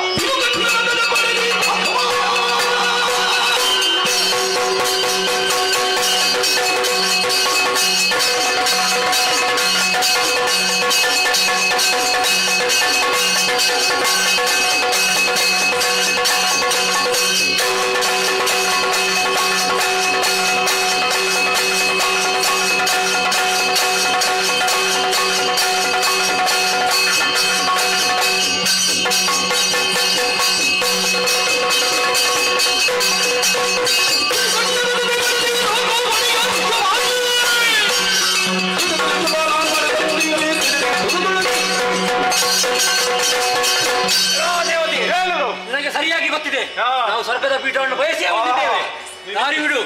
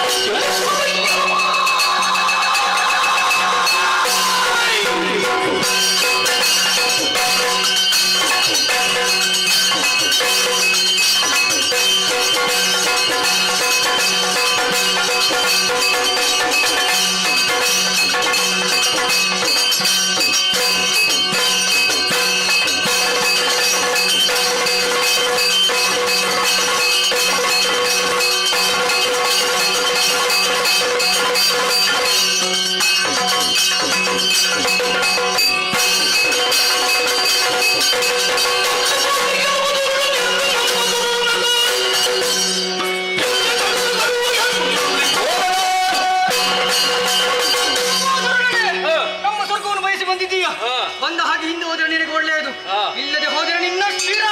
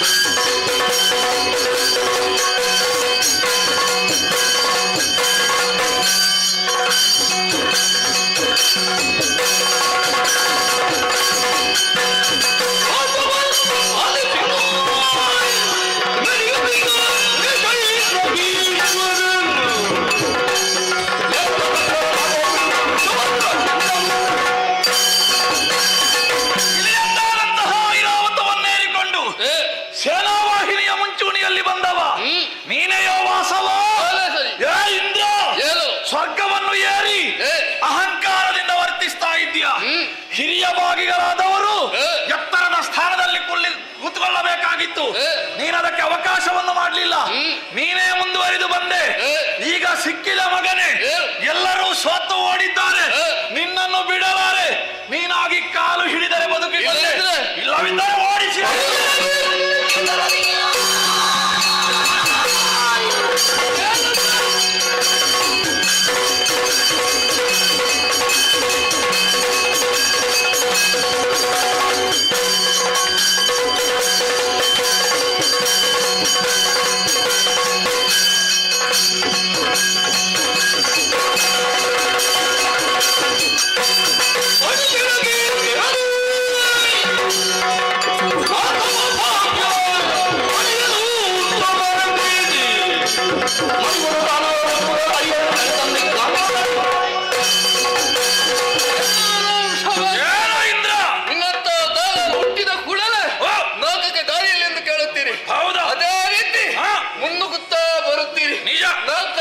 ಸಾಮಾನ್ಯವಾಗಿ ಸಿಕ್ಕಿದೆ ಯೋಚಿಸಿದೆಯಾ? ಶತತ್ವರನ್ನು ಮಾಡಿದ ಫಲವಾಗಿ ತ್ರಿಮೂರ್ತಿಗಳಿಂದ ಅನುಗ್ರಹದಾಯಕವಾಗಿ ಪಡೆದಂತಹ ಈ ಪೀಠ ಯುದ್ಧದ ಬಲದಿಂದ ಸಾಧಿಸುತ್ತೇನೆಂದು ಯೋಚಿಸಬೇಡ. ನಿನ್ನಲ್ಲೆಂತ ಮೂರು ಮೂರ್ತಿಗಳ ಬಲ ಇರುವುದಲ್ವೇ?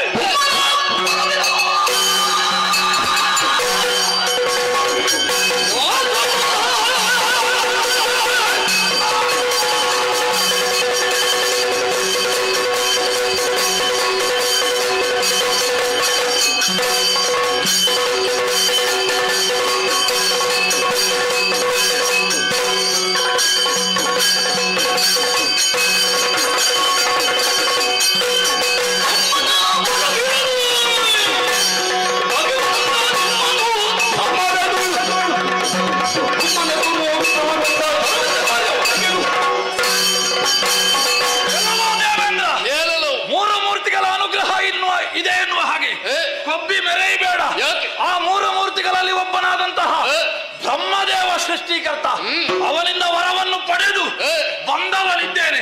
ಬಿಟ್ಟು ಕೊಡ್ತೀಯ? ಓಡಿಸ್ಬೇಕಾ? ಓಡಿಸಲು ಬಾ.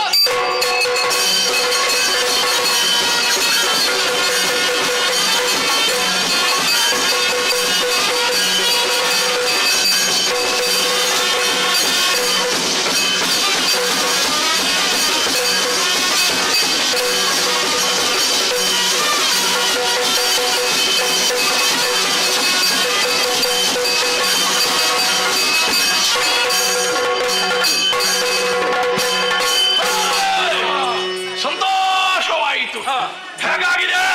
ಚಂದವಾಗಿದೆ. ಹಾಗಾದ್ರೆ ದೇವಲೋಕದ ಪೀಠ ಬರಿದಾಗಿದೆ. ಮೂರು ಲೋಕಾಧೀಶನಿಗೆ ಜಯವಾಗಲಿ, ನಮ್ಮೊಡೆಯನಿಗೆ ಜಯವಾಗಲಿ. ಸಂತೋಷವಾಯಿತು. ನಮಗೆ ಜನ ಹೆಚ್ಚು ಬೇಕು ಅಂತ ಇಲ್ಲ, ನಾವು ಪಡೆಯುವುದನ್ನು ಪಡೆದಿದ್ದೇವೆ. ಇದಕ್ಕಿಂತ ದೊಡ್ಡ ಭಾಗ್ಯ ಬೇರೆ ಯಾವುದೂ ಇಲ್ಲ. ಮೂರು ಲೋಕ ನನ್ನ ವಶವಾಗಿದೆ. ಬೇಕಾದ ಅಷ್ಟಭಾಗ್ಯಗಳುಂಟು. ಸಂಪತ್ಭರಿತವಾದಂತಹ ದೇವಲೋಕ ಇದೆಲ್ಲವೂ ಇಲ್ಲಿಯೇ ಇರಲಿ. ಮಂತ್ರಿ ಸೇನಾಧಿಪತಿಯಾದಂತಹ ನಿನಗೆ ಇಲ್ಲಿ ಅಧಿಕಾರವನ್ನು ಒಪ್ಪಿಸುತ್ತೇನೆ. ನನಗೆ ನನ್ನದೇ ಆದಂತಹ ಶ್ರೀಶೈಲವಿದೆ, ಅಲ್ಲಿಗೆ ಹೋಗಿ ಸ್ವಲ್ಪ ವಿಶ್ರಾಂತಿಯನ್ನು ಪಡೆಯಬೇಕು.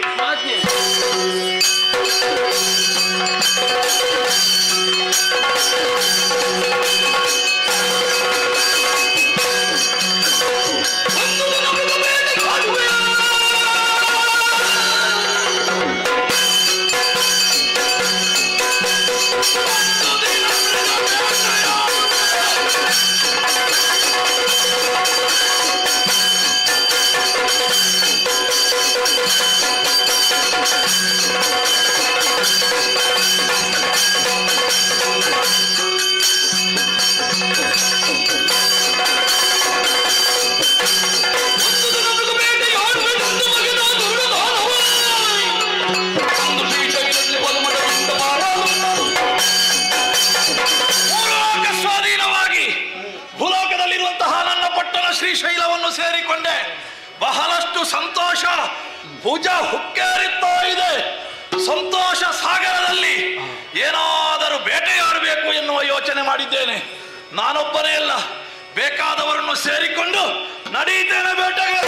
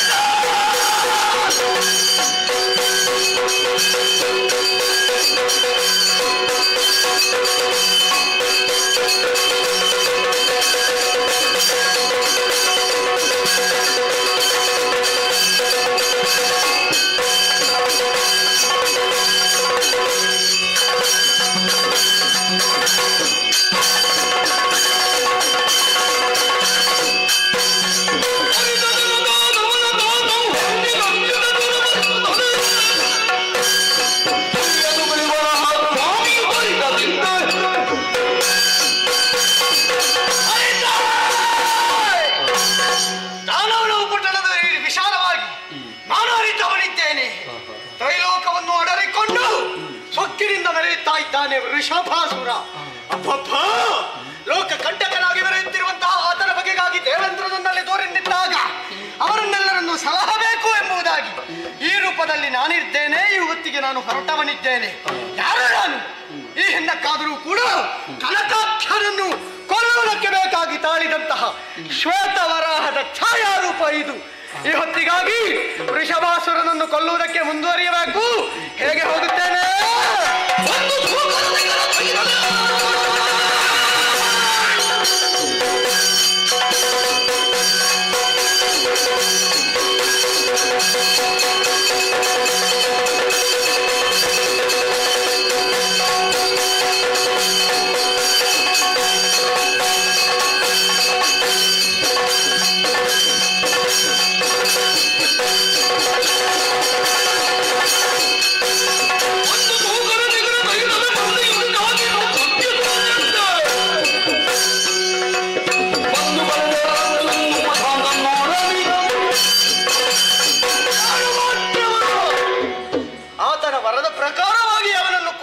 ಹೊರತು ನಾನೊಬ್ಬನೇ ಹೋದ್ರೆ ಸರಿಯಾಗುವುದಿಲ್ಲ.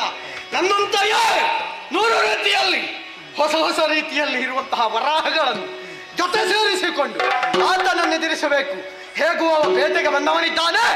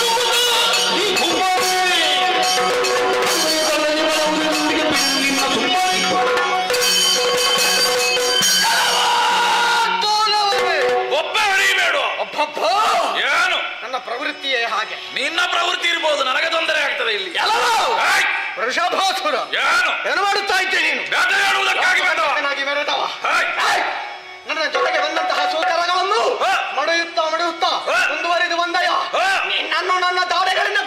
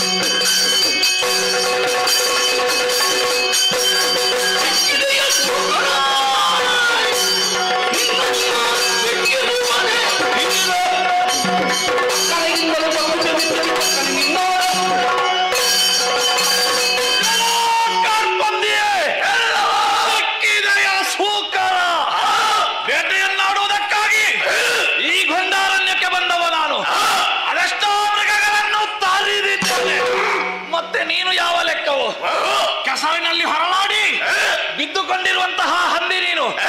ನಿನ್ನನ್ನು ನನ್ನ ಬಾಯಿ ಅಗಲಿಸಿ ಹಲ್ಲಿಗೆ ಹಲ್ಲು ತಾಗದ ಹಾಗೆ ನುಂಗುವಾಗ ಯಾರು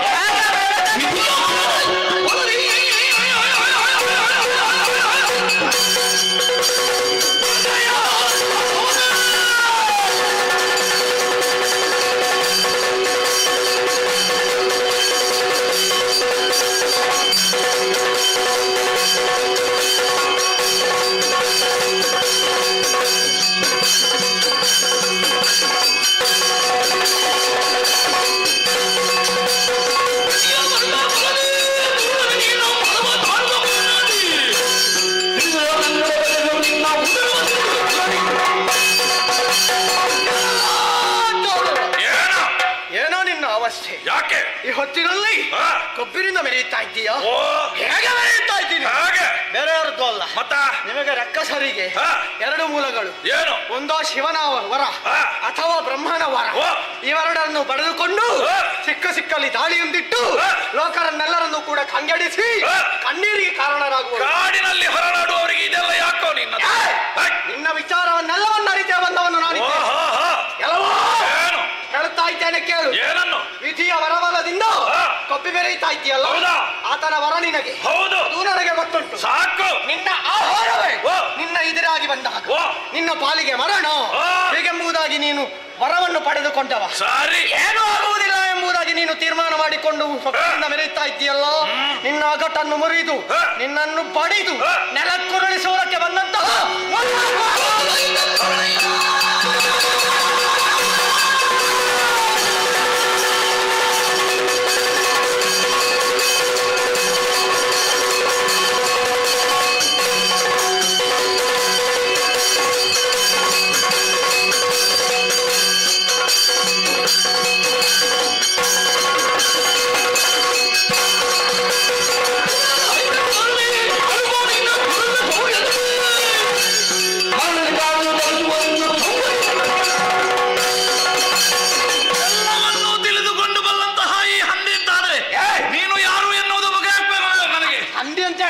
ತಿರಸ್ಕಾರ ಭಾವನೆಯಿಂದ ಯಾರು ನೀನು? ನಾನು ಯಾರು ಅಂತ ಗೊತ್ತಲ್ಲ. ಯಾರು ನೀನು? ಹಿಂದಕ್ಕಾದರೂ ಕೂಡ ಕನಕಾಕ್ಷರನ್ನು ವಧಿಸುವುದಕ್ಕೆ ತಾಳಿದಂತಹ ರೂಪ ಇದು.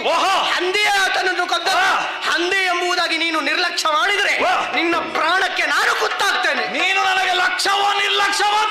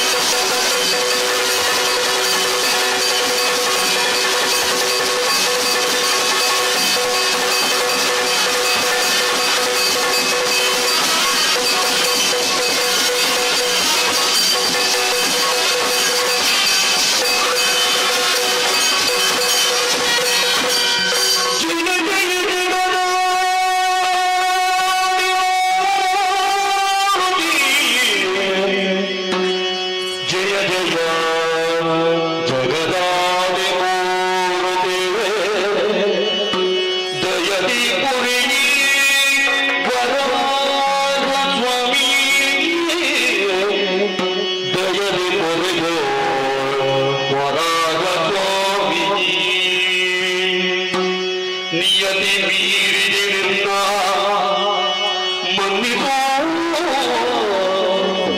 ನಿಯತಿ ಮೀರಿದೆ ಎನ್ನ ಮನ್ನಿಸೋ ದಯದೊಳೋ ನಾರಾಯಣ ಕೇಶವ ಮಾಧವ ಜಯ ಜಯ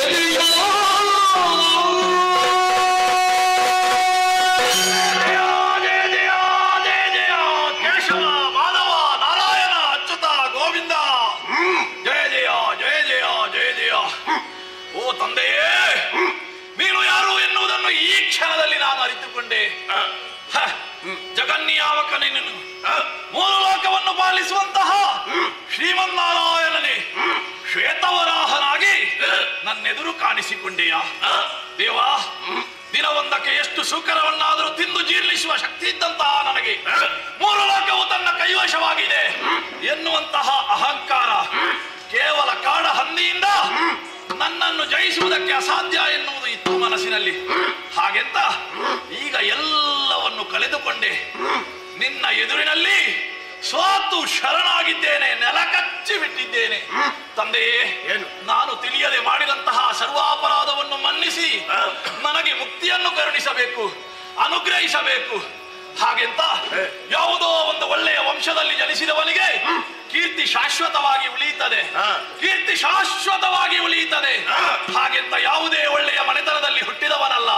ಕೇವಲ ಕಾಡು ಗೋಳಿಯಲ್ಲಿ ಬದುಕಿದಂತಹ ಈ ರಾಕ್ಷಸ ಶ್ರೀಶೈಲವನ್ನು ನನ್ನ ಅರಮನೆಯನ್ನಾಗಿಸಿ ಪುರವನ್ನು ಕಟ್ಟಿ ನನ್ನವರಿಗೆ ಅನುಗ್ರಹದಾಯಕನಾಗಿದ್ದವ, ಆಶ್ರಯದಾತನಾಗಿದ್ದವ. ಹಾಗೆಂತ ಈಗ ಅವರಿಗೆ ಅರಾಜಕತೆ ಉಂಟಾಗಬಾರದು. ನನಗೆ ನೀನು ಕರುಣಿಸಿಂತ ಅಂತ ಆದ್ರೆ ನನ್ನ ಹೆಸರನ್ನಾದರೂ ಉಳಿಸುವೆಯಾ ದೇವಾ? ವೃಷಭಾಸುರ ದೇವಾ, ನನ್ನನ್ನು ಕಂಡ ಕ್ಷಣವೇ ನಾನು ಏನು ಎಂಬುದನ್ನು ತಿಳಿದುಕೊಂಡ ಕ್ಷಣವೇ ನನ್ನ ಪಾದಂಗಳಿಗೆ ಎರಗಿ ಕ್ಷಮಯಾಚನೆ ಮಾಡುತ್ತಾ ಇದ್ದೀನಿ. ನಿಜ ತಂದೆ, ಬಗೆ ಬಗೆಯಾಗಿ ನನ್ನನ್ನು ನುತ್ತಿಸಿ ನನ್ನನ್ನು ಪ್ರಸನ್ನೀಕರಿಸಿಕೊಂಡೆ. ಹೌದಯ್ಯ, ಖಂಡಿತವಾಗಿಯೂ ಕೂಡ ನಿನಗೆ ಅನುಗ್ರಹವನ್ನು ಮಾಡುವವನು ನಾನಾಗಿದ್ದೀನಿ. ಸರಿ ಅಯ್ಯ, ನಿನ್ನ ಹೆಸರು ಚಿರಸ್ಥಾಯಿಯಾಗಿರಬೇಕು ಎಂಬಂತಹ ಆಶಯವುಳ್ಳವನು ನೀನು. ಹೌದು. ಮುಂದೊಂದು ಕಾಲಕ್ಕೆ ನಾನು ಒಂದು ಸ್ಥಳದಲ್ಲಿ ನೆಲೆಯಾಗುವುದಕ್ಕಿದ್ದೆ. ಸರಿ. ಗಿರಿಯ ತಪ್ಪಲಿನಲ್ಲಿ ನೀನಿದ್ದುಕೊಳ್ಳಬೇಕು. ಈ ಹೊತ್ತಿನಲ್ಲಿ ನಿನಗೊಂದು ಮಾತನ್ನು ಹೇಳುತ್ತಾ ಇದ್ದೇನೆ. ಏನು ಸ್ವಾಮಿ? ನೀನು ಇಲ್ಲಿ ವಧಿಸಲ್ಪಡುವಂತಹ ಸ್ಥಳದಲ್ಲಿ ವೃಷಭಾಚಲ ಎಂಬಂತಹ ಹೆಸರು ಬರಬೇಕು. ಸರಿ. ನಿನ್ನ ಹೆಸರು ಹಾಗಾಗಿಯೇ ಸ್ಥಿರವಾಗಿ ಇರಬೇಕು. ನಿನ್ನ ಆ ಬೆಟ್ಟವನ್ನು, ನಿನ್ನ ಹೆಸರಿನ ಬೆಟ್ಟವನ್ನು ಹತ್ತಿ ನಂತರ ನನ್ನನ್ನು ಕಾಣುವಂತಹ ಭಕ್ತರು ಅನ್ನಪ್ರಸಾದವನ್ನು, ಹಾಲನ್ನವನ್ನು ಸಮರ್ಪಿಸಿದರೆ ಅವರ ಇಷ್ಟಾರ್ಥವನ್ನು ನಾನು ಪೂರೈಸಿಕೊಡುತ್ತೇನೆ. ಸರಿ. ಇದೋ ನಿನಗೆ ಮೋಕ್ಷವಾಗಲಿ.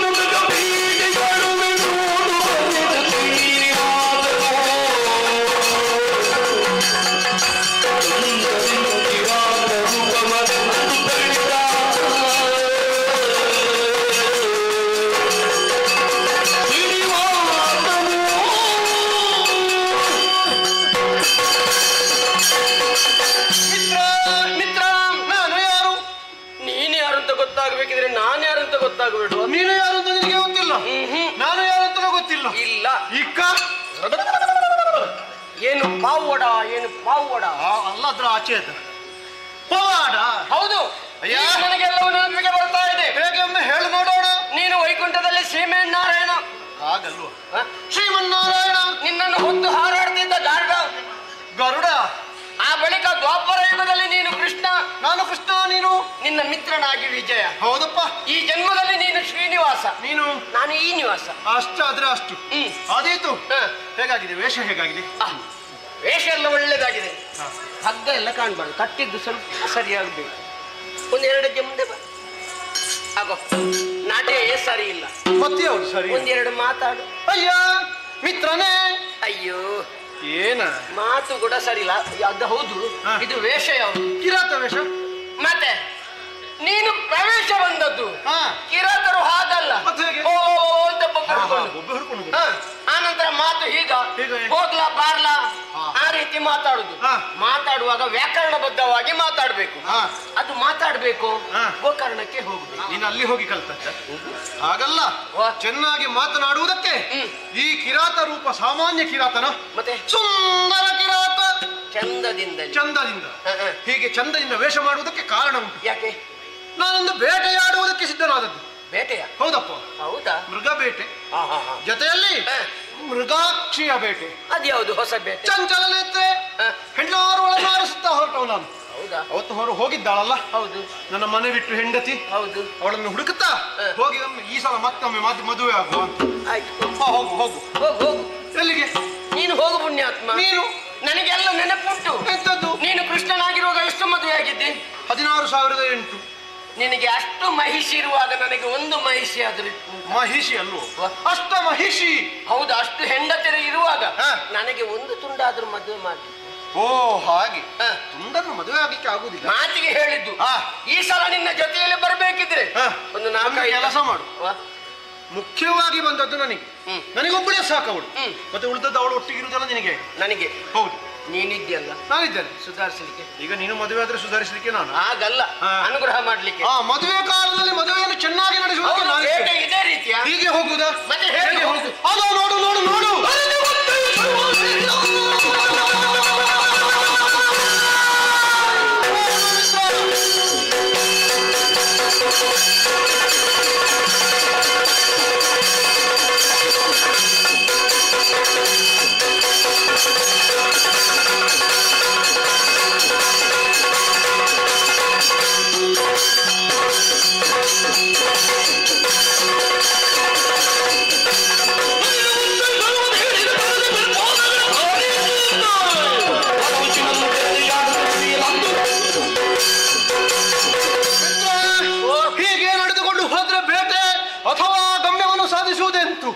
ಅದಕ್ಕಾಗಿ ಮೇಲೆ ಒಮ್ಮೆ ನೋಡು. ಬಂತಲ್ಲ ಮೇಲಿನಿಂದ ಒಂದು ಕುದುರೆ. ಓ, ಬಿಳಿ ಶ್ವೇತ ಕುದುರೆ. ಎರಡು ಒಂದೇ ಅಲ್ವೇನೋ? ಹೌದಾ? ಬಿಳಿ ಅಂದ್ರೆ ಶ್ವೇತ, ಶ್ವೇತ ಅಂದ್ರೆ ಬಿಳಿ. ಅದು ಎಲ್ಲಿದ್ದು? ಮೇಲಿನಿಂದ ಸ್ವರ್ಗದಿಂದ ಬಂದದ್ದು. ಹೌದಾ? ದೇವೇಂದ್ರನ ಕುದುರೆ. ಹೆಸರು? ಉಚ್ಚೈಶ್ರವ. ಓ, ದೇವೇಂದ್ರ ಉಚ್ಚ ಸೇವೆ. ಹಾಗಲ್ವೋ? ಅದರ ಹೆಸರು ಹಾಗೆ. ಪುಣ್ಯಾತ್ಮ, ನಿನ್ನಂತ ದೊಡ್ಡವರು ಮನಸ್ಸು ಮಾಡಿದ್ರೆ ಈ ಲೋಕದ್ದಲ್ಲ, ಪರಲೋಕದ್ದು ಬೇಕಾದ್ರೆ ಬರ್ತಲ್ಲ. ನನ್ನಂತ ಬಡಪ್ಪ ಈ ರಸ್ತೆ ಬದಿಯಲ್ಲಿ ನಿಂತು ಹೀಗೆ ಕೈ ತೋರಿಸುದು ಒಂದು. ಕೈ ತೋರಿಸುವಂತ ವ್ಯವಸ್ಥೆ ಆಗಬಾರ್ದು. ಈಗ ನಾನು ಕುದುರೆಯಲ್ಲಿ ಹೋಗುವುದು. ನನಗೂ ಒಂದು ಕುದುರೆ. ಈಗ ನಿನಗೆ ಕುದುರೆ ಓಡಿಸ್ಲಿಕ್ಕೆ ಬರ್ತದ? ಅದು ಗೊತ್ತಿಲ್ಲ. ಇಲ್ಲ, ನಿನ್ನ ಕುದುರೆ. ಕೆಲಸ ಮಾಡುವ, ಕುದುರೆಯನ್ನೇರಿ ನಾನು ಬರ್ತೇನೆ. ಬಂಡೆ ಮೇಲೆ ನೋಡು. Bill bill bill bill bill ನಿನ್ನಲ್ಲೇ ಇರಲಿ. ಮತ್ತೆ ನಾನು ತಿನ್ಲಿಕ್ಕೆ ಮಾತ್ರ. ಎಂತದ್ದ? ನೀನು ಹೊಡೆದಾಕಿದ್ದು. ನಾನು ಹೊಡೆದ ಪ್ರಾಣಿಗಳನ್ನು ಒಟ್ಟು ಸೇರಿಸಿ ತಿನ್ನುವ ವ್ಯವಸ್ಥೆ ಮಾಡ್ಲಿಕ್ಕೆ ನೀನು. ನೋಡು, ನಾನು ಬಂಡೆ ಹೇಳ್ತೇನೆ, ನೀನು ಕುದುರೆಯಲ್ಲಿ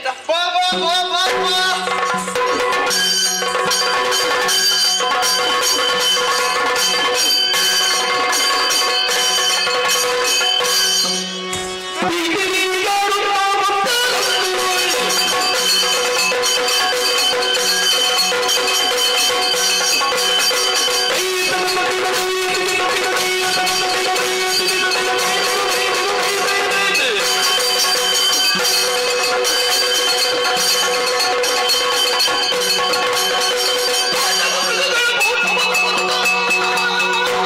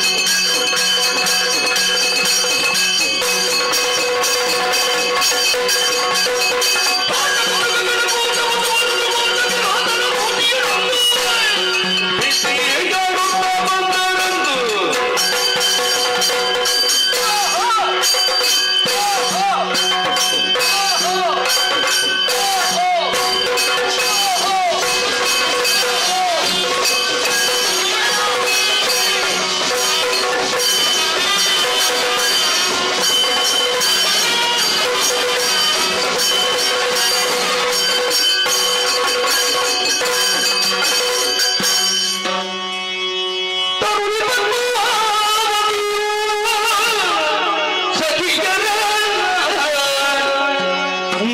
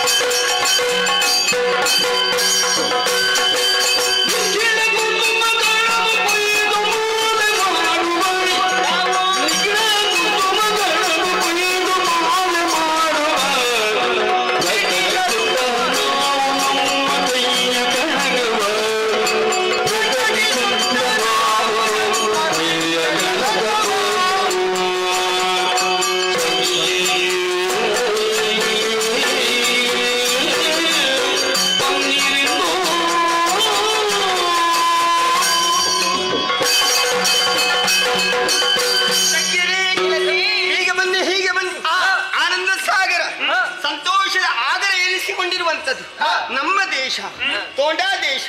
ಇಲ್ಲಿಗೆ ಅಧಿಪತಿಯಾಗಿ ಮೆರೆಯುತ್ತಾ ಇರುವವರು ನನ್ನ ತಂದೆ ಆಕಾಶ ರಾಯ, ತಾಯಿ ಧರಣಿದೇವಿ. ಅವರಿಬ್ಬರ ದಾಂಪತ್ಯದ ಫಲವಾಗಿ ಹುಟ್ಟಿಕೊಂಡವಳು ನಾನು. ಹೆಣ್ಣಾಗಿ ಹುಟ್ಟಬೇಕಂತಾದ್ರೆ ಯೋಗವೂ ಬೇಕು ಭಾಗ್ಯವೂ ಬೇಕಂತೆ. ಆ ನಿಟ್ಟಿನಲ್ಲಿ ಯೋಚನೆ ಮಾಡಿದ್ರೆ ಭಾಗ್ಯವಂತಳು ಹೌದು, ಯೋಗವಂತಳು ಹೌದು ಅಲ್ವೇ? ಸಕಲ ಸೌಭಾಗ್ಯವನ್ನು ನಮಗೆ ಅನುಗ್ರಹ ಕೊಟ್ಟಿದ್ದಾರೆ ನನ್ನ ತಂದೆ ತಾಯಿಯವರು. ಯಾವುದೇ ಕುಂದು ಕೊರತೆಗಳು ಇಷ್ಟದವರೆಗಿಲ್ಲ. ಪ್ರೀತಿಯಿಂದ ಪದ್ಮಾವತಿಯನ್ನು ಹಾಗೆ ನನ್ನನ್ನು ಕರೆಯುತ್ತಾ ಇದ್ದಾರೆ. ಗುರುಮಠದಲ್ಲಿ ಬೇಕಾದಂತಹ ವಿದ್ಯಾಭ್ಯಾಸಗಳನ್ನು ನನ್ನ ತಂದೆ ತಾಯಿಯವರು ನೀಡಿದವರಿದ್ದಾರೆ. ಹಾಗೆಯೇ ದಿನನಿತ್ಯನೂ ನಾವು ಸಂತೋಷವನ್ನೇ ಅನುಭವಿಸ್ತಾ ಇದ್ದೇವಂತಾದ್ರೂ ಇವತ್ತು ಯಾಕೋ ಏನೋ ನನ್ನ ಮನಸ್ಸಿಗೆ ಬೇಸರ ಉಂಟಾಗಿದೆ. ಹೌದಪ್ಪ, ಇಷ್ಟೆಲ್ಲ ಇದ್ರೆ ನಿನಗೆ ಬೇಸರ ಯಾಕೆ? ಅರಮನೆಯ ಅಂತಃಪುರದಲ್ಲೇ ಇದ್ದುಕೊಂಡು ನೋಡಿದನ್ನೇ ನೋಡುವುದು, ಕೇಳಿದನ್ನೇ ಕೇಳುವುದು, ವ್ಯತ್ಯಾಸ ಎಂದು ನನಗೆ ಅನುಭವ ಬದಲಾವಣೆ ಬೇಕು. ಹಾಗೆ ನಾನು ಹೇಳಿದ್ದು ಕೇಳಿದ್ದೇನೆ, ಹೋಗ್ಲಿಲ್ಲ ಇಷ್ಟರವರೆಗೆ. ನಮ್ಮ ಅಪ್ಪ ಉಪವನವೊಂದನ್ನು ನಿರ್ಮಿಸಿದ್ದಾರೆ. ಆ ಉಪವನಕ್ಕೆ ಹೋಗ್ಬೇಕು, ಅದನ್ನು ಸಂಚರಿಸಿಕೊಂಡು ಬರಬೇಕು ಅನ್ನುವ ಹಾಗೆ ನಾನು ಆಸೆ ಪಟ್ಟವಳು. ಆದ್ದರಿಂದ ನಿಮ್ಮೆಲ್ಲರನ್ನು ನಾನು ಕರೆಸಿಕೊಂಡಿದ್ದೇನೆ. ಏನ್ ನನ್ನ ಜೊತೆ ಬರುವುದಕ್ಕೆ ಸಿದ್ಧರಾಗಿದ್ದೀರಿ ತಾನೆ? ನೀನು ಯಾವಾಗ ಕರೆಯುತ್ತೀನೋ ಹಾಗೆ ಜಾತಕ ಪಕ್ಷಿಯ ನಿರೀಕ್ಷಣೆ ಸತ್ಯ. ಹೌದೇ? ಸಿದ್ಧರಾಗಿದ್ದೀರಾ? ಅಪ್ಪನೆಯಿಂದ ಅಪ್ಪನೆಯನ್ನು ಪಡೆದುಕೊಂಡಾಯಿತು. ತಡ ಮಾಡುವುದು ಯಾಕೆ? ಉಪವನವನ್ನು ಸೇರುವ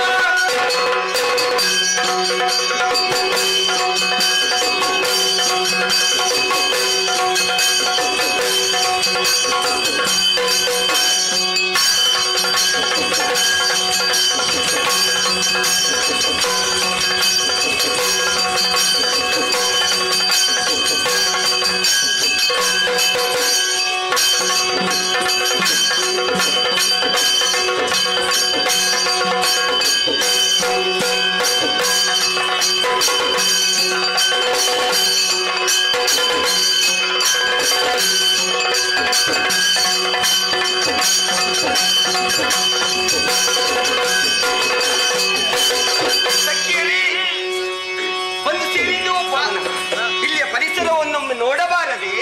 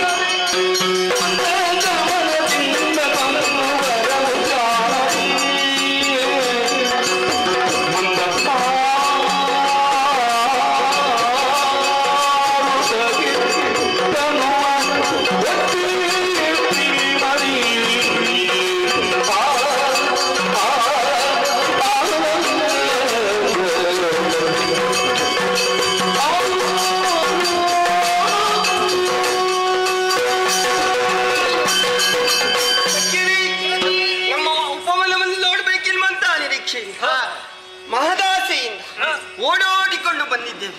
ಆಹಾ, ಪ್ರಕೃತಿಯ ಸೌಂದರ್ಯವನ್ನು ವೀಕ್ಷಿಸಿದಾಗ ಮನಸ್ಸಿಗೆ ಅದೆಷ್ಟು ಆನಂದವನ್ನು ನಾವು ಅನುಭವಿಸ್ತಾ ಇದ್ದೇವೆ. ಸತ್ಯ. ಸುಖದ ಸುಪ್ಪತ್ತಿಗೆಯ ಈ ಸುಧಾಮಣಿ, ಹಸನಾದ ಹಸಿರ ಈ ರಮಣಿ, ಎಲ್ಲರ ಮನದಂಚಿನ ಕಣ್ಮಣಿ, ಸೆರಗ ತಂಗಾಳಿ ನೀಡುವ ಮಹಾರಾಣಿ, ಆಹಾರ ಸಂಗ್ರಹಕ್ಕಾಗಿ ಕಿರಣ ದೋರುವ ರವಿ, ಹೊರ ಚೆಲ್ಲುವುದು ಆಮ್ಲಜನಕದ ಸವಿ, ಆದ್ದರಿಂದಲೇ ನಿತ್ಯ ಉಸಿರಾಡುವುದು ಜೀವಿ, ಲೋಕ ಸಮೃದ್ಧಿಯ ಸಂಪತ್ತೇ ಈ ವನದೇವಿ.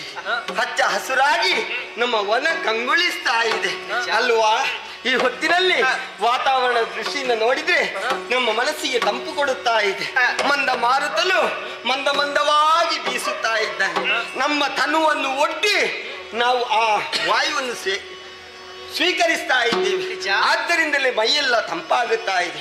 ಅಷ್ಟೇ ಅಲ್ಲ, ಹತ್ತಿರದಲ್ಲಿದ್ದಂತಹ ಕೊಳದಲ್ಲಿ ನಾವೆಲ್ಲ ಮಿಂದದ್ದಾಯಿತು, ಸಂತೋಷವನ್ನು ಅನುಭವಿಸಿದ್ದೇವೆ. ಅಷ್ಟೇ ಅಲ್ಲ, ನಾವೆಲ್ಲರೂ ಕುಸುಮ ಪ್ರಿಯರಾಗಿದ್ದೇವೆ ಅಲ್ವೇ?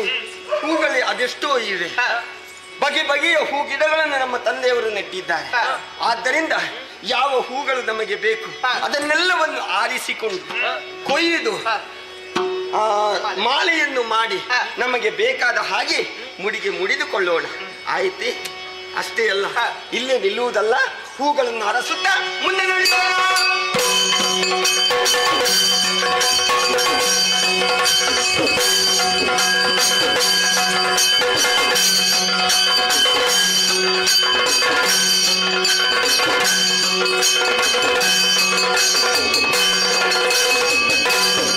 ಪರಿಪರಿ ಕುಸುಮಗಳ ಕೊಯ್ಯುತ್ತಿರುವ ಸಮಯದಲ್ಲಿ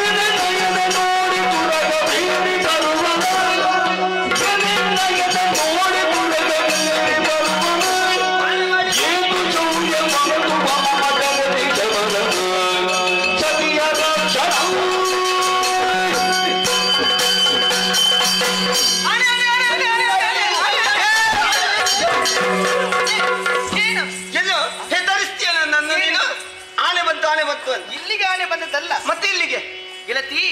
ಇಲ್ಲಿಗೆಲ್ಲ ಹೂಗಳು ಕೊಯ್ದು ಮುಂದೆ ಮುಂದೆ ಸಾಗುವಂತ ಕಾಲದಲ್ಲಿ ಆನೆ ಒಂದು ಹಿಂಬಾಲಿಸಿಕೊಂಡು ಹೌದಾ? ಆ ಸಂದರ್ಭಕ್ಕೆ ಇಬ್ಬರು ಪರಪುರುಷರು ತುರಗವನ್ನು ಏರಿಕೊಂಡು ಬಂದ್ರು ನಮ್ಮ ವನಕ್ಕೆ. ಹೌದಾ? ಆ ತುರಗಳನ್ನು ಮರಕ್ಕೆ ಕಟ್ಟಿ ಹಾಕಿ ಬಂಡೆಕಲ್ಲಿನ ಮೇಲೆ ಕುಳಿತರು. ಬಂಡೆಕಲ್ಲಿನ ಮೇಲೆ ಕುಳಿತು ಬಿಲ್ಲನ್ನೆತ್ತಿ ಬಾಣವನ್ನು ಪ್ರಯೋಗ ಮಾಡಿದೆತ್ತಾಡ ಆ ಆನೆ 3 ಬಾರಿ ಪ್ರದಕ್ಷಿಣೆ ಹಾಕಿ ಓಡಿ ಹೋಯ್ತಮ್ಮ. ನನಗೊತ್ತಾಯಿತು. ಏನು? ಅವರು ಆನೆ ಮಾವುತರಿರಬೇಕು, ಹಾಗಾಗಿ ಅವರಿಗೆ ತಲೆ ತಗ್ಗಿಸಿ ಅತ್ತ ಕಡೆ ಹೋಯಿತು. ಅದಲ್ಲದು, ಮತ್ತೆ ಕಾಡನ್ನೆಲ್ಲ ಕಾಡಾನೆಲ್ಲ ಅದು ಅವರದ್ದೇ ಆನೆ, ಅವರದ್ದೇ ಆನೆ. ಅದೇ ಹೇಳಿದ್ದು, ಓಡಿಸಿಕೊಂಡು ಬಂದಿನ್ನು ಹಾಗೆ. ಹೌದಾ? ಈ ವಿಚಾರಕ್ಕೆ ಗೊತ್ತುಂಟೆ? ಏನು? ನೋಡೋದಕ್ಕೆ ಹೇಗಿದ್ದ ಗೊತ್ತಾ? ಹೇಗಿದ್ದ? ಒಬ್ಬ ಸಾಕ್ಷಾತ್ ಮನ್ಮಥನೇ. ಮನ್ಮಥನ? ಮತ್ತೊಬ್ಬ ಅಂಗದ ಹನುಮಂತನಾಗಿದ್ದ. ಹನುಮಂತನ? ಹೌದಾ? ನನ್ನನ್ನು ಕಂಡ್ರೆ ನೀವೊಮ್ಮೆ ನೋಡ್ಬೇಕು. ಈಗ ನೀವು ಕದ್ದು ನೋಡಿದ್ದಲ್ವ? ಹಾಗಾದ್ರೆ ನಾನು ನೋಡ್ಬೇಕಂತಾದ್ರೆ ನೀವು ನೇರವಾಗಿ ನೋಡ್ಲಿಕ್ಕೆ ಆಗುವುದಿಲ್ಲ. ನಾನು ಇದ್ದು ನೋಡ್ತೇನೆ. ಮನೆಯಲ್ಲಿ ಇದ್ದು ನೋಡ್ಬೇಕು. ನೀವೆಲ್ಲ ಸುತ್ತ ನಾನು ಮನೆಯಲ್ಲಿ ನಿಂತು ನೋಡ್ತೇನೆ.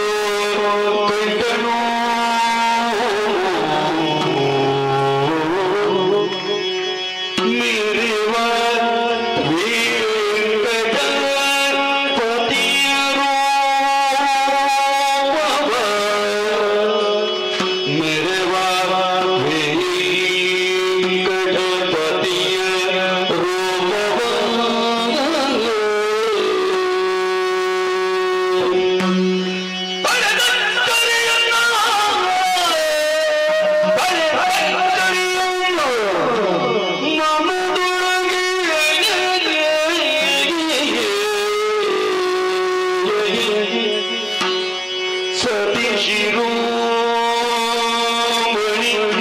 ನುಡಿದಳಾಗಿ ಸತಿ ಶಿರೋಮಣಿ ನುಡಿದಳಾಗ ಗಿಳದಿಯರುಳು ಬೀಳಿದಳು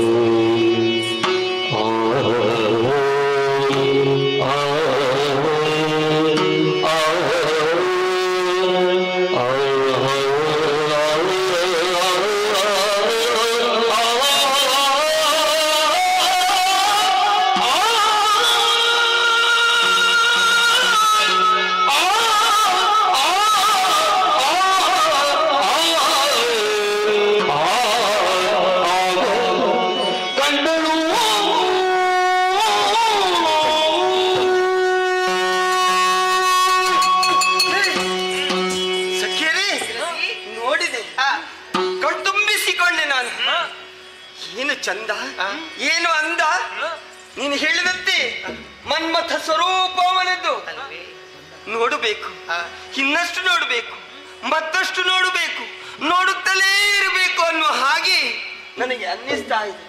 ಆದರೆ ನಾನು ರಾಜಕುಮಾರಿ ಅಲ್ವೇ, ನೋಡಬಹುದೇ, ಪುರುಷರನ್ನು ನೋಡಬಾರ್ದು. ಅಲ್ಲಿ ಇವರು ಬಂದಿದ್ದಾರೆ, ಇವರು ಇಲ್ಲೇ ಇರಬಾರ್ದು, ವಿಚಾರಣೆ ಮಾಡಬೇಕು. ಇವರನ್ನು ಇಲ್ಲಿಂದ ಕಳುಹಿಸಿಕೊಡಿ, ಹೋಗಿ ಅವರಲ್ಲಿ ಮಾತಾಡಿ ಕಳಿಸಿ. ಯಾರು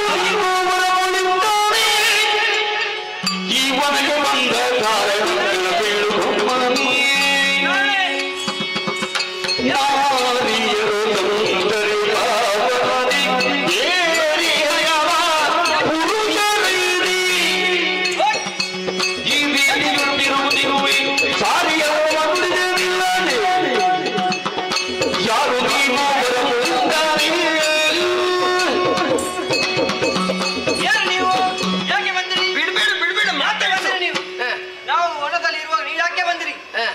ಬಂದ ದಾರಿಗೆ ಹಿಂದೆ ಹೋದ್ರೆ ಸರಿ ಮಿತ್ರ, ತಿಳಿಸಲಿಕ್ಕೆ ಉಂಟು ನಿಮ್ಮ.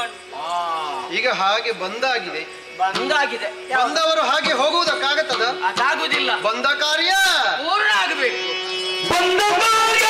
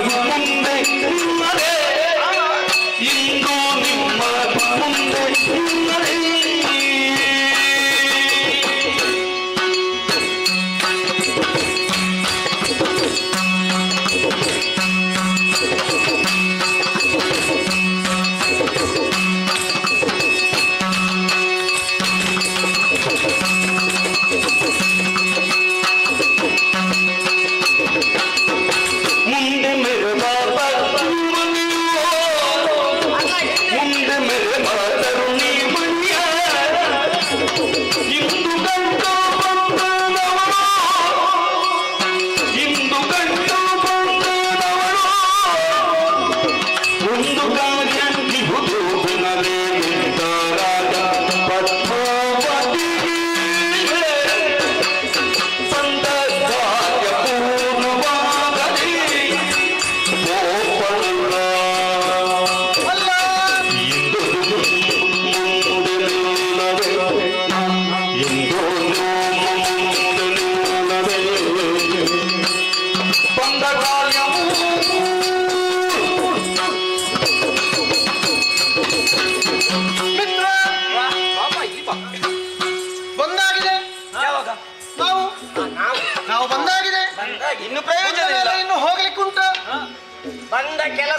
ಪೂರ್ಣಾಗದೆ ನಾ ಪೋಪನಲ್ಲ. ನಾ ಪೋಪನಲ್ಲ. ಏನದು ಯಾರು ಪೋಪನ ಹಾಗೆ ಈಗ ನಾಳಿಂದ ಅವ್ರು ಹಾಗೆ ಕರೆದ್ರೆ ಏನ್ ಮಾಡೋದು? ನಾ ಪೋಪನಲ್ಲ. ಇದು ನಮ್ಮ ಉಪವನ. ಹಾ. ನೀವು ಬರಕೂಡದು. ಬಂದಾಗಿದೆ. ಬಂದಾಗಿದೆ. ಬಂದ ಮೇಲೆ ಈಗ ಪರಿಚಯ ಯಾರಿಗೆ ಬೇಕಾದ್ದು? ಯಾರಿಗೆ ಬೇಕಾದ್ದು? ನಮ್ಮ ಗೆಳತಿಗೆ ಬೇಕು. ಹಾಗೆ ಕೇಳುವವರು ಕೇಳಿದ್ರೆ ಹೇಳುವವರು ಹೇಳ್ತಾರೆ. ಹೋಗಿ ಹೇಳು.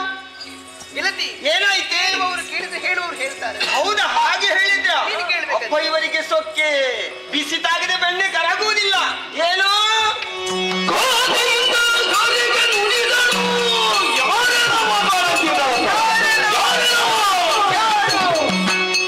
ಹೊರಗೆ ಬಂದಿದ್ದ ತಿಳಿದಳು ಮಾತನಾಡಬೇಡದು ಈ ಜನದಲ್ಲಿ ನಮ್ಮೊಳಗೆ ಏಕಾಗಿ ಬಂದು ಮಾತವೆಲ್ಲ ಬೀಳುಬೇಡ ಗಾದೆಯಿಂದ ಗಾದೆಗೆ ನುಡಿದಳು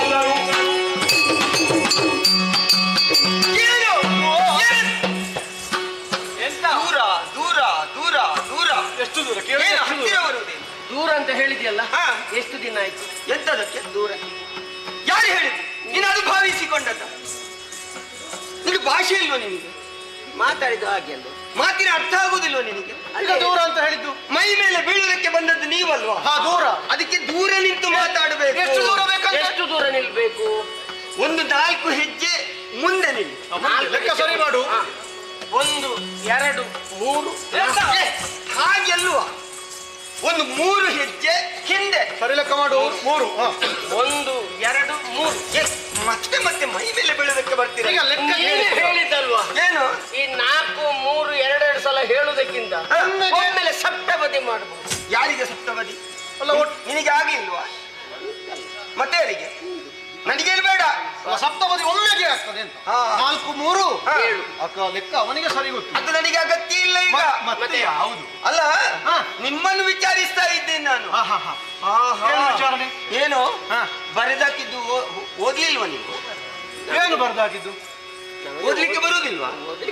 ನಮಗೆ ಓದಿ ಅಭ್ಯಾಸ. ಗುರುಮಠಕ್ಕೆ ಹೋಗ್ಲಿಲ್ವಾ? ಅದೆಲ್ಲ ಆಗಿದೆ. ಅದಾಗಿದೆ. ಯಾರ್ಯಾರು ಬರ್ತದೆಲ್ಲ ಓದುದಿಲ್ಲ. ಆಗುದಿಲ್ಲ. ಅಪ್ಪಣೆ ವಿನಃ ಪ್ರವೇಶವಿಲ್ಲ. ಇನ್ನು ನಾವು ಊರಿಗೆ ಹೋಗಿ ಅಪ್ಪನನ್ನು ಕರ್ಕೊಂಡು ಬರಬೇಕು. ಹಾಗೆಲ್ವಾ? ಅಪ್ಪಣೆ ವಿನಃ ಪ್ರವೇಶ ಇಲ್ಲ. ನಾವೀಗ ಅಪ್ಪಣೆ ಇಲ್ಲದೆ ಬಂದದ್ದು. ಹೌದು. ಇದು ಅಪ್ಪಣೆ. ನಮ್ಮಲ್ಲಿ ಹೇಳದೆ ಕೇಳದೆ ನಮ್ಮ ವನಕ್ಕೆ ಪ್ರವೇಶ ಮಾಡಿದ್ದೀವಿ. ಇದು ವನ. ಈ ವನ ನಮ್ಮ ವನ. ನಿಮ್ಮ ವನ ಹಾಗೆಲ್ವ? ಬಾರಿಸುವುದು. ಅವನು ನನ್ನವಂತೆ ಯಾರು ಹೇಳಿ? ಮತ್ತೆ ನೀನು ನಿಮ್ಮವನ ನಿಮ್ಮವನ. ಈ ವನ ನಮ್ಮ ವನ. ಹೌದಾ? ಓ ಮರ ಯಾರದು? ಅದು ನಮ್ಮದು. ಓ ಅಲ್ಲಿರುವ ಹಕ್ಕಿ ಯಾರದು? ನಮ್ಮದು. ಓ ಅಲ್ಲಿರುವ ಕೋಲ ಯಾರದು? ನಮ್ಮದು. ಇಲ್ಲಿ ನಿಂತಿರುವ ನಾನು ಯಾರ? ನಮ್ಮದು. ನಿಮ್ಮಿಬ್ಬರನ್ನು ಹೊರತುಪಡಿಸಿ ಬೇರೆಲ್ಲ ನಮ್ಮದೇ. ಈಗ ವಾಸನೆ ಬರ್ತದೆ. ಸರಿ ಸರಿ ನೋಡು. ಎಂತ ವಾಸನೆ? ಎಂತ ವಾಸನೆ? ಈಗ ಗೊತ್ತಾಯ್ತು. ಏನು? ಈ ವನ ಅವರದಲ್ವಾ? ತುಂಬಾ ಮಂದಿ ಇದ್ದಾರೆ. ಬಹುಶಃ ಪರಿಸರ ಮಾಲಿನ್ಯ ಮಾಡಿದ್ದಾರೆ. ಇವರೇ? ಅದು ನೀವು ಮತ್ತೆ ಎಲ್ಲೋ ಮೆಟ್ಟುಕೊಂಡು ಬಂದಿದ್ದೀರಿ. ವಾಸನೆ ಕೈಕಾಲು ತೊಳಿಲಿಕ್ಕಿಲ್ಲ, ನೇರ ಬರುವುದೇನು? ನೀವೇ. ನಾವು ಕೈಕಾಲು ತೊಳ್ತೇ ಬರುದು. ತೊಳೆದ ಬಂದ ಇದು ವಾಸನೆ ಬರುದು. ಮತ್ತೆ ಅದೇ ಹೇಳಿದ್ದಲ್ಲ, ಮತ್ತೆಂತದ್ದು? ನಿಮ್ಮ ವಸ್ತ್ರಗಳನ್ನು.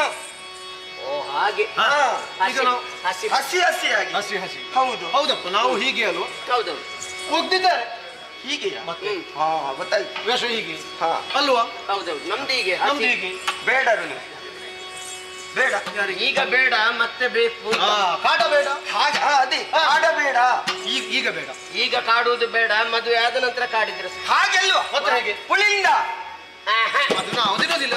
ಯಾವ ಕಾರಣಕ್ಕೂ ಗಂಡಸರಾದ ನಾವು ಪುಳಿ ತಿನ್ನುವುದಿಲ್ಲ, ಅದು ಹೆಣ್ಣು ಮಕ್ಕಳಾದ ನೀವು ಮಾತ್ರ. ಅದು ಗೊತ್ತು ನಮಗೆ. ಹಾಗೆ ಹೇಳಿದ್ದಲ್ಲ ನಾನು. ಮತ್ತೆ ಶಬರರು ಅವರಿಲ್ಲ ಈಗ, ಮತ್ತೆ ಬಿಟ್ಟಿದ್ದಾರೆ. ನಾನು ಅವರನ್ನು ಹೇಳಿದ್ದಲ್ಲ. ಕಾಲ ಎಷ್ಟಾಯ್ತು ಅವರು ಬಿಟ್ಟು? ಮತ್ತೆ ಕಾಲಲ್ಲ, ಸ್ವಲ್ಪ ಅವಶ್ಯ. ಕಿರಾತ ಅದು ಬೇಕು.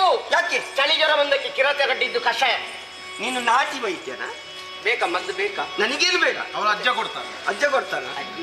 ಹಾಗೆ ನೆನಪ. ಕಾಡಬೇಡರು. ಹಾಗೆ ಕಾಡಿನಲ್ಲಿರುವವರು ಬೇಟೆಯಾಡುವವರು ಅಲ್ವಾ? ಇಲ್ಲಿಗೆ ಹೇಳದೆ ಕೇಳದೆ ಬಂದಿದ್ದೀರಲ್ಲ, ಅದಕ್ಕೆ ಕೇಳೋದು, ಯಾರು ನೀವು? ಎಲ್ಲಿಂದ ಬಂದದ್ದು? ಅಪ್ಪ ಯಾರು? ಅಮ್ಮ ಯಾರು? ಊರು ಯಾವುದು? ಯಾಕೆ ಬಂದಿದ್ದೀರಿ? ಇಷ್ಟು ಹೇಳಿ ಒಮ್ಮೆಗೆ ಇಷ್ಟು ಪ್ರಶ್ನೆ ಕೇಳಿದರೆ ಯಾವುದಕ್ಕೆ ಉತ್ತರ ಹೇಳುದು? ನಾವು ಎಲ್ಲಿಂದ ಆರಂಭ ಮಾಡುವುದಿದ್ರು ಅಮ್ಮನಿಂದ. ಅಮ್ಮದಿಂದ.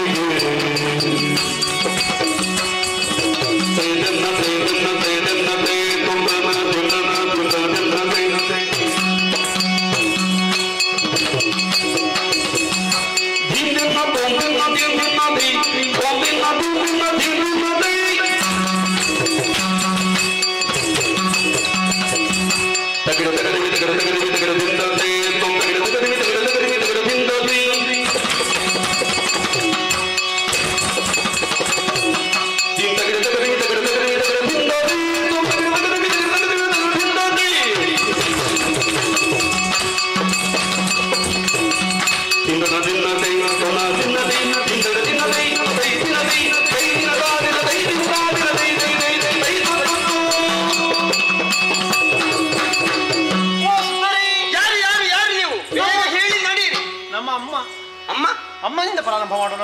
ಅಮ್ಮನಿಂದ. ಅಮ್ಮ ದೇವಕಿ. ದೇವಕಿ ದೇವಕಿ ನಮ್ಮಮ್ಮ. ಹಾಗೆ ನನಗೆ ಅಮ್ಮ ಒಬ್ಬರೇ ಅಲ್ಲ, ಮತ್ತೆ ಅಮ್ಮ ಇನ್ನೊಬ್ಬಳಿದ್ದಾಳೆ. ಇಬ್ರು ಅಮ್ಮ? ಹೌದಪ್ಪ, ಯಶೋದೆ. ಸಾಕಿದ ತಾಯಿ. ನನ್ನನ್ನು ದೇವಕಿ ಕಂದ ಅಂತ ಕರೀತಾರೆ. ದೇವಕಿ ಕಂದ ನೀನು. ಯಶೋದೆ ನಂದನ ಅಂತ ಕರೀತಾರೆ. ಹಾಗೆ ಮತ್ತೆ ನನ್ನಪ್ಪ ಅಪ್ಪ ಯಾರು? ಶೌರಿ. ಚೌರಿ ಚೌರಿ ಚೌರಿ ವ್ಯಾಪಾರ ಉಂಟಾ? ಶೌರಿ ವಸುದೇವ ಭೂಪ. ವಸುದೇವ ಅವನನ್ನು ನನಗೆ ಜನ್ಮ ಕೊಟ್ಟ ಜನಕ ಹಾಗೆ ಹಾಗೆ ನನ್ನನ್ನು ಸಾಕಿದ ಅಪ್ಪ ನಂದ ಗೋಪ. ಹೌದಾ? ಹೌದಪ್ಪ. ವಸುದೇವ ದೇವಕಿಯರ ಕಂದನಾದ ಕಾರಣ ಇವನನ್ನು ವಾಸುದೇವ ಅಂತ ನಿನ್ನ ಹೆಸರು. ಹೌದು. ಹಾಗಾದ್ರೆ ನಿನ್ನ ಜೊತೆಯಲ್ಲಿ ಬಂದವನಿದ್ದಾನಲ್ಲ ಅವನ ಹೆಸರೇನು? ನಾನು ಯೇಸುದೇವ. ಅದೇನು ಇಲ್ಲಿ ಬಂದದ್ದು? ನನ್ನ ಹೆಸರು ಸುದೇವ. ಎಲ್ಲಿಯಾದ್ರೂ ದೂರ ಹೋದ್ರೆ ಇವನನ್ನು ಕರೆಯುವುದು ಸುದೇವ ಸುದೇವ. ದೂರದಿಂದ ಕರೆಯುವುದು ಸುದೇವ. ಬಿಚ್ಚಿದ ಹೃದಯ. ಹಾಗೆ ನಮಗೆ ಇಬ್ಬರು ಅಪ್ಪಂದಿರು. ಹೌದಾ? ಹೌದಪ್ಪ. ಹಾಗೆ ನನ್ನ ಹೆಸರು ವಾಸುದೇವ. ವಾಸುದೇವ. ಕೆಲವರು ಕೃಷ್ಣ ಅಂತ ಕರೀತಾರೆ, ಕೃಷ್ಣ. ಕೆಲವರು ಕೇಶವ ಅಂತ ಕರೀತಾರೆ. ಅವರು ಕೂಗಿದ್ದಲ್ಲಿ ಕೂಗಿದ ಹೆಸರಿನಿಂದ ಅವರವನಾಗಿ ನಾನಿರುವವ. ಹಲವು ಹೆಸರುಗಳು. ಹೌದು, ಹಲವು ಹೆಸರುಗಳು. ಇಲ್ಲಿಗೆ ಬರುವುದಕ್ಕೆ ಕಾರಣ ಯಾಕೆ ಬಂದ್ರಿ? ಎದುರು ನಿಂದು ನಿನ್ನ ಎದುರಿನಿಂದ ಒಂದು ಭಾವ ಉಂಟಲ್ಲ, ಹಾಗಾಗಿ ನಿನ್ನಲ್ಲಿ ಕನ್ಯಾರ್ಥಿಯಾಗಿ ಬಂದದ್ದು. ಅವಾಗಲೇ ಸೂಚನೆ ಕೊಟ್ಟ ಸಪ್ತಪದಿಗೆ. ನಿಮ್ಮ ಪರಿಚಯ ನಾನು ಯಾರಂತ ಬೇಕು? ನೀನು ಯಾರಂತ ಬೇಕು? ಸಖಿ ಪರಿಚಯವನ್ನು ಕೇಳುತ್ತಾ ಇದ್ದಾರೆ. ಹೇಳಬೇಕಾದ ಅಗತ್ಯ ಇಲ್ಲ, ಆದ್ರೆ ಕೇಳಿದಕ್ಕಂದು ಹೇಳೋಣ. ನಾವು ಎಲ್ಲಿಂದ ಪ್ರಾರಂಭ ಮಾಡುದು ಗೊತ್ತಾ? ಎಲ್ಲಿಂದ? ನೀವು ಪ್ರಾರಂಭ ಮಾಡಿದ್ದು ಅಮ್ಮನಿಂದ, ನಾವು ಅಪ್ಪನಿಂದ ಪ್ರಾರಂಭ. ಅದು ಉತ್ತರ ಬಂದ್ರೆ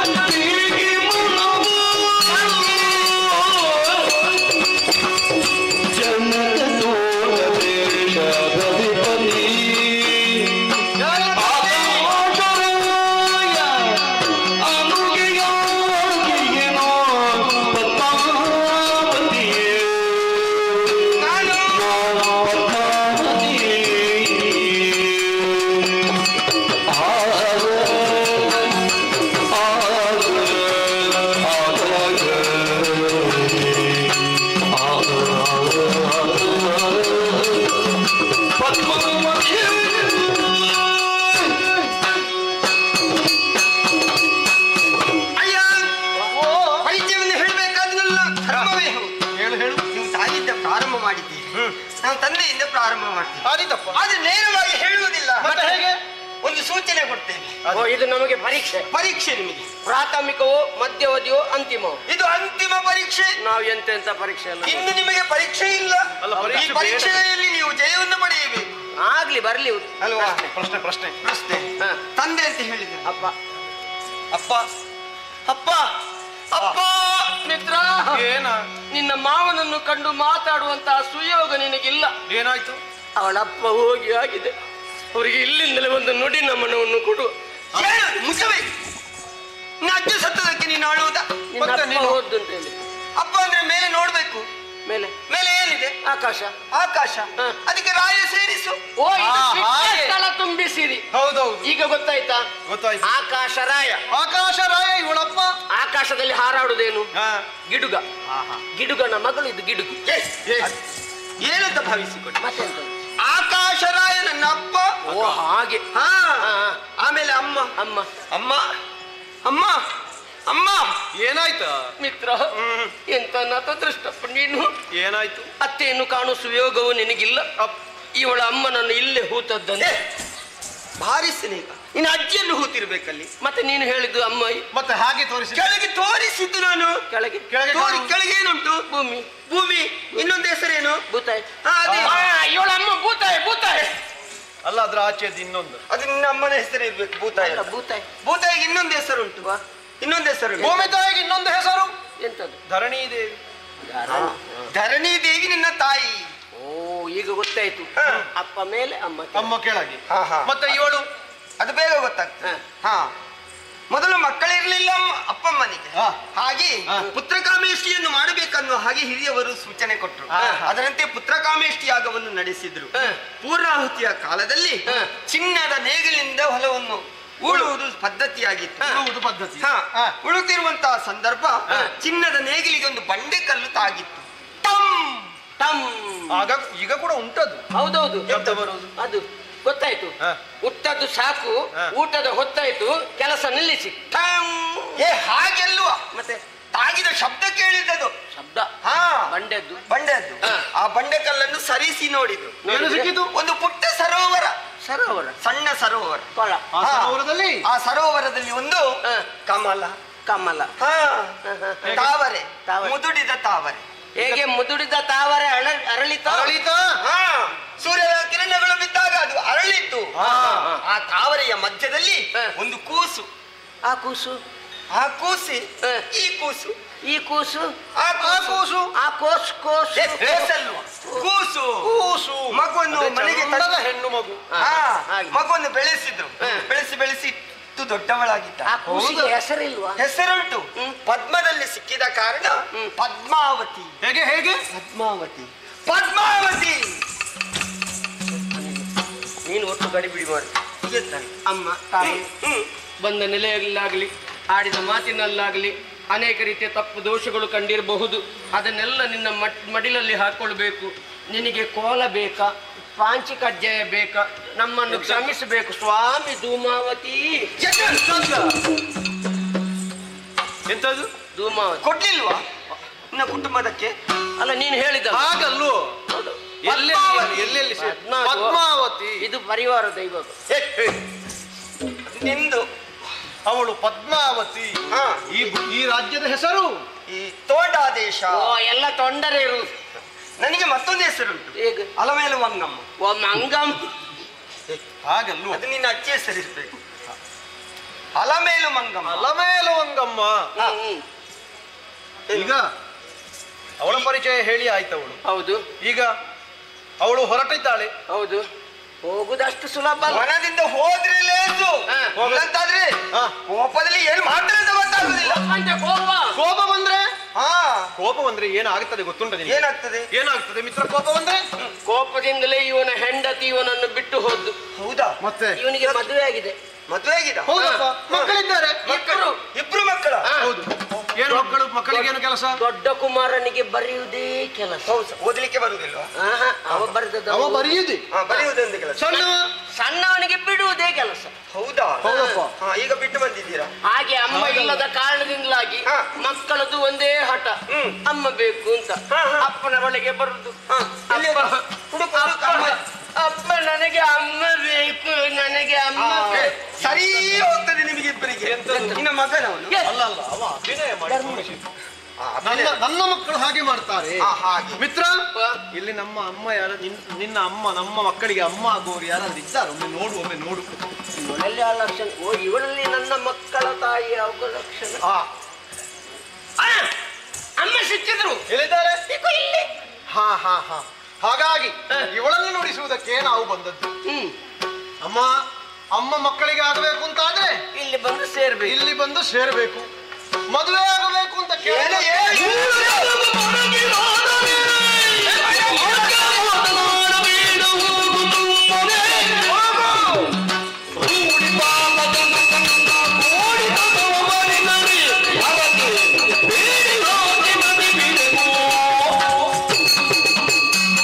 ಸಪ್ತಪದಿಯನ್ನು ತುಳಿದು ನನ್ನ ಒಳಗಿ ಬಾ. ಏನು ಮಾತಾಡ್ತಾ ಇದ್ದೀರಿ ನೀವು? ಎಂತದಿದ್ದದನ್ನು ಅಲ್ಲ, ಬರಬೇಕು ಅಂತ ಕೇಳಲಿಕ್ಕೆ ಕನ್ಯಾರ್ಥಿಯಾಗಿ ಬಂದ. ಏನಂತ ಭಾವಿಸಿಕೊಂಡಿದ್ದೀರಿ ನನ್ನನ್ನು? ರಾಜಕುಮಾರಿ ನಾನು. ಕೇಳುವವರಿದ್ದಾರೆ. ಓ, ಈಗ ಇವಳಲ್ಲಿ ಕೇಳಬಾರದು, ಕೇಳುವವರಲ್ಲಿ ಕೇಳುದು. ನನ್ನ ತಂದೆಗೆ ಗೊತ್ತಾದ್ರೆ ಏನು ಮಾಡ್ತಾರೆ ಗೊತ್ತಾ? ಏನು ಮಾಡ್ತಾರೆ? ಬೇಡಿ ಹಾಕ್ತಾರೆ. ಮಿತ್ರ, ದೊಡ್ಡವರ ಮಗಳು, ಹೇಳಿಕೊಳ್ಳಿಕ್ಕೆ ಏನಿಲ್ಲ. ಮದುವೆ ಮಾಡಿದ್ರೆ ಖರ್ಚಿಲ್ಗೆ ಹಣ ಇಲ್ಲ. ಎಲ್ಲ ಬೇಡಿ ಆಗ್ಬೇಕು. ಹಾಗೆಲ್ವಾ? ಅಲ್ಲ, ನಮಗೆ ಬೇಡಿ ಆದ್ರೂ ಆದಿತ್ತಲ್ಲ. ನಮಗೆ ಬೇಕಾದ ಸುಟ್ಟು ಬಂಡೇರದಲ್ಲಿ ಬೇಡುವಂತ ಅಗತ್ಯ ಇಲ್ಲ. ಮತ್ತೇನು ಬಂಧಿಸ್ತಾರೆ ಅಂತ ಹೇಳಿದ್ದು. ಓ, ಕೈಗೆ ಬಳೆ ಹಾಕ್ತಾರೆ. ಹಾಗಲ್ಲ, ಮತ್ತೆ ಬಂಧಿಸ್ತಾರಂತೆ. ಬಂಧಿಸ್ಲಿಕ್ಕೆ ಯಾರೆಲ್ಲ ನೋಡ್ಲಿಲ್ಲ? ನಮ್ಮನ್ನು ಬಂಧಿಸಲಿಕ್ಕೆ ಎಷ್ಟು ಜನ ನೋಡ್ಲಿಲ್ಲ? ಹಲಸಿನಪುರದ ಕೊರವ, ಅವಳು ಹಸ್ತಿನಾಪುರದ ಕೌರವ ಬಂಧಿಸುವುದಕ್ಕೆ ನೋಡಿದ. ನಾವು ಸಿಕ್ಕಿದವ. ಆ ನಂತರ ಭಾಗವತರ ಬಂಧನಕ್ಕೆ ಸಿಲುಕಿದ್ದೀವಿ. ವಿದುರ ಭೀಷ್ಮಾದಿಗಳು ಆಮೇಲೆ ಶ್ರೀ ಮನೋಹರ ಸ್ವಾಮಿ ಪರಾಕು ಪ್ರೇಮದೊಳನ್ನಯ ಮಾತ ಲಾಲಿಸಬೇಕು. ಪ್ರೇಮದಲ್ಲಿ ಮಾತನಾಡಿದ್ರೆ ಬಂಧನಕ್ಕೆ ಸಿಲುಕುತ್ತೇವೆ ನಾವು. ಆನಂತರ ಗೋಪಬಾರನು ಬಾರೆಲೋ ಗೋಪಬಾಲ ಕರುಣಾಳು ಲೋಲ ಹೇ ಗೋಪಿ ಲೋಲ. ಗೋಪಾಲಕರು ಅವರ ಬಂಧನಕ್ಕೆ ಸಿಲುಕುತ್ತೇವೆ. ಆಮೇಲೆ ನಮ್ಮಮ್ಮ ಅಮ್ಮ ವಾತ್ಸಲ್ಯದಿಂದ ಬಂದ. ಹೌದು. ಹೋಗಾದಿರೆಲೋ ರಂಗ, ಹೋಗಾದಿರೆಲೋ ರಂಗ. ಭಾಗವತರು ಕಂಡ್ರೆ ಎತ್ತಿಕೊಂಡು ಇವರು. ಹಾಗೆ ಅಮ್ಮನ ಬಂಧನಕ್ಕೆ ಆದ್ರೆ ಸಿಲುಕುತ್ತೇವೆ. ಮತ್ತು ಇದ್ದಾರೆ ಗೋಪಿಕಾಸ್ತ್ರೀಯರು. ಹೇಗೆ ಮಿತ್ರ? ರಂಗನಾಥಕ್ಕೆ ಬಾರನು, ರಂಗನಾಥಕ್ಕೆ ಬಾರನು. ತಿಂಗಳಾದುದು ಪೂರ ಬೆಳದಿಂಗಳ್ ಬಿಸಿಲಾದುದು. ಹಾಗೆ ಅವರ ಬಂಧನಕ್ಕಾದ್ರೆ ಸಿಲುಕುತ್ತೇವೆ. ಹಾಗೆ ನಮ್ಮಲ್ಲಿ ಬಂಧನದಿಂದ ಬಹಳ ಬಲವಂತದಿಂದ ಬಂಧಿಸಲಿಕ್ಕೆ ಹಾಗೆ ಹೇಳಿದಲ್ಲ. ಪ್ರೇಮದ ಬಂಧನದಿಂದ ಇವ ನನ್ನ ಹಾಗೆ ಹೇಳಿದಲ್ಲ. ನಿಮ್ಮಿಬ್ಬರನ್ನು ಕತ್ತಲೆ ಕೋಣೆಯಲ್ಲಿ ಹಾಕ್ತಾರೆ ಅಂತ ನಮ್ಮ ಅದು ನಿಮ್ಮ ನೋಟಿಗೆ ಅಲ್ವಾ? ಹಾಗೆಲ್ವಾ? ಸೆರೆಮನೆಯಲ್ಲಿ ಹಾಕ್ತಾರೆ ಅಂತ. ಹಾಗೆಲ್ಲ ಬಂಧನಕ್ಕೆ ಸಿಲುಕುವವರಲ್ಲ ನಾವು. ಹೇ ಸಖಿಯರೇ, ಇವರು ಎಷ್ಟು ಹೇಳಿದ್ರು ಕೇಳಲಿಲ್ಲ.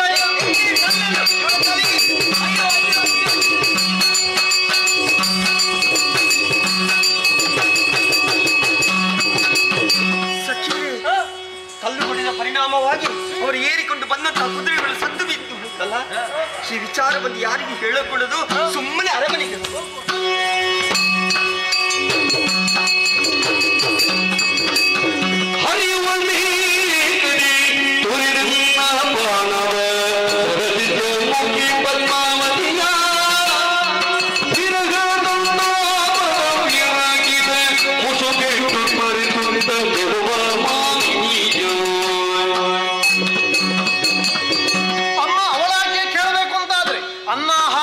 ಬಿಟ್ಟು ಮುಸುಕು ಹೊತ್ತು ಮಲಗುತ್ತೇನೆ. ನೋಡೋಣ.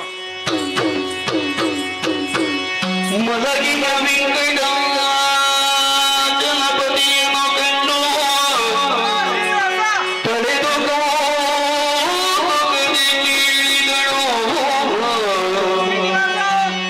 ಏನಾಯಿತಲೆ ಮುಂದೆ ಶ್ರೀನಿವಾಸ ನಿನಗೆ ಏನೋ ಆಯಿತು ಕಾಣಿನೋ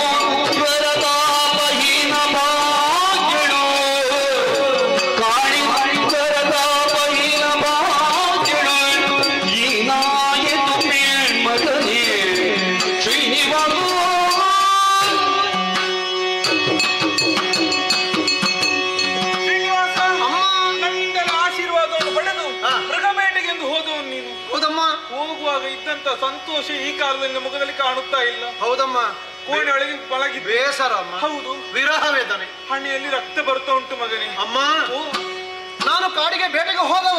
ಇಲ್ಲೇ ತೋಂಡಾ ದೇಶದ ಅವನಿಯ ಉದ್ಯಾನವನಕ್ಕೆ ಸೇರಿದೆ. ಆ ರಸನ ಮಗಳಂತೆ ಪದ್ಮಾವತಿಯನ್ನು ಕಂಡು ರಸ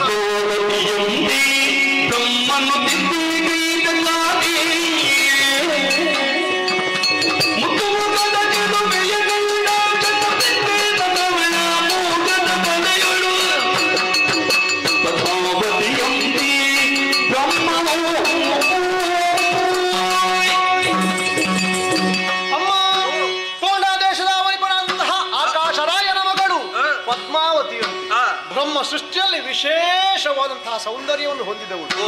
ಅವಳನ್ನು ಕಂಡು ಮನಸೋತಿದ್ದೇನೆ. ಅವಳ ಪ್ರೇಮ ಪಾಶಕ್ಕೆ ಸಿಲುಕಿದ್ದೇನೆ. ಮದುವೆ ಆದ್ರೆ ಅವಳನ್ನೇ ಮದುವೆ ಆಗಬೇಕು. ಅಮ್ಮ, ನೀನು ಹೋಗಿ ತೋಂಡ ದೇಶದ ಅರಸನಲ್ಲಿ ಒಂದು ಮದುವೆಯ ಪ್ರಸ್ತಾಪವನ್ನಿಟ್ಟು ಬರಬೇಕಮ್ಮ. ನಿನಗೆ ಅಮ್ಮ ಬೇಡ ಅಂತಾಗಿದೆ ಮಗನೇ. ಯಾಕಮ್ಮ? ನನ್ಗೆ ನಮ್ಮ ಹಣೆ ಬರವೇನು, ಅವರ ಯೋಗ್ಯತೆ ಏನು? ಅಮ್ಮ, ನೀನು ಹೋಗು, ಕೇಳಿ ಬಾ, ಉಳಿದ ವ್ಯವಸ್ಥೆ ಆಗುತ್ತದಮ್ಮ. ಹೇಳ್ತೇನೆ, ಹೋಗಿ ಕೊಟ್ಟರೆ ನಿನ್ನ ಪುಣ್ಯ. ಆದಿತಮ್ಮ, ನೀನು ಹೋಗಿ ಬಾ. ಅಮ್ಮ ಹೋಗಿದ್ದಾಳೆ. ಅವಳು ಹೋದರೆ ಆಗುವಂತಹ ಕಾರ್ಯ ಅದಲ್ಲ. ಅದಕ್ಕಾಗಿ ಈ ರೂಪವನ್ನು ಬದಲಿಸಿ ಕೊರವಂಜಿಯಾಗಿ ಅರಸಿಯಂತಪುರವನ್ನು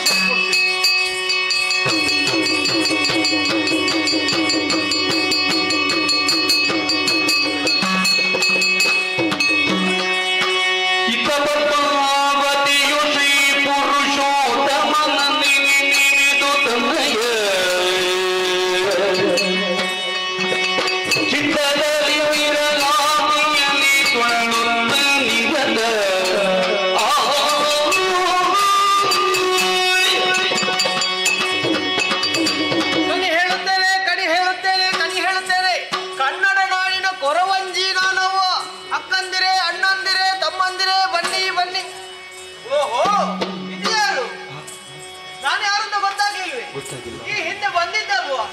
ನಿಮ್ಮನ್ನೇ ಕಾಣುವುದಕ್ಕೆ ಬಂದವನು ಶ್ರೀನಿವಾಸ. ಆ ಕೊರವಂಜಿಯಾಗಿ ಬಂದಿದ್ದೇನೆ.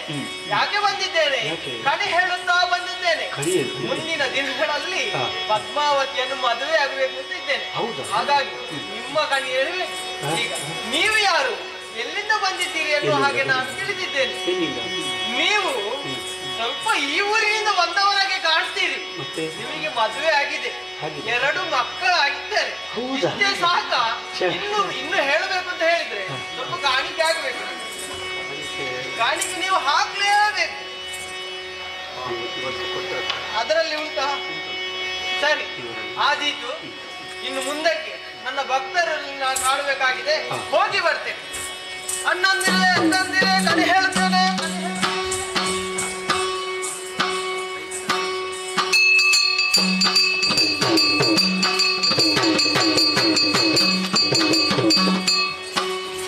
ಅಮ್ಮ,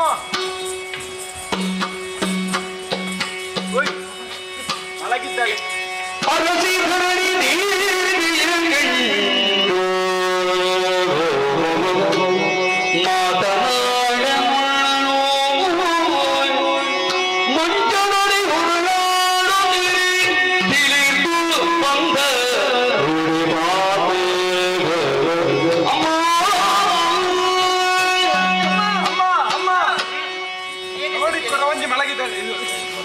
ಪದ್ಮಾವತಿ ಮಲಗಿದ್ದಾಳೆ. ಪದ್ಮಾವತಿ, ಏನಮ್ಮ ಇದು? ಎದ್ದೇಳು. ಏನಾಗಿ ಹೋಯಿ?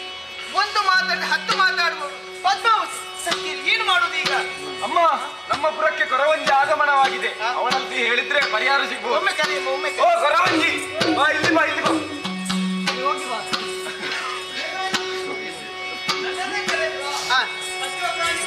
ಯಾವುದಿಲ್ಲ, ಯಾರು ನನ್ನ ಕರೆದದ್ದು? ಕೊರವಂಜಿ. ಓ, ನೀನು ಕರೆದವಳು ನಾನೇ. ಹೌದೇ? ನನ್ನ ಮಗಳು ಮಲಗಿದವಳು ಎದ್ದೇಳುವುದಿಲ್ಲ, ಊಟ ಮಾಡುದಿಲ್ಲ, ನೀರು ಕುಡಿಯುವುದಿಲ್ಲ. ಒಮ್ಮೆ ಏನಾಯ್ತು ನೋಡಮ್ಮ. ನೋಡಬೇಕಾ? ಸ್ವಲ್ಪ ಎದ್ದು ಕುಳಿತುಕೊಳ್ಳಿಸಿ ನೋಡೋಣ. ಒಮ್ಮೆ ಪರೀಕ್ಷಿಸುತ್ತೇನೆ. ಅಮ್ಮ, ಒಂದು ಮಾತನ್ನು ಹೇಳುತ್ತೇನೆ. ನನ್ನ ಮಾತನ್ನು ನಂಬುವುದಾದರೆ ಮಾತ್ರ ನಿಮ್ಮಲ್ಲಿ ಆ ವಿಚಾರವನ್ನು ಹೇಳ್ತೇನೆ. ಸರಿ, ಒಮ್ಮೆ ತಿಳಿಸಮ್ಮ. ಅಮ್ಮ, ಸ್ಮರಿಸುತ್ತ ಇಷ್ಟ ದೇವತೆಗಳ ಮನದಲ್ಲಿ ಧರಣಿ ದೇವಿಯೊಳೆಂದಳು ಹರಿವಾಣ ತುಂಬಿದೆ ಕಾಣಿಕೆ ಕೊಡಲು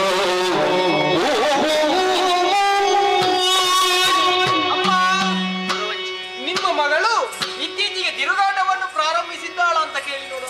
ತಿರುಗಾಟಿಗೆ ಹೋಗಿದ್ದೀನಿ. ಇಲ್ಲವಾ? ಇಲ್ವಾ? ಹಾಗಾದ್ರೆ ಒಮ್ಮೆ ಪರೀಕ್ಷೆ ಮಾಡ್ಲೇಬೇಕು. ಜೈ ಮಕ್ಕಳ ಹೋಗಿದ್ದಾಳ. ಹೋಗಿದ್ದು ಮಾತ್ರವಲ್ಲ, ನಿಮ್ಮ ಉಪವನದಲ್ಲಿ ಇಬ್ಬರು ಪರಪುರುಷರನ್ನು ಕಂಡಿದ್ದಾಳ ಅಂತ ಕೇಳಿ ನೋಡಿ. ಪರಪುರುಷ ನೋಡಿದೀಯಾ? ಇಲ್ವಾ? ಇಲ್ಲವಂತೆ. ಹೌದೇನೆ ನೋಡಿ. ಹೌದಂತೆ. ಹೌದಾ? ನೋಡಿದ್ದು ಮಾತ್ರವಲ್ಲ ತಾಯಿ, ಮೊದಲಾಗಿ ಸರಸವನ್ನು ಮಾತನಾಡಿ ನಂತರ ವಿರಸಕ್ಕೆ ಅದು ತಿರುಗಿತು.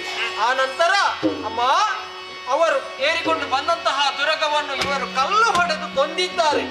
ಹೌದಾ ಅಂತ ಕೇಳಿ. ಮುಚ್ಚಬಾಯಿ, ಏನು ಮಾತಾಡ್ತಾ ಇದೆಯಾ? ಒಂದು ಇರುವೆಯ ಸಾಯಿಸಕ್ಕೆ ಹಿಂದೆ ಮುಂದೆ ನೋಡುವಳು, ದೂರಗಳು ಸಾಯಿಸ್ತಾರೆ. ಸರಿಯಾಗಿ ಮಾತಾಡಿ. ಕೇಳಿ ನೋಡಿ ಅಮ್ಮ ಅವರಲ್ಲಿ. ಮತ್ತೆ ದಿಟ್ಟವೇನೆ ಇಲ್ವಾ? ಇಲ್ಲವಂತೆ. ಈಗ ನೋಡಿ ಸತ್ಯವಂತೆ.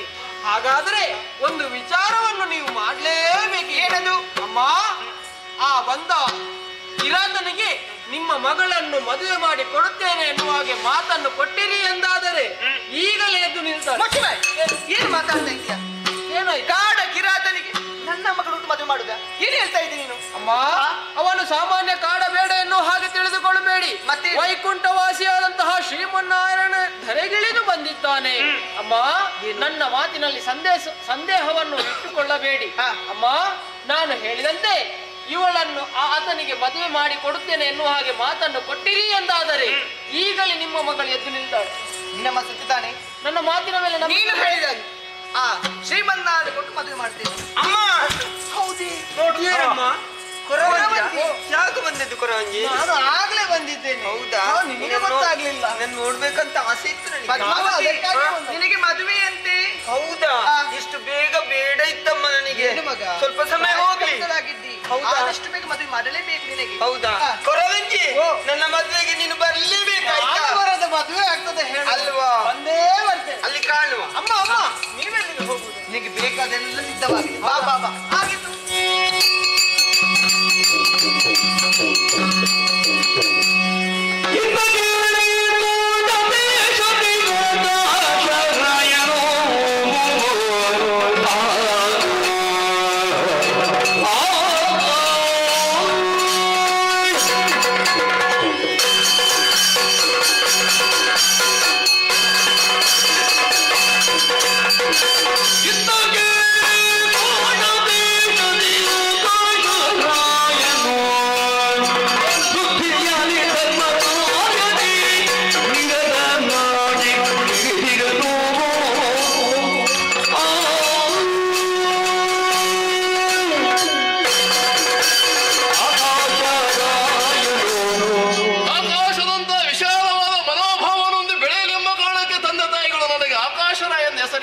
ಏನು ತಂದೆ ತಾಯಿಗಳಿಂದ ಬಂದಂತಹ ಗುಣವನ್ನೇ ಹೊಂದಿ ಬದುಕುತ್ತಾ ಇದ್ದೇನೆ.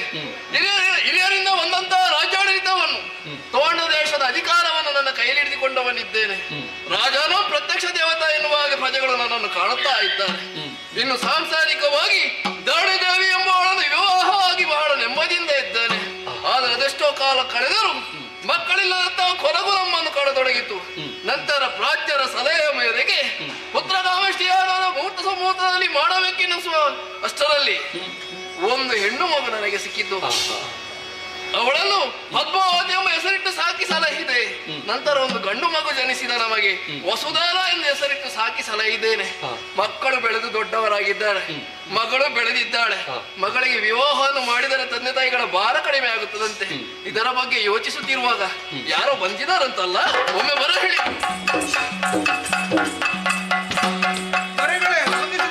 ಯಾರಮ್ಮ ನೀನು? ನಾನು ಇಲ್ಲಿಯವಳಲ್ಲ, ಕಾಡಿನವಳು. ಕಾಡಿನವಳು ಇಲ್ಲಿಗೆ ಯಾಕೆ ಬಂದೆ? ಕಾರಣ ಉಂಟು. ಏನೇ? ನನಗೊಬ್ಬ ಮಗನಿದ್ದಾನೆ, ಶ್ರೀನಿವಾಸ ಎನ್ನುವ ಹಾಗೆ. ಮಗನಿದ್ದಾನೆ? ನನ್ನಿಂದ ಏನಾದ್ರು ಕೆಲಸ ಆಗಬೇಕಿತ್ತು. ಕೆಲಸ ಆಗ್ಬೇಕಿತ್ತು. ಮಗನಿಗೆ ಪ್ರಾಯ ಬಂದಿದೆ ಈಗ. ಪ್ರಾಯ ಬಂದ್ರೆ ಮಗನಿಗೆ ಮದುವೆ ಮಾಡುದು ಅಲ್ಲ, ಹೆಣ್ಣು ಹುಡುಕಿದ್ದೇವೆ. ಹೆಣ್ಣು ಹುಡುಕಿದ್ದೀರಾ? ಹಾಗಾದ್ರೆ ಮದುವೆಗೆ ಹಣ ಬೇಕಾ? ಯಾರಾದ್ರೂ ಹಣ ಕೊಟ್ಟು? ಹಾಗಲ್ಲ, ಮತ್ತೆ ಹೆಣ್ಣು ಬೇರೆ ಇಲ್ಲದಲ್ಲ. ಮತ್ತೆ ನಿಮ್ಮ ಮಗಳೇ ಪದ್ಮಾವತಿ. ನನ್ನ ಮಗಳನ್ನು ನನ್ನ ಮಗನಿಗೆ ಮದುವೆ ಮಾಡಿ. ನನ್ನ ಮಗನಿಗೆ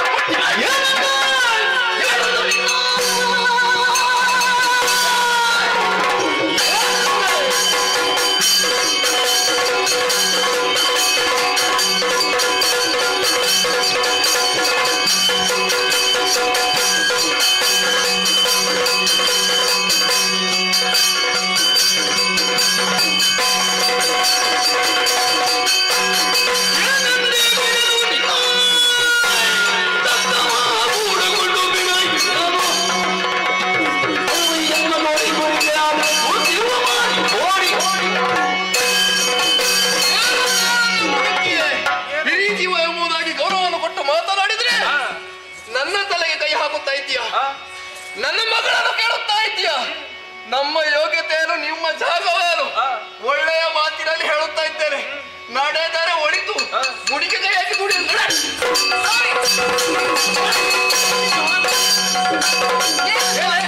ಕೋಪದಲ್ಲಿ ಬುದ್ಧಿನ ಕೊಡ್ತಾ ಇದ್ದೀರಾ? ನಿಮ್ಮ ವಯಸ್ಸಿನ ಅವರ ವಯಸ್ಸಿನ ಒಡೆದಕ್ಕೆ ಮುಂದಾಗ್ತಾ ಇದ್ದೀರಾ? ನನ್ನ ತಲೆ ಬಿಸಿ ನನಗೆ, ನೀನು ಮಾತ್ರ ನಿನಗೆ ಬಾರಿ. ನೀವು ಗಂಡ ಹೆಂಡತಿ ಜಗಳ ಮಾಡಿ ನಾನು ಅಪ್ಪ ಸ್ವಲ್ಪ ನಿಲ್ಲಿ. ಏನು ಸ್ವಾಮಿ, ಪ್ರಜೆಗಳ ಉಳಿತಿಗಾಗಿ ಇರುವವರು ಏನು ಹೇಳಿದ್ರು ಗೊತ್ತಾ? ಏನ್ ಹೇಳಿದ್ರು ಈಗ? ನಮ್ಮ ಮಗಳನ್ನು ಕೇಳ್ತಾ ಇದ್ದಾಳೆ. ಅವರು ಮಾತ್ರ ತಪ್ಪೇನಾದ್ರು ಉಂಟಾ? ಸತ್ಯ ವಿಚಾರವನ್ನು ತಿಳಿಸಿದ್ದಾರೆ. ಏನಾಯ್ತು ಸ್ವಾಮಿ, ನಿಮಗೆ ವಿಚಾರ ಗೊತ್ತಿಲ್ಲ. ನಾನು ಹೇಳ್ತೇನೆ. ನಮ್ಮ ಮಗಳು ವನವಿಹಾರಕ್ಕೆ ಹೋಗಿ ತದನಂತರ ಮನೆಗೆ ಬಂದು ಮಲಗಿದ ಊಟ ಮಾಡಿದ್ರು ನೀರು ಕುಡಿಯುವುದಿಲ್ಲ. ವಿಚಾರ ತಿಳಿದುಕೊಂಡೆ, ಕೊರವಂಜಿನ ಸಕಲ ವಿಚಾರ ತಿಳಿದುಕೊಂಡೆ. ಆ ಸಂದರ್ಭಕ್ಕೆ ಅವಳು ಹೇಳಿದಂತ ಮಾತೇನು? ವನವಿಹಾರಕ್ಕೆ ಹೋದ ಸಂದರ್ಭದಲ್ಲಿ ತುರಗವನ್ನು ಕೊಂದು ಮುಗಿಸಿದ್ದಾರೆ ಅವರು. ಓಹೋ, ಆ ಸಂದರ್ಭದಲ್ಲಿ ಕೊರವಂಜಿ ಹೇಳಿದಂತ ಮಾತು, ನಿಮ್ಮ ಮಗಳು ಗುಣಮುಖಳಾಗಬೇಕಾದ್ರೆ ಆ ವೈಕುಂಠಪತಿ ಶ್ರೀಮನ್ನಾರಾಯಣ ಕೊಟ್ಟು ಮದುವೆ ಮಾಡಬೇಕೆನ್ನುವ ಹಾಗೆ ಹೇಳಿದ ತಡ ಎದ್ದು ನಿಂತಲು, ಊಟ ಮಾಡಿ ನೀರು ಕುಡಿಲಿಲ್ಲ ಸ್ವಾಮಿ. ಹಾಗಾಗಿ ಇವರ ಮಗನಿಗೆ ನಮ್ಮ ಮಗಳು ಕೊಟ್ಟು ಮದುವೆ ಮಾಡಿ. ತಪ್ಪಾಯ್ತು, ಕ್ಷಮಿಸಬೇಕು. ಮಾತನಾಡಿದಮ್ಮ. ಈಗ ನನ್ನ ಮಗಳಿಗೆ ನಿಮ್ಮ ಮಗನಿಗೂ ಮದುವೆ ಅಂಗಿನ ಸರಲ್ಲಿ ಮುಹೂರ್ತವನ್ನು ಕೇಳಿದಾಗಿದೆ. ವೈಶಾಖ ದಶಮಿ ದಿನ ಮದುವೆ, ದಿಪ್ಪಣಿಗರಾಗಿ ಬರಬೇಕು.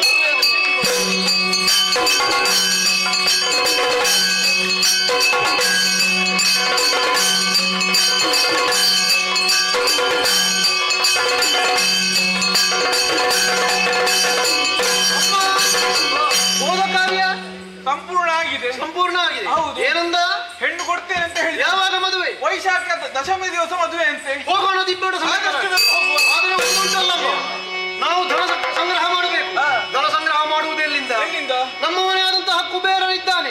ಕುಬೇರನಿಂದ ಸಾಲವಾಗಿ ನಾನು ತೆಗೆಯುತ್ತೇನೆ. ಸಾಲವನ್ನು ಮರುಪಾವತಿ ಮಾಡಬೇಕಲ್ಲ. ಮುಂದೆ ಈ ಭೂಮಿಯಲ್ಲಿ ನಾನು ನೆಲೆದಿಂತಾವಾಗಿ ಅದಕ್ಕೆ ವ್ಯವಸ್ಥೆ ಮಾಡೋಣ. ದಿಬ್ಬಗಣಿಗರಾಗಿ ಯಾರನ್ನು ಕರೆಯುವುದು? ಯಾರನ್ನು ಕರೆಯುವ? ಹರನನ್ನು ಕರೆಯೋಣ, ಬ್ರಹ್ಮನನ್ನು ಪೌರೋಹಿತ್ಯಕ್ಕೆ ಕರೆಸೋಣ. ದೇವತೆಗಳು ಮುಕ್ಕೋಟಿ ಸಂಖ್ಯೆಯಲ್ಲಿದ್ದಾರೆ, ಅವರನ್ನು ದಿಬ್ಬಣಿಗರಾಗಿ ಒಂದು ಮಾಡಿಕೊಂಡು ಹೋಗೋಣ.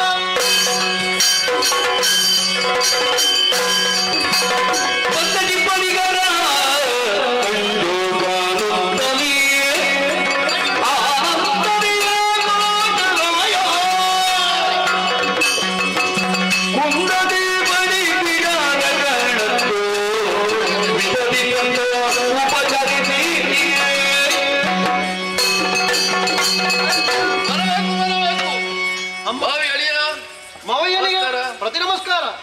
ಮದುವೆಗೆಲ್ಲ ಸಿದ್ಧತೆ ಆಗಿದೆ. ಎಲ್ಲಿ ಹೂವಿನ ಪೌರೋಹಿತ್ಯಕ್ಕೆ ಬ್ರಹ್ಮನನ್ನೇ ಕರೆಸಿದ್ದೇವೆ.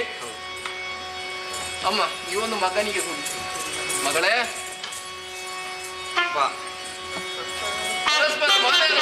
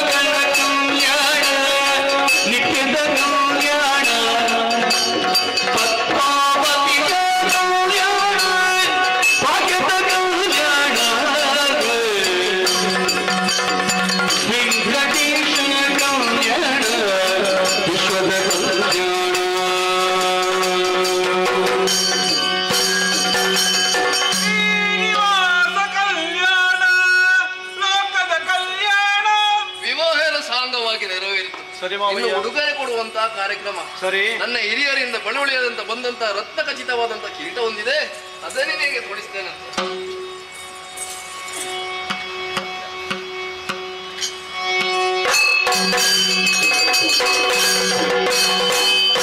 ಏನಾಯ್ತಮ್ಮ?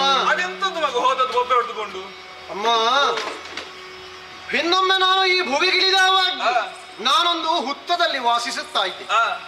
ಆ ಹುತ್ತದಲ್ಲಿ ವಾಸಿಸುತ್ತಿದ್ದ ಹೊತ್ತಿನಲ್ಲಿ ನನಗೆ ನಿತ್ಯವೂ ಕಪಿಲೆ ಹಸುವೊಂದು ಬಂದು ತನ್ನ ಅಮೃತ ತುಲ್ಯವಾದಂತಹ ಹಾಲನ್ನು ನನಗೆ ಎರೆಯುತ್ತಾ ಇತ್ತು. ಆ ಹೊತ್ತಿನಲ್ಲಿ ಚೋಳರಾಜನು ನನಗೆ ಸೇರಿದ್ದಂತಹ ಆ ಹಸು ನಿತ್ಯ ತನ್ನ ಮನೆಯಲ್ಲಿ ಹಾಲು ಕೊಡುವುದಿಲ್ಲ ಎಂಬ ಕಾರಣಕ್ಕೆ ಕ್ರೋಧಗೊಂಡಂತಹ ಆತ ಕೋಪದಿಂದ ಅದರ ಕಾರಣವನ್ನು ಅರಸುತ್ತಾ ಬಂದ.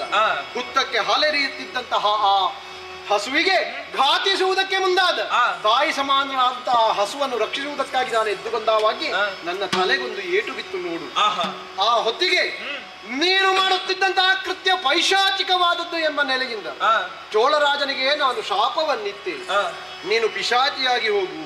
ತನ್ನ ತಪ್ಪನ್ನು ಅರ್ಥ ಮಾಡಿಕೊಂಡಂತಹ ಆತ ಲೋಕನಾಯಕನೆಂದು ತನ್ನ ಕಾಲ ಬುಡದಲ್ಲಿ ಗೋಳಿಡುತ್ತಾ ಇದ್ದ. ಆ ಹೊತ್ತಿಗೆ ಅವನಿಗೆ ಪೈಶಾಚಿಕ ಜನ್ಮಕ್ಕೆ ಮೋಕ್ಷದ ಕಾರ್ಯವೊಂದನ್ನು ನಾನು ಹೇಳಿದೆ. ಮುಂದೆ ತೋಂಡಾದೇಶದ ನೃಪನ ಮಗಳು ಪದ್ಮಾವತಿಯನ್ನು ವಿವಾಹವಾಗಿ ನಾನು ಮುತ್ತಿನ ಕಿರೀಟವನ್ನು ಧಾರಣೆ ಮಾಡುವುದಕ್ಕಿದ್ದೇನೆ. 9 ಗಳಿಗೆಗಳ ಕಾಲ ಅದನ್ನು ನೋಡಿದವಾಗೆ ನಿನಗೆ ಶಾಪ ವಿಮೋಚನೆಯಾಗಿ ಮುಕ್ತಿ ದೊರೆಯುತ್ತದೆ. ಆ ಪಿಶಾಚಿ ಅಟ್ಟಹಾಸ ಬಿಟ್ಟು ಮೋಕ್ಷ ಗಮನಿಸುತ್ತಿದ್ದು. ಮಗನೇ, ನನಗೊಂದು ಆಸೆ, ಸದಾಕಾಲ ನಿನ್ನ ಜೊತೆಯಲ್ಲಿ ಇರಬೇಕು ಎನ್ನುವ ಹಾಗೆ. ಅಮ್ಮ, ನಾನು ಕೃಷ್ಣನಾಗಿದ್ದಾವಾಗ ಯಶೋದೆಯಾಗಿದ್ದವಳು. ನನ್ನ 16,008 ಮದುವೆಯಲ್ಲಿ ಒಂದು ಮದುವೆಯನ್ನು ಕಾಣುವಂತಹ ಯೋಗ ನಿನಗೆ ಬರಲಿಲ್ಲ ಎಂಬ ಕಾರಣಕ್ಕೆ ತೀರಾ ದುಃಖಿತಳಾಗಿದ್ದೆ. ಅಂದೊಂದು ಮಾತನ್ನು ನಾನು ಹೇಳಿದ್ದೆ, ಮುಂದೆ ಶ್ರೀನಿವಾಸನಾಗಿ ನನ್ನ ವಿವಾಹವನ್ನು ನಿನಗೆ ಕಾಣಿಸುತ್ತೇನೆ. ಇಂದು ಬಕುಳಾದೇವಿಯಾಗಿ ಈ ಜನ್ಮದಲ್ಲಿ ನಿನಗೆ ನನ್ನ ವಿವಾಹವನ್ನು ನೋಡುವಂತಹ ಮಾಡಿಸುವಂತಹ ಯೋಗವನ್ನು ಕರುಣಿಸಿದ್ದೇನೆ. ಅಮ್ಮ, ಮುಂದೆ ಈ ಲೋಕದಲ್ಲಿ ನಾನು ಇಲ್ಲೇ ಸಮೀಪದಲ್ಲಿ ನೆಲೆಯಾಗುವವರಿದ್ದೇನೆ. ಅಲ್ಲಿ ನನ್ನ ಬಕುಳಾ ಮಾಲಿಕೆಯಾಗಿ ನನ್ನನ್ನು ಸೇರಿಕೋ. ಹೀಗೆ ಬಾ, ಹೀಗೆ ಬಾ, ಹೀಗೆ ಬಾ. ಈ ಹೊತ್ತಿನಲ್ಲಿ ಶ್ರೀನಿವಾಸ ಕಲ್ಯಾಣ ವಿಜೃಂಭಣೆಯಿಂದ ನೀವು ನೆರವೇರಿಸಿದ್ದೀರಿ. ಸಪ್ತ ಚಲಗಳಲ್ಲಿ ಈ ಸಪ್ತಾಚಲಗಳಲ್ಲಿ ಒಂದಾದಂತಹ ವೆಂಕಟಾದ್ರಿ, ಅದಕ್ಕೆ ಶೇಷಾಚಲ ಎಂಬುದಾಗಿ ಹೆಸರು. ವೃಷಭಾಚಲ ಎಂಬುದಾಗಿಯೂ ಅದನ್ನು ಕರೆಯುತ್ತಾರೆ. ಅದರ ತಿರುವಿನಲ್ಲಿ ನಾನು ನೆಲೆಯಾಗುವವನಿದ್ದೇನೆ. ಆ ತಿರುವಿನಲ್ಲಿ ಅಲ್ಲಿ ಅಧೀಶನಾಗಿ ನೆಲೆಯಾಗುವುದರಿಂದ ನನ್ನನ್ನು ಆ ಸ್ಥಳಕ್ಕೆ ತಿರುಪತಿ ಎಂಬುದಾಗಿ ಹೆಸರು ಬರಲಿ. ಆ ತಿರುಪತಿಯಲ್ಲಿ ತಿರುಪತಿನಾಥನಾಗಿ ನಾನು ನೆಲೆಯಾಗುವ ಹೊತ್ತಿನಲ್ಲಿ ನಾನು ವಿವಾಹಕ್ಕಾಗಿ ಕುಬೇರನಿಂದ ತೆಗೆದುಕೊಂಡು ಬಂದಂತಹ ಸಾಲವಿದೆ. ಆ ಸಾಲವನ್ನು ಮರುಪಾವತಿಗಾಗಿ ನಾನು ವರುಣದೇವನ ಮುಖಾಂತರ ಅದನ್ನು ಸಾಗಿಸುವುದಕ್ಕಿದ್ದೇನೆ. ಪ್ರತಿ ಮನೆಯಲ್ಲೂ ಮುಡಿಪನ್ನು ಬಂಧಿಸಿಟ್ಟು ಆ ಮುಡಿಪನ್ನು ವೆಂಕಟೇಶನಿಗೆ ಕೊಡುವುದರ ಮೂಲಕವಾಗಿ ಭಕ್ತರು ನನ್ನ ಕಾರುಣ್ಯಕ್ಕೆ ಪಾತ್ರವಾಗುವುದಕ್ಕಿದ್ದ. ಆ ಮುಡಿಪಿನಲ್ಲಿ ಭಾಗವನ್ನು ನಾನು ಉಪಯೋಗಿಸಿದರೆ ಆ ಮುಡಿಪಿನ ಭಾಗವನ್ನು ಯಾರೊಬ್ಬ ಭಕ್ತನು ತನ್ನ ವೈಯಕ್ತಿಕ ಅನುಕೂಲಕ್ಕಾಗಿ ಉಪಯೋಗಿಸುವಂತಿಲ್ಲ. ಉಪಯೋಗಿಸಿದರೆ ಆತನಿಗೆ ಮರುಳುತನ ಹೊಂದಿಕೊಂಡಿತು.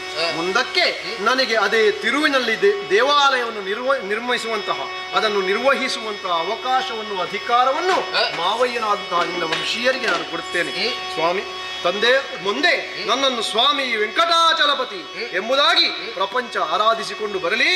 ಶ್ರೀನಿವಾಸ ಕಲ್ಯಾಣ ಎನ್ನುವಂತಹ ಈ ಪುಣ್ಯ ಕಥಾಭಾಗಕ್ಕೆ ಹಾಗೆಯೇ ಕುಮಾರ ವಿಜಯ ಶ್ರೀನಿವಾಸ ಕಲ್ಯಾಣ ಎಂಬಂತಹ ಈ ಪುಣ್ಯ ಕಥಾಭಾಗವನ್ನು ಯಾರು ಆಡುತ್ತಾರೋ, ಆಡಿಸುತ್ತಾರೋ, ನೋಡಿಸುತ್ತಾರೋ ಅವರಿಗೆಲ್ಲರಿಗೂ ನಮ್ಮ ಆರಾಧ್ಯ ಮೂರ್ತಿ ಆದಂತಹ ಕಟೀಲು ಶ್ರೀ ದುರ್ಗಾ ಪರಮೇಶ್ವರಿ ಅಮ್ಮನವರು ಸಕಲ ಸನ್ಮಂಗಲವನ್ನು ಮಾಡಲಿ ಎಂಬುದಾಗಿ ಪ್ರಾರ್ಥಿಸ್ತಾ ಪುಣ್ಯ ಕಥಾಭಾಗಕ್ಕೆ ಮಂಗಳವನ್ನು ಹಾಡುವುದು.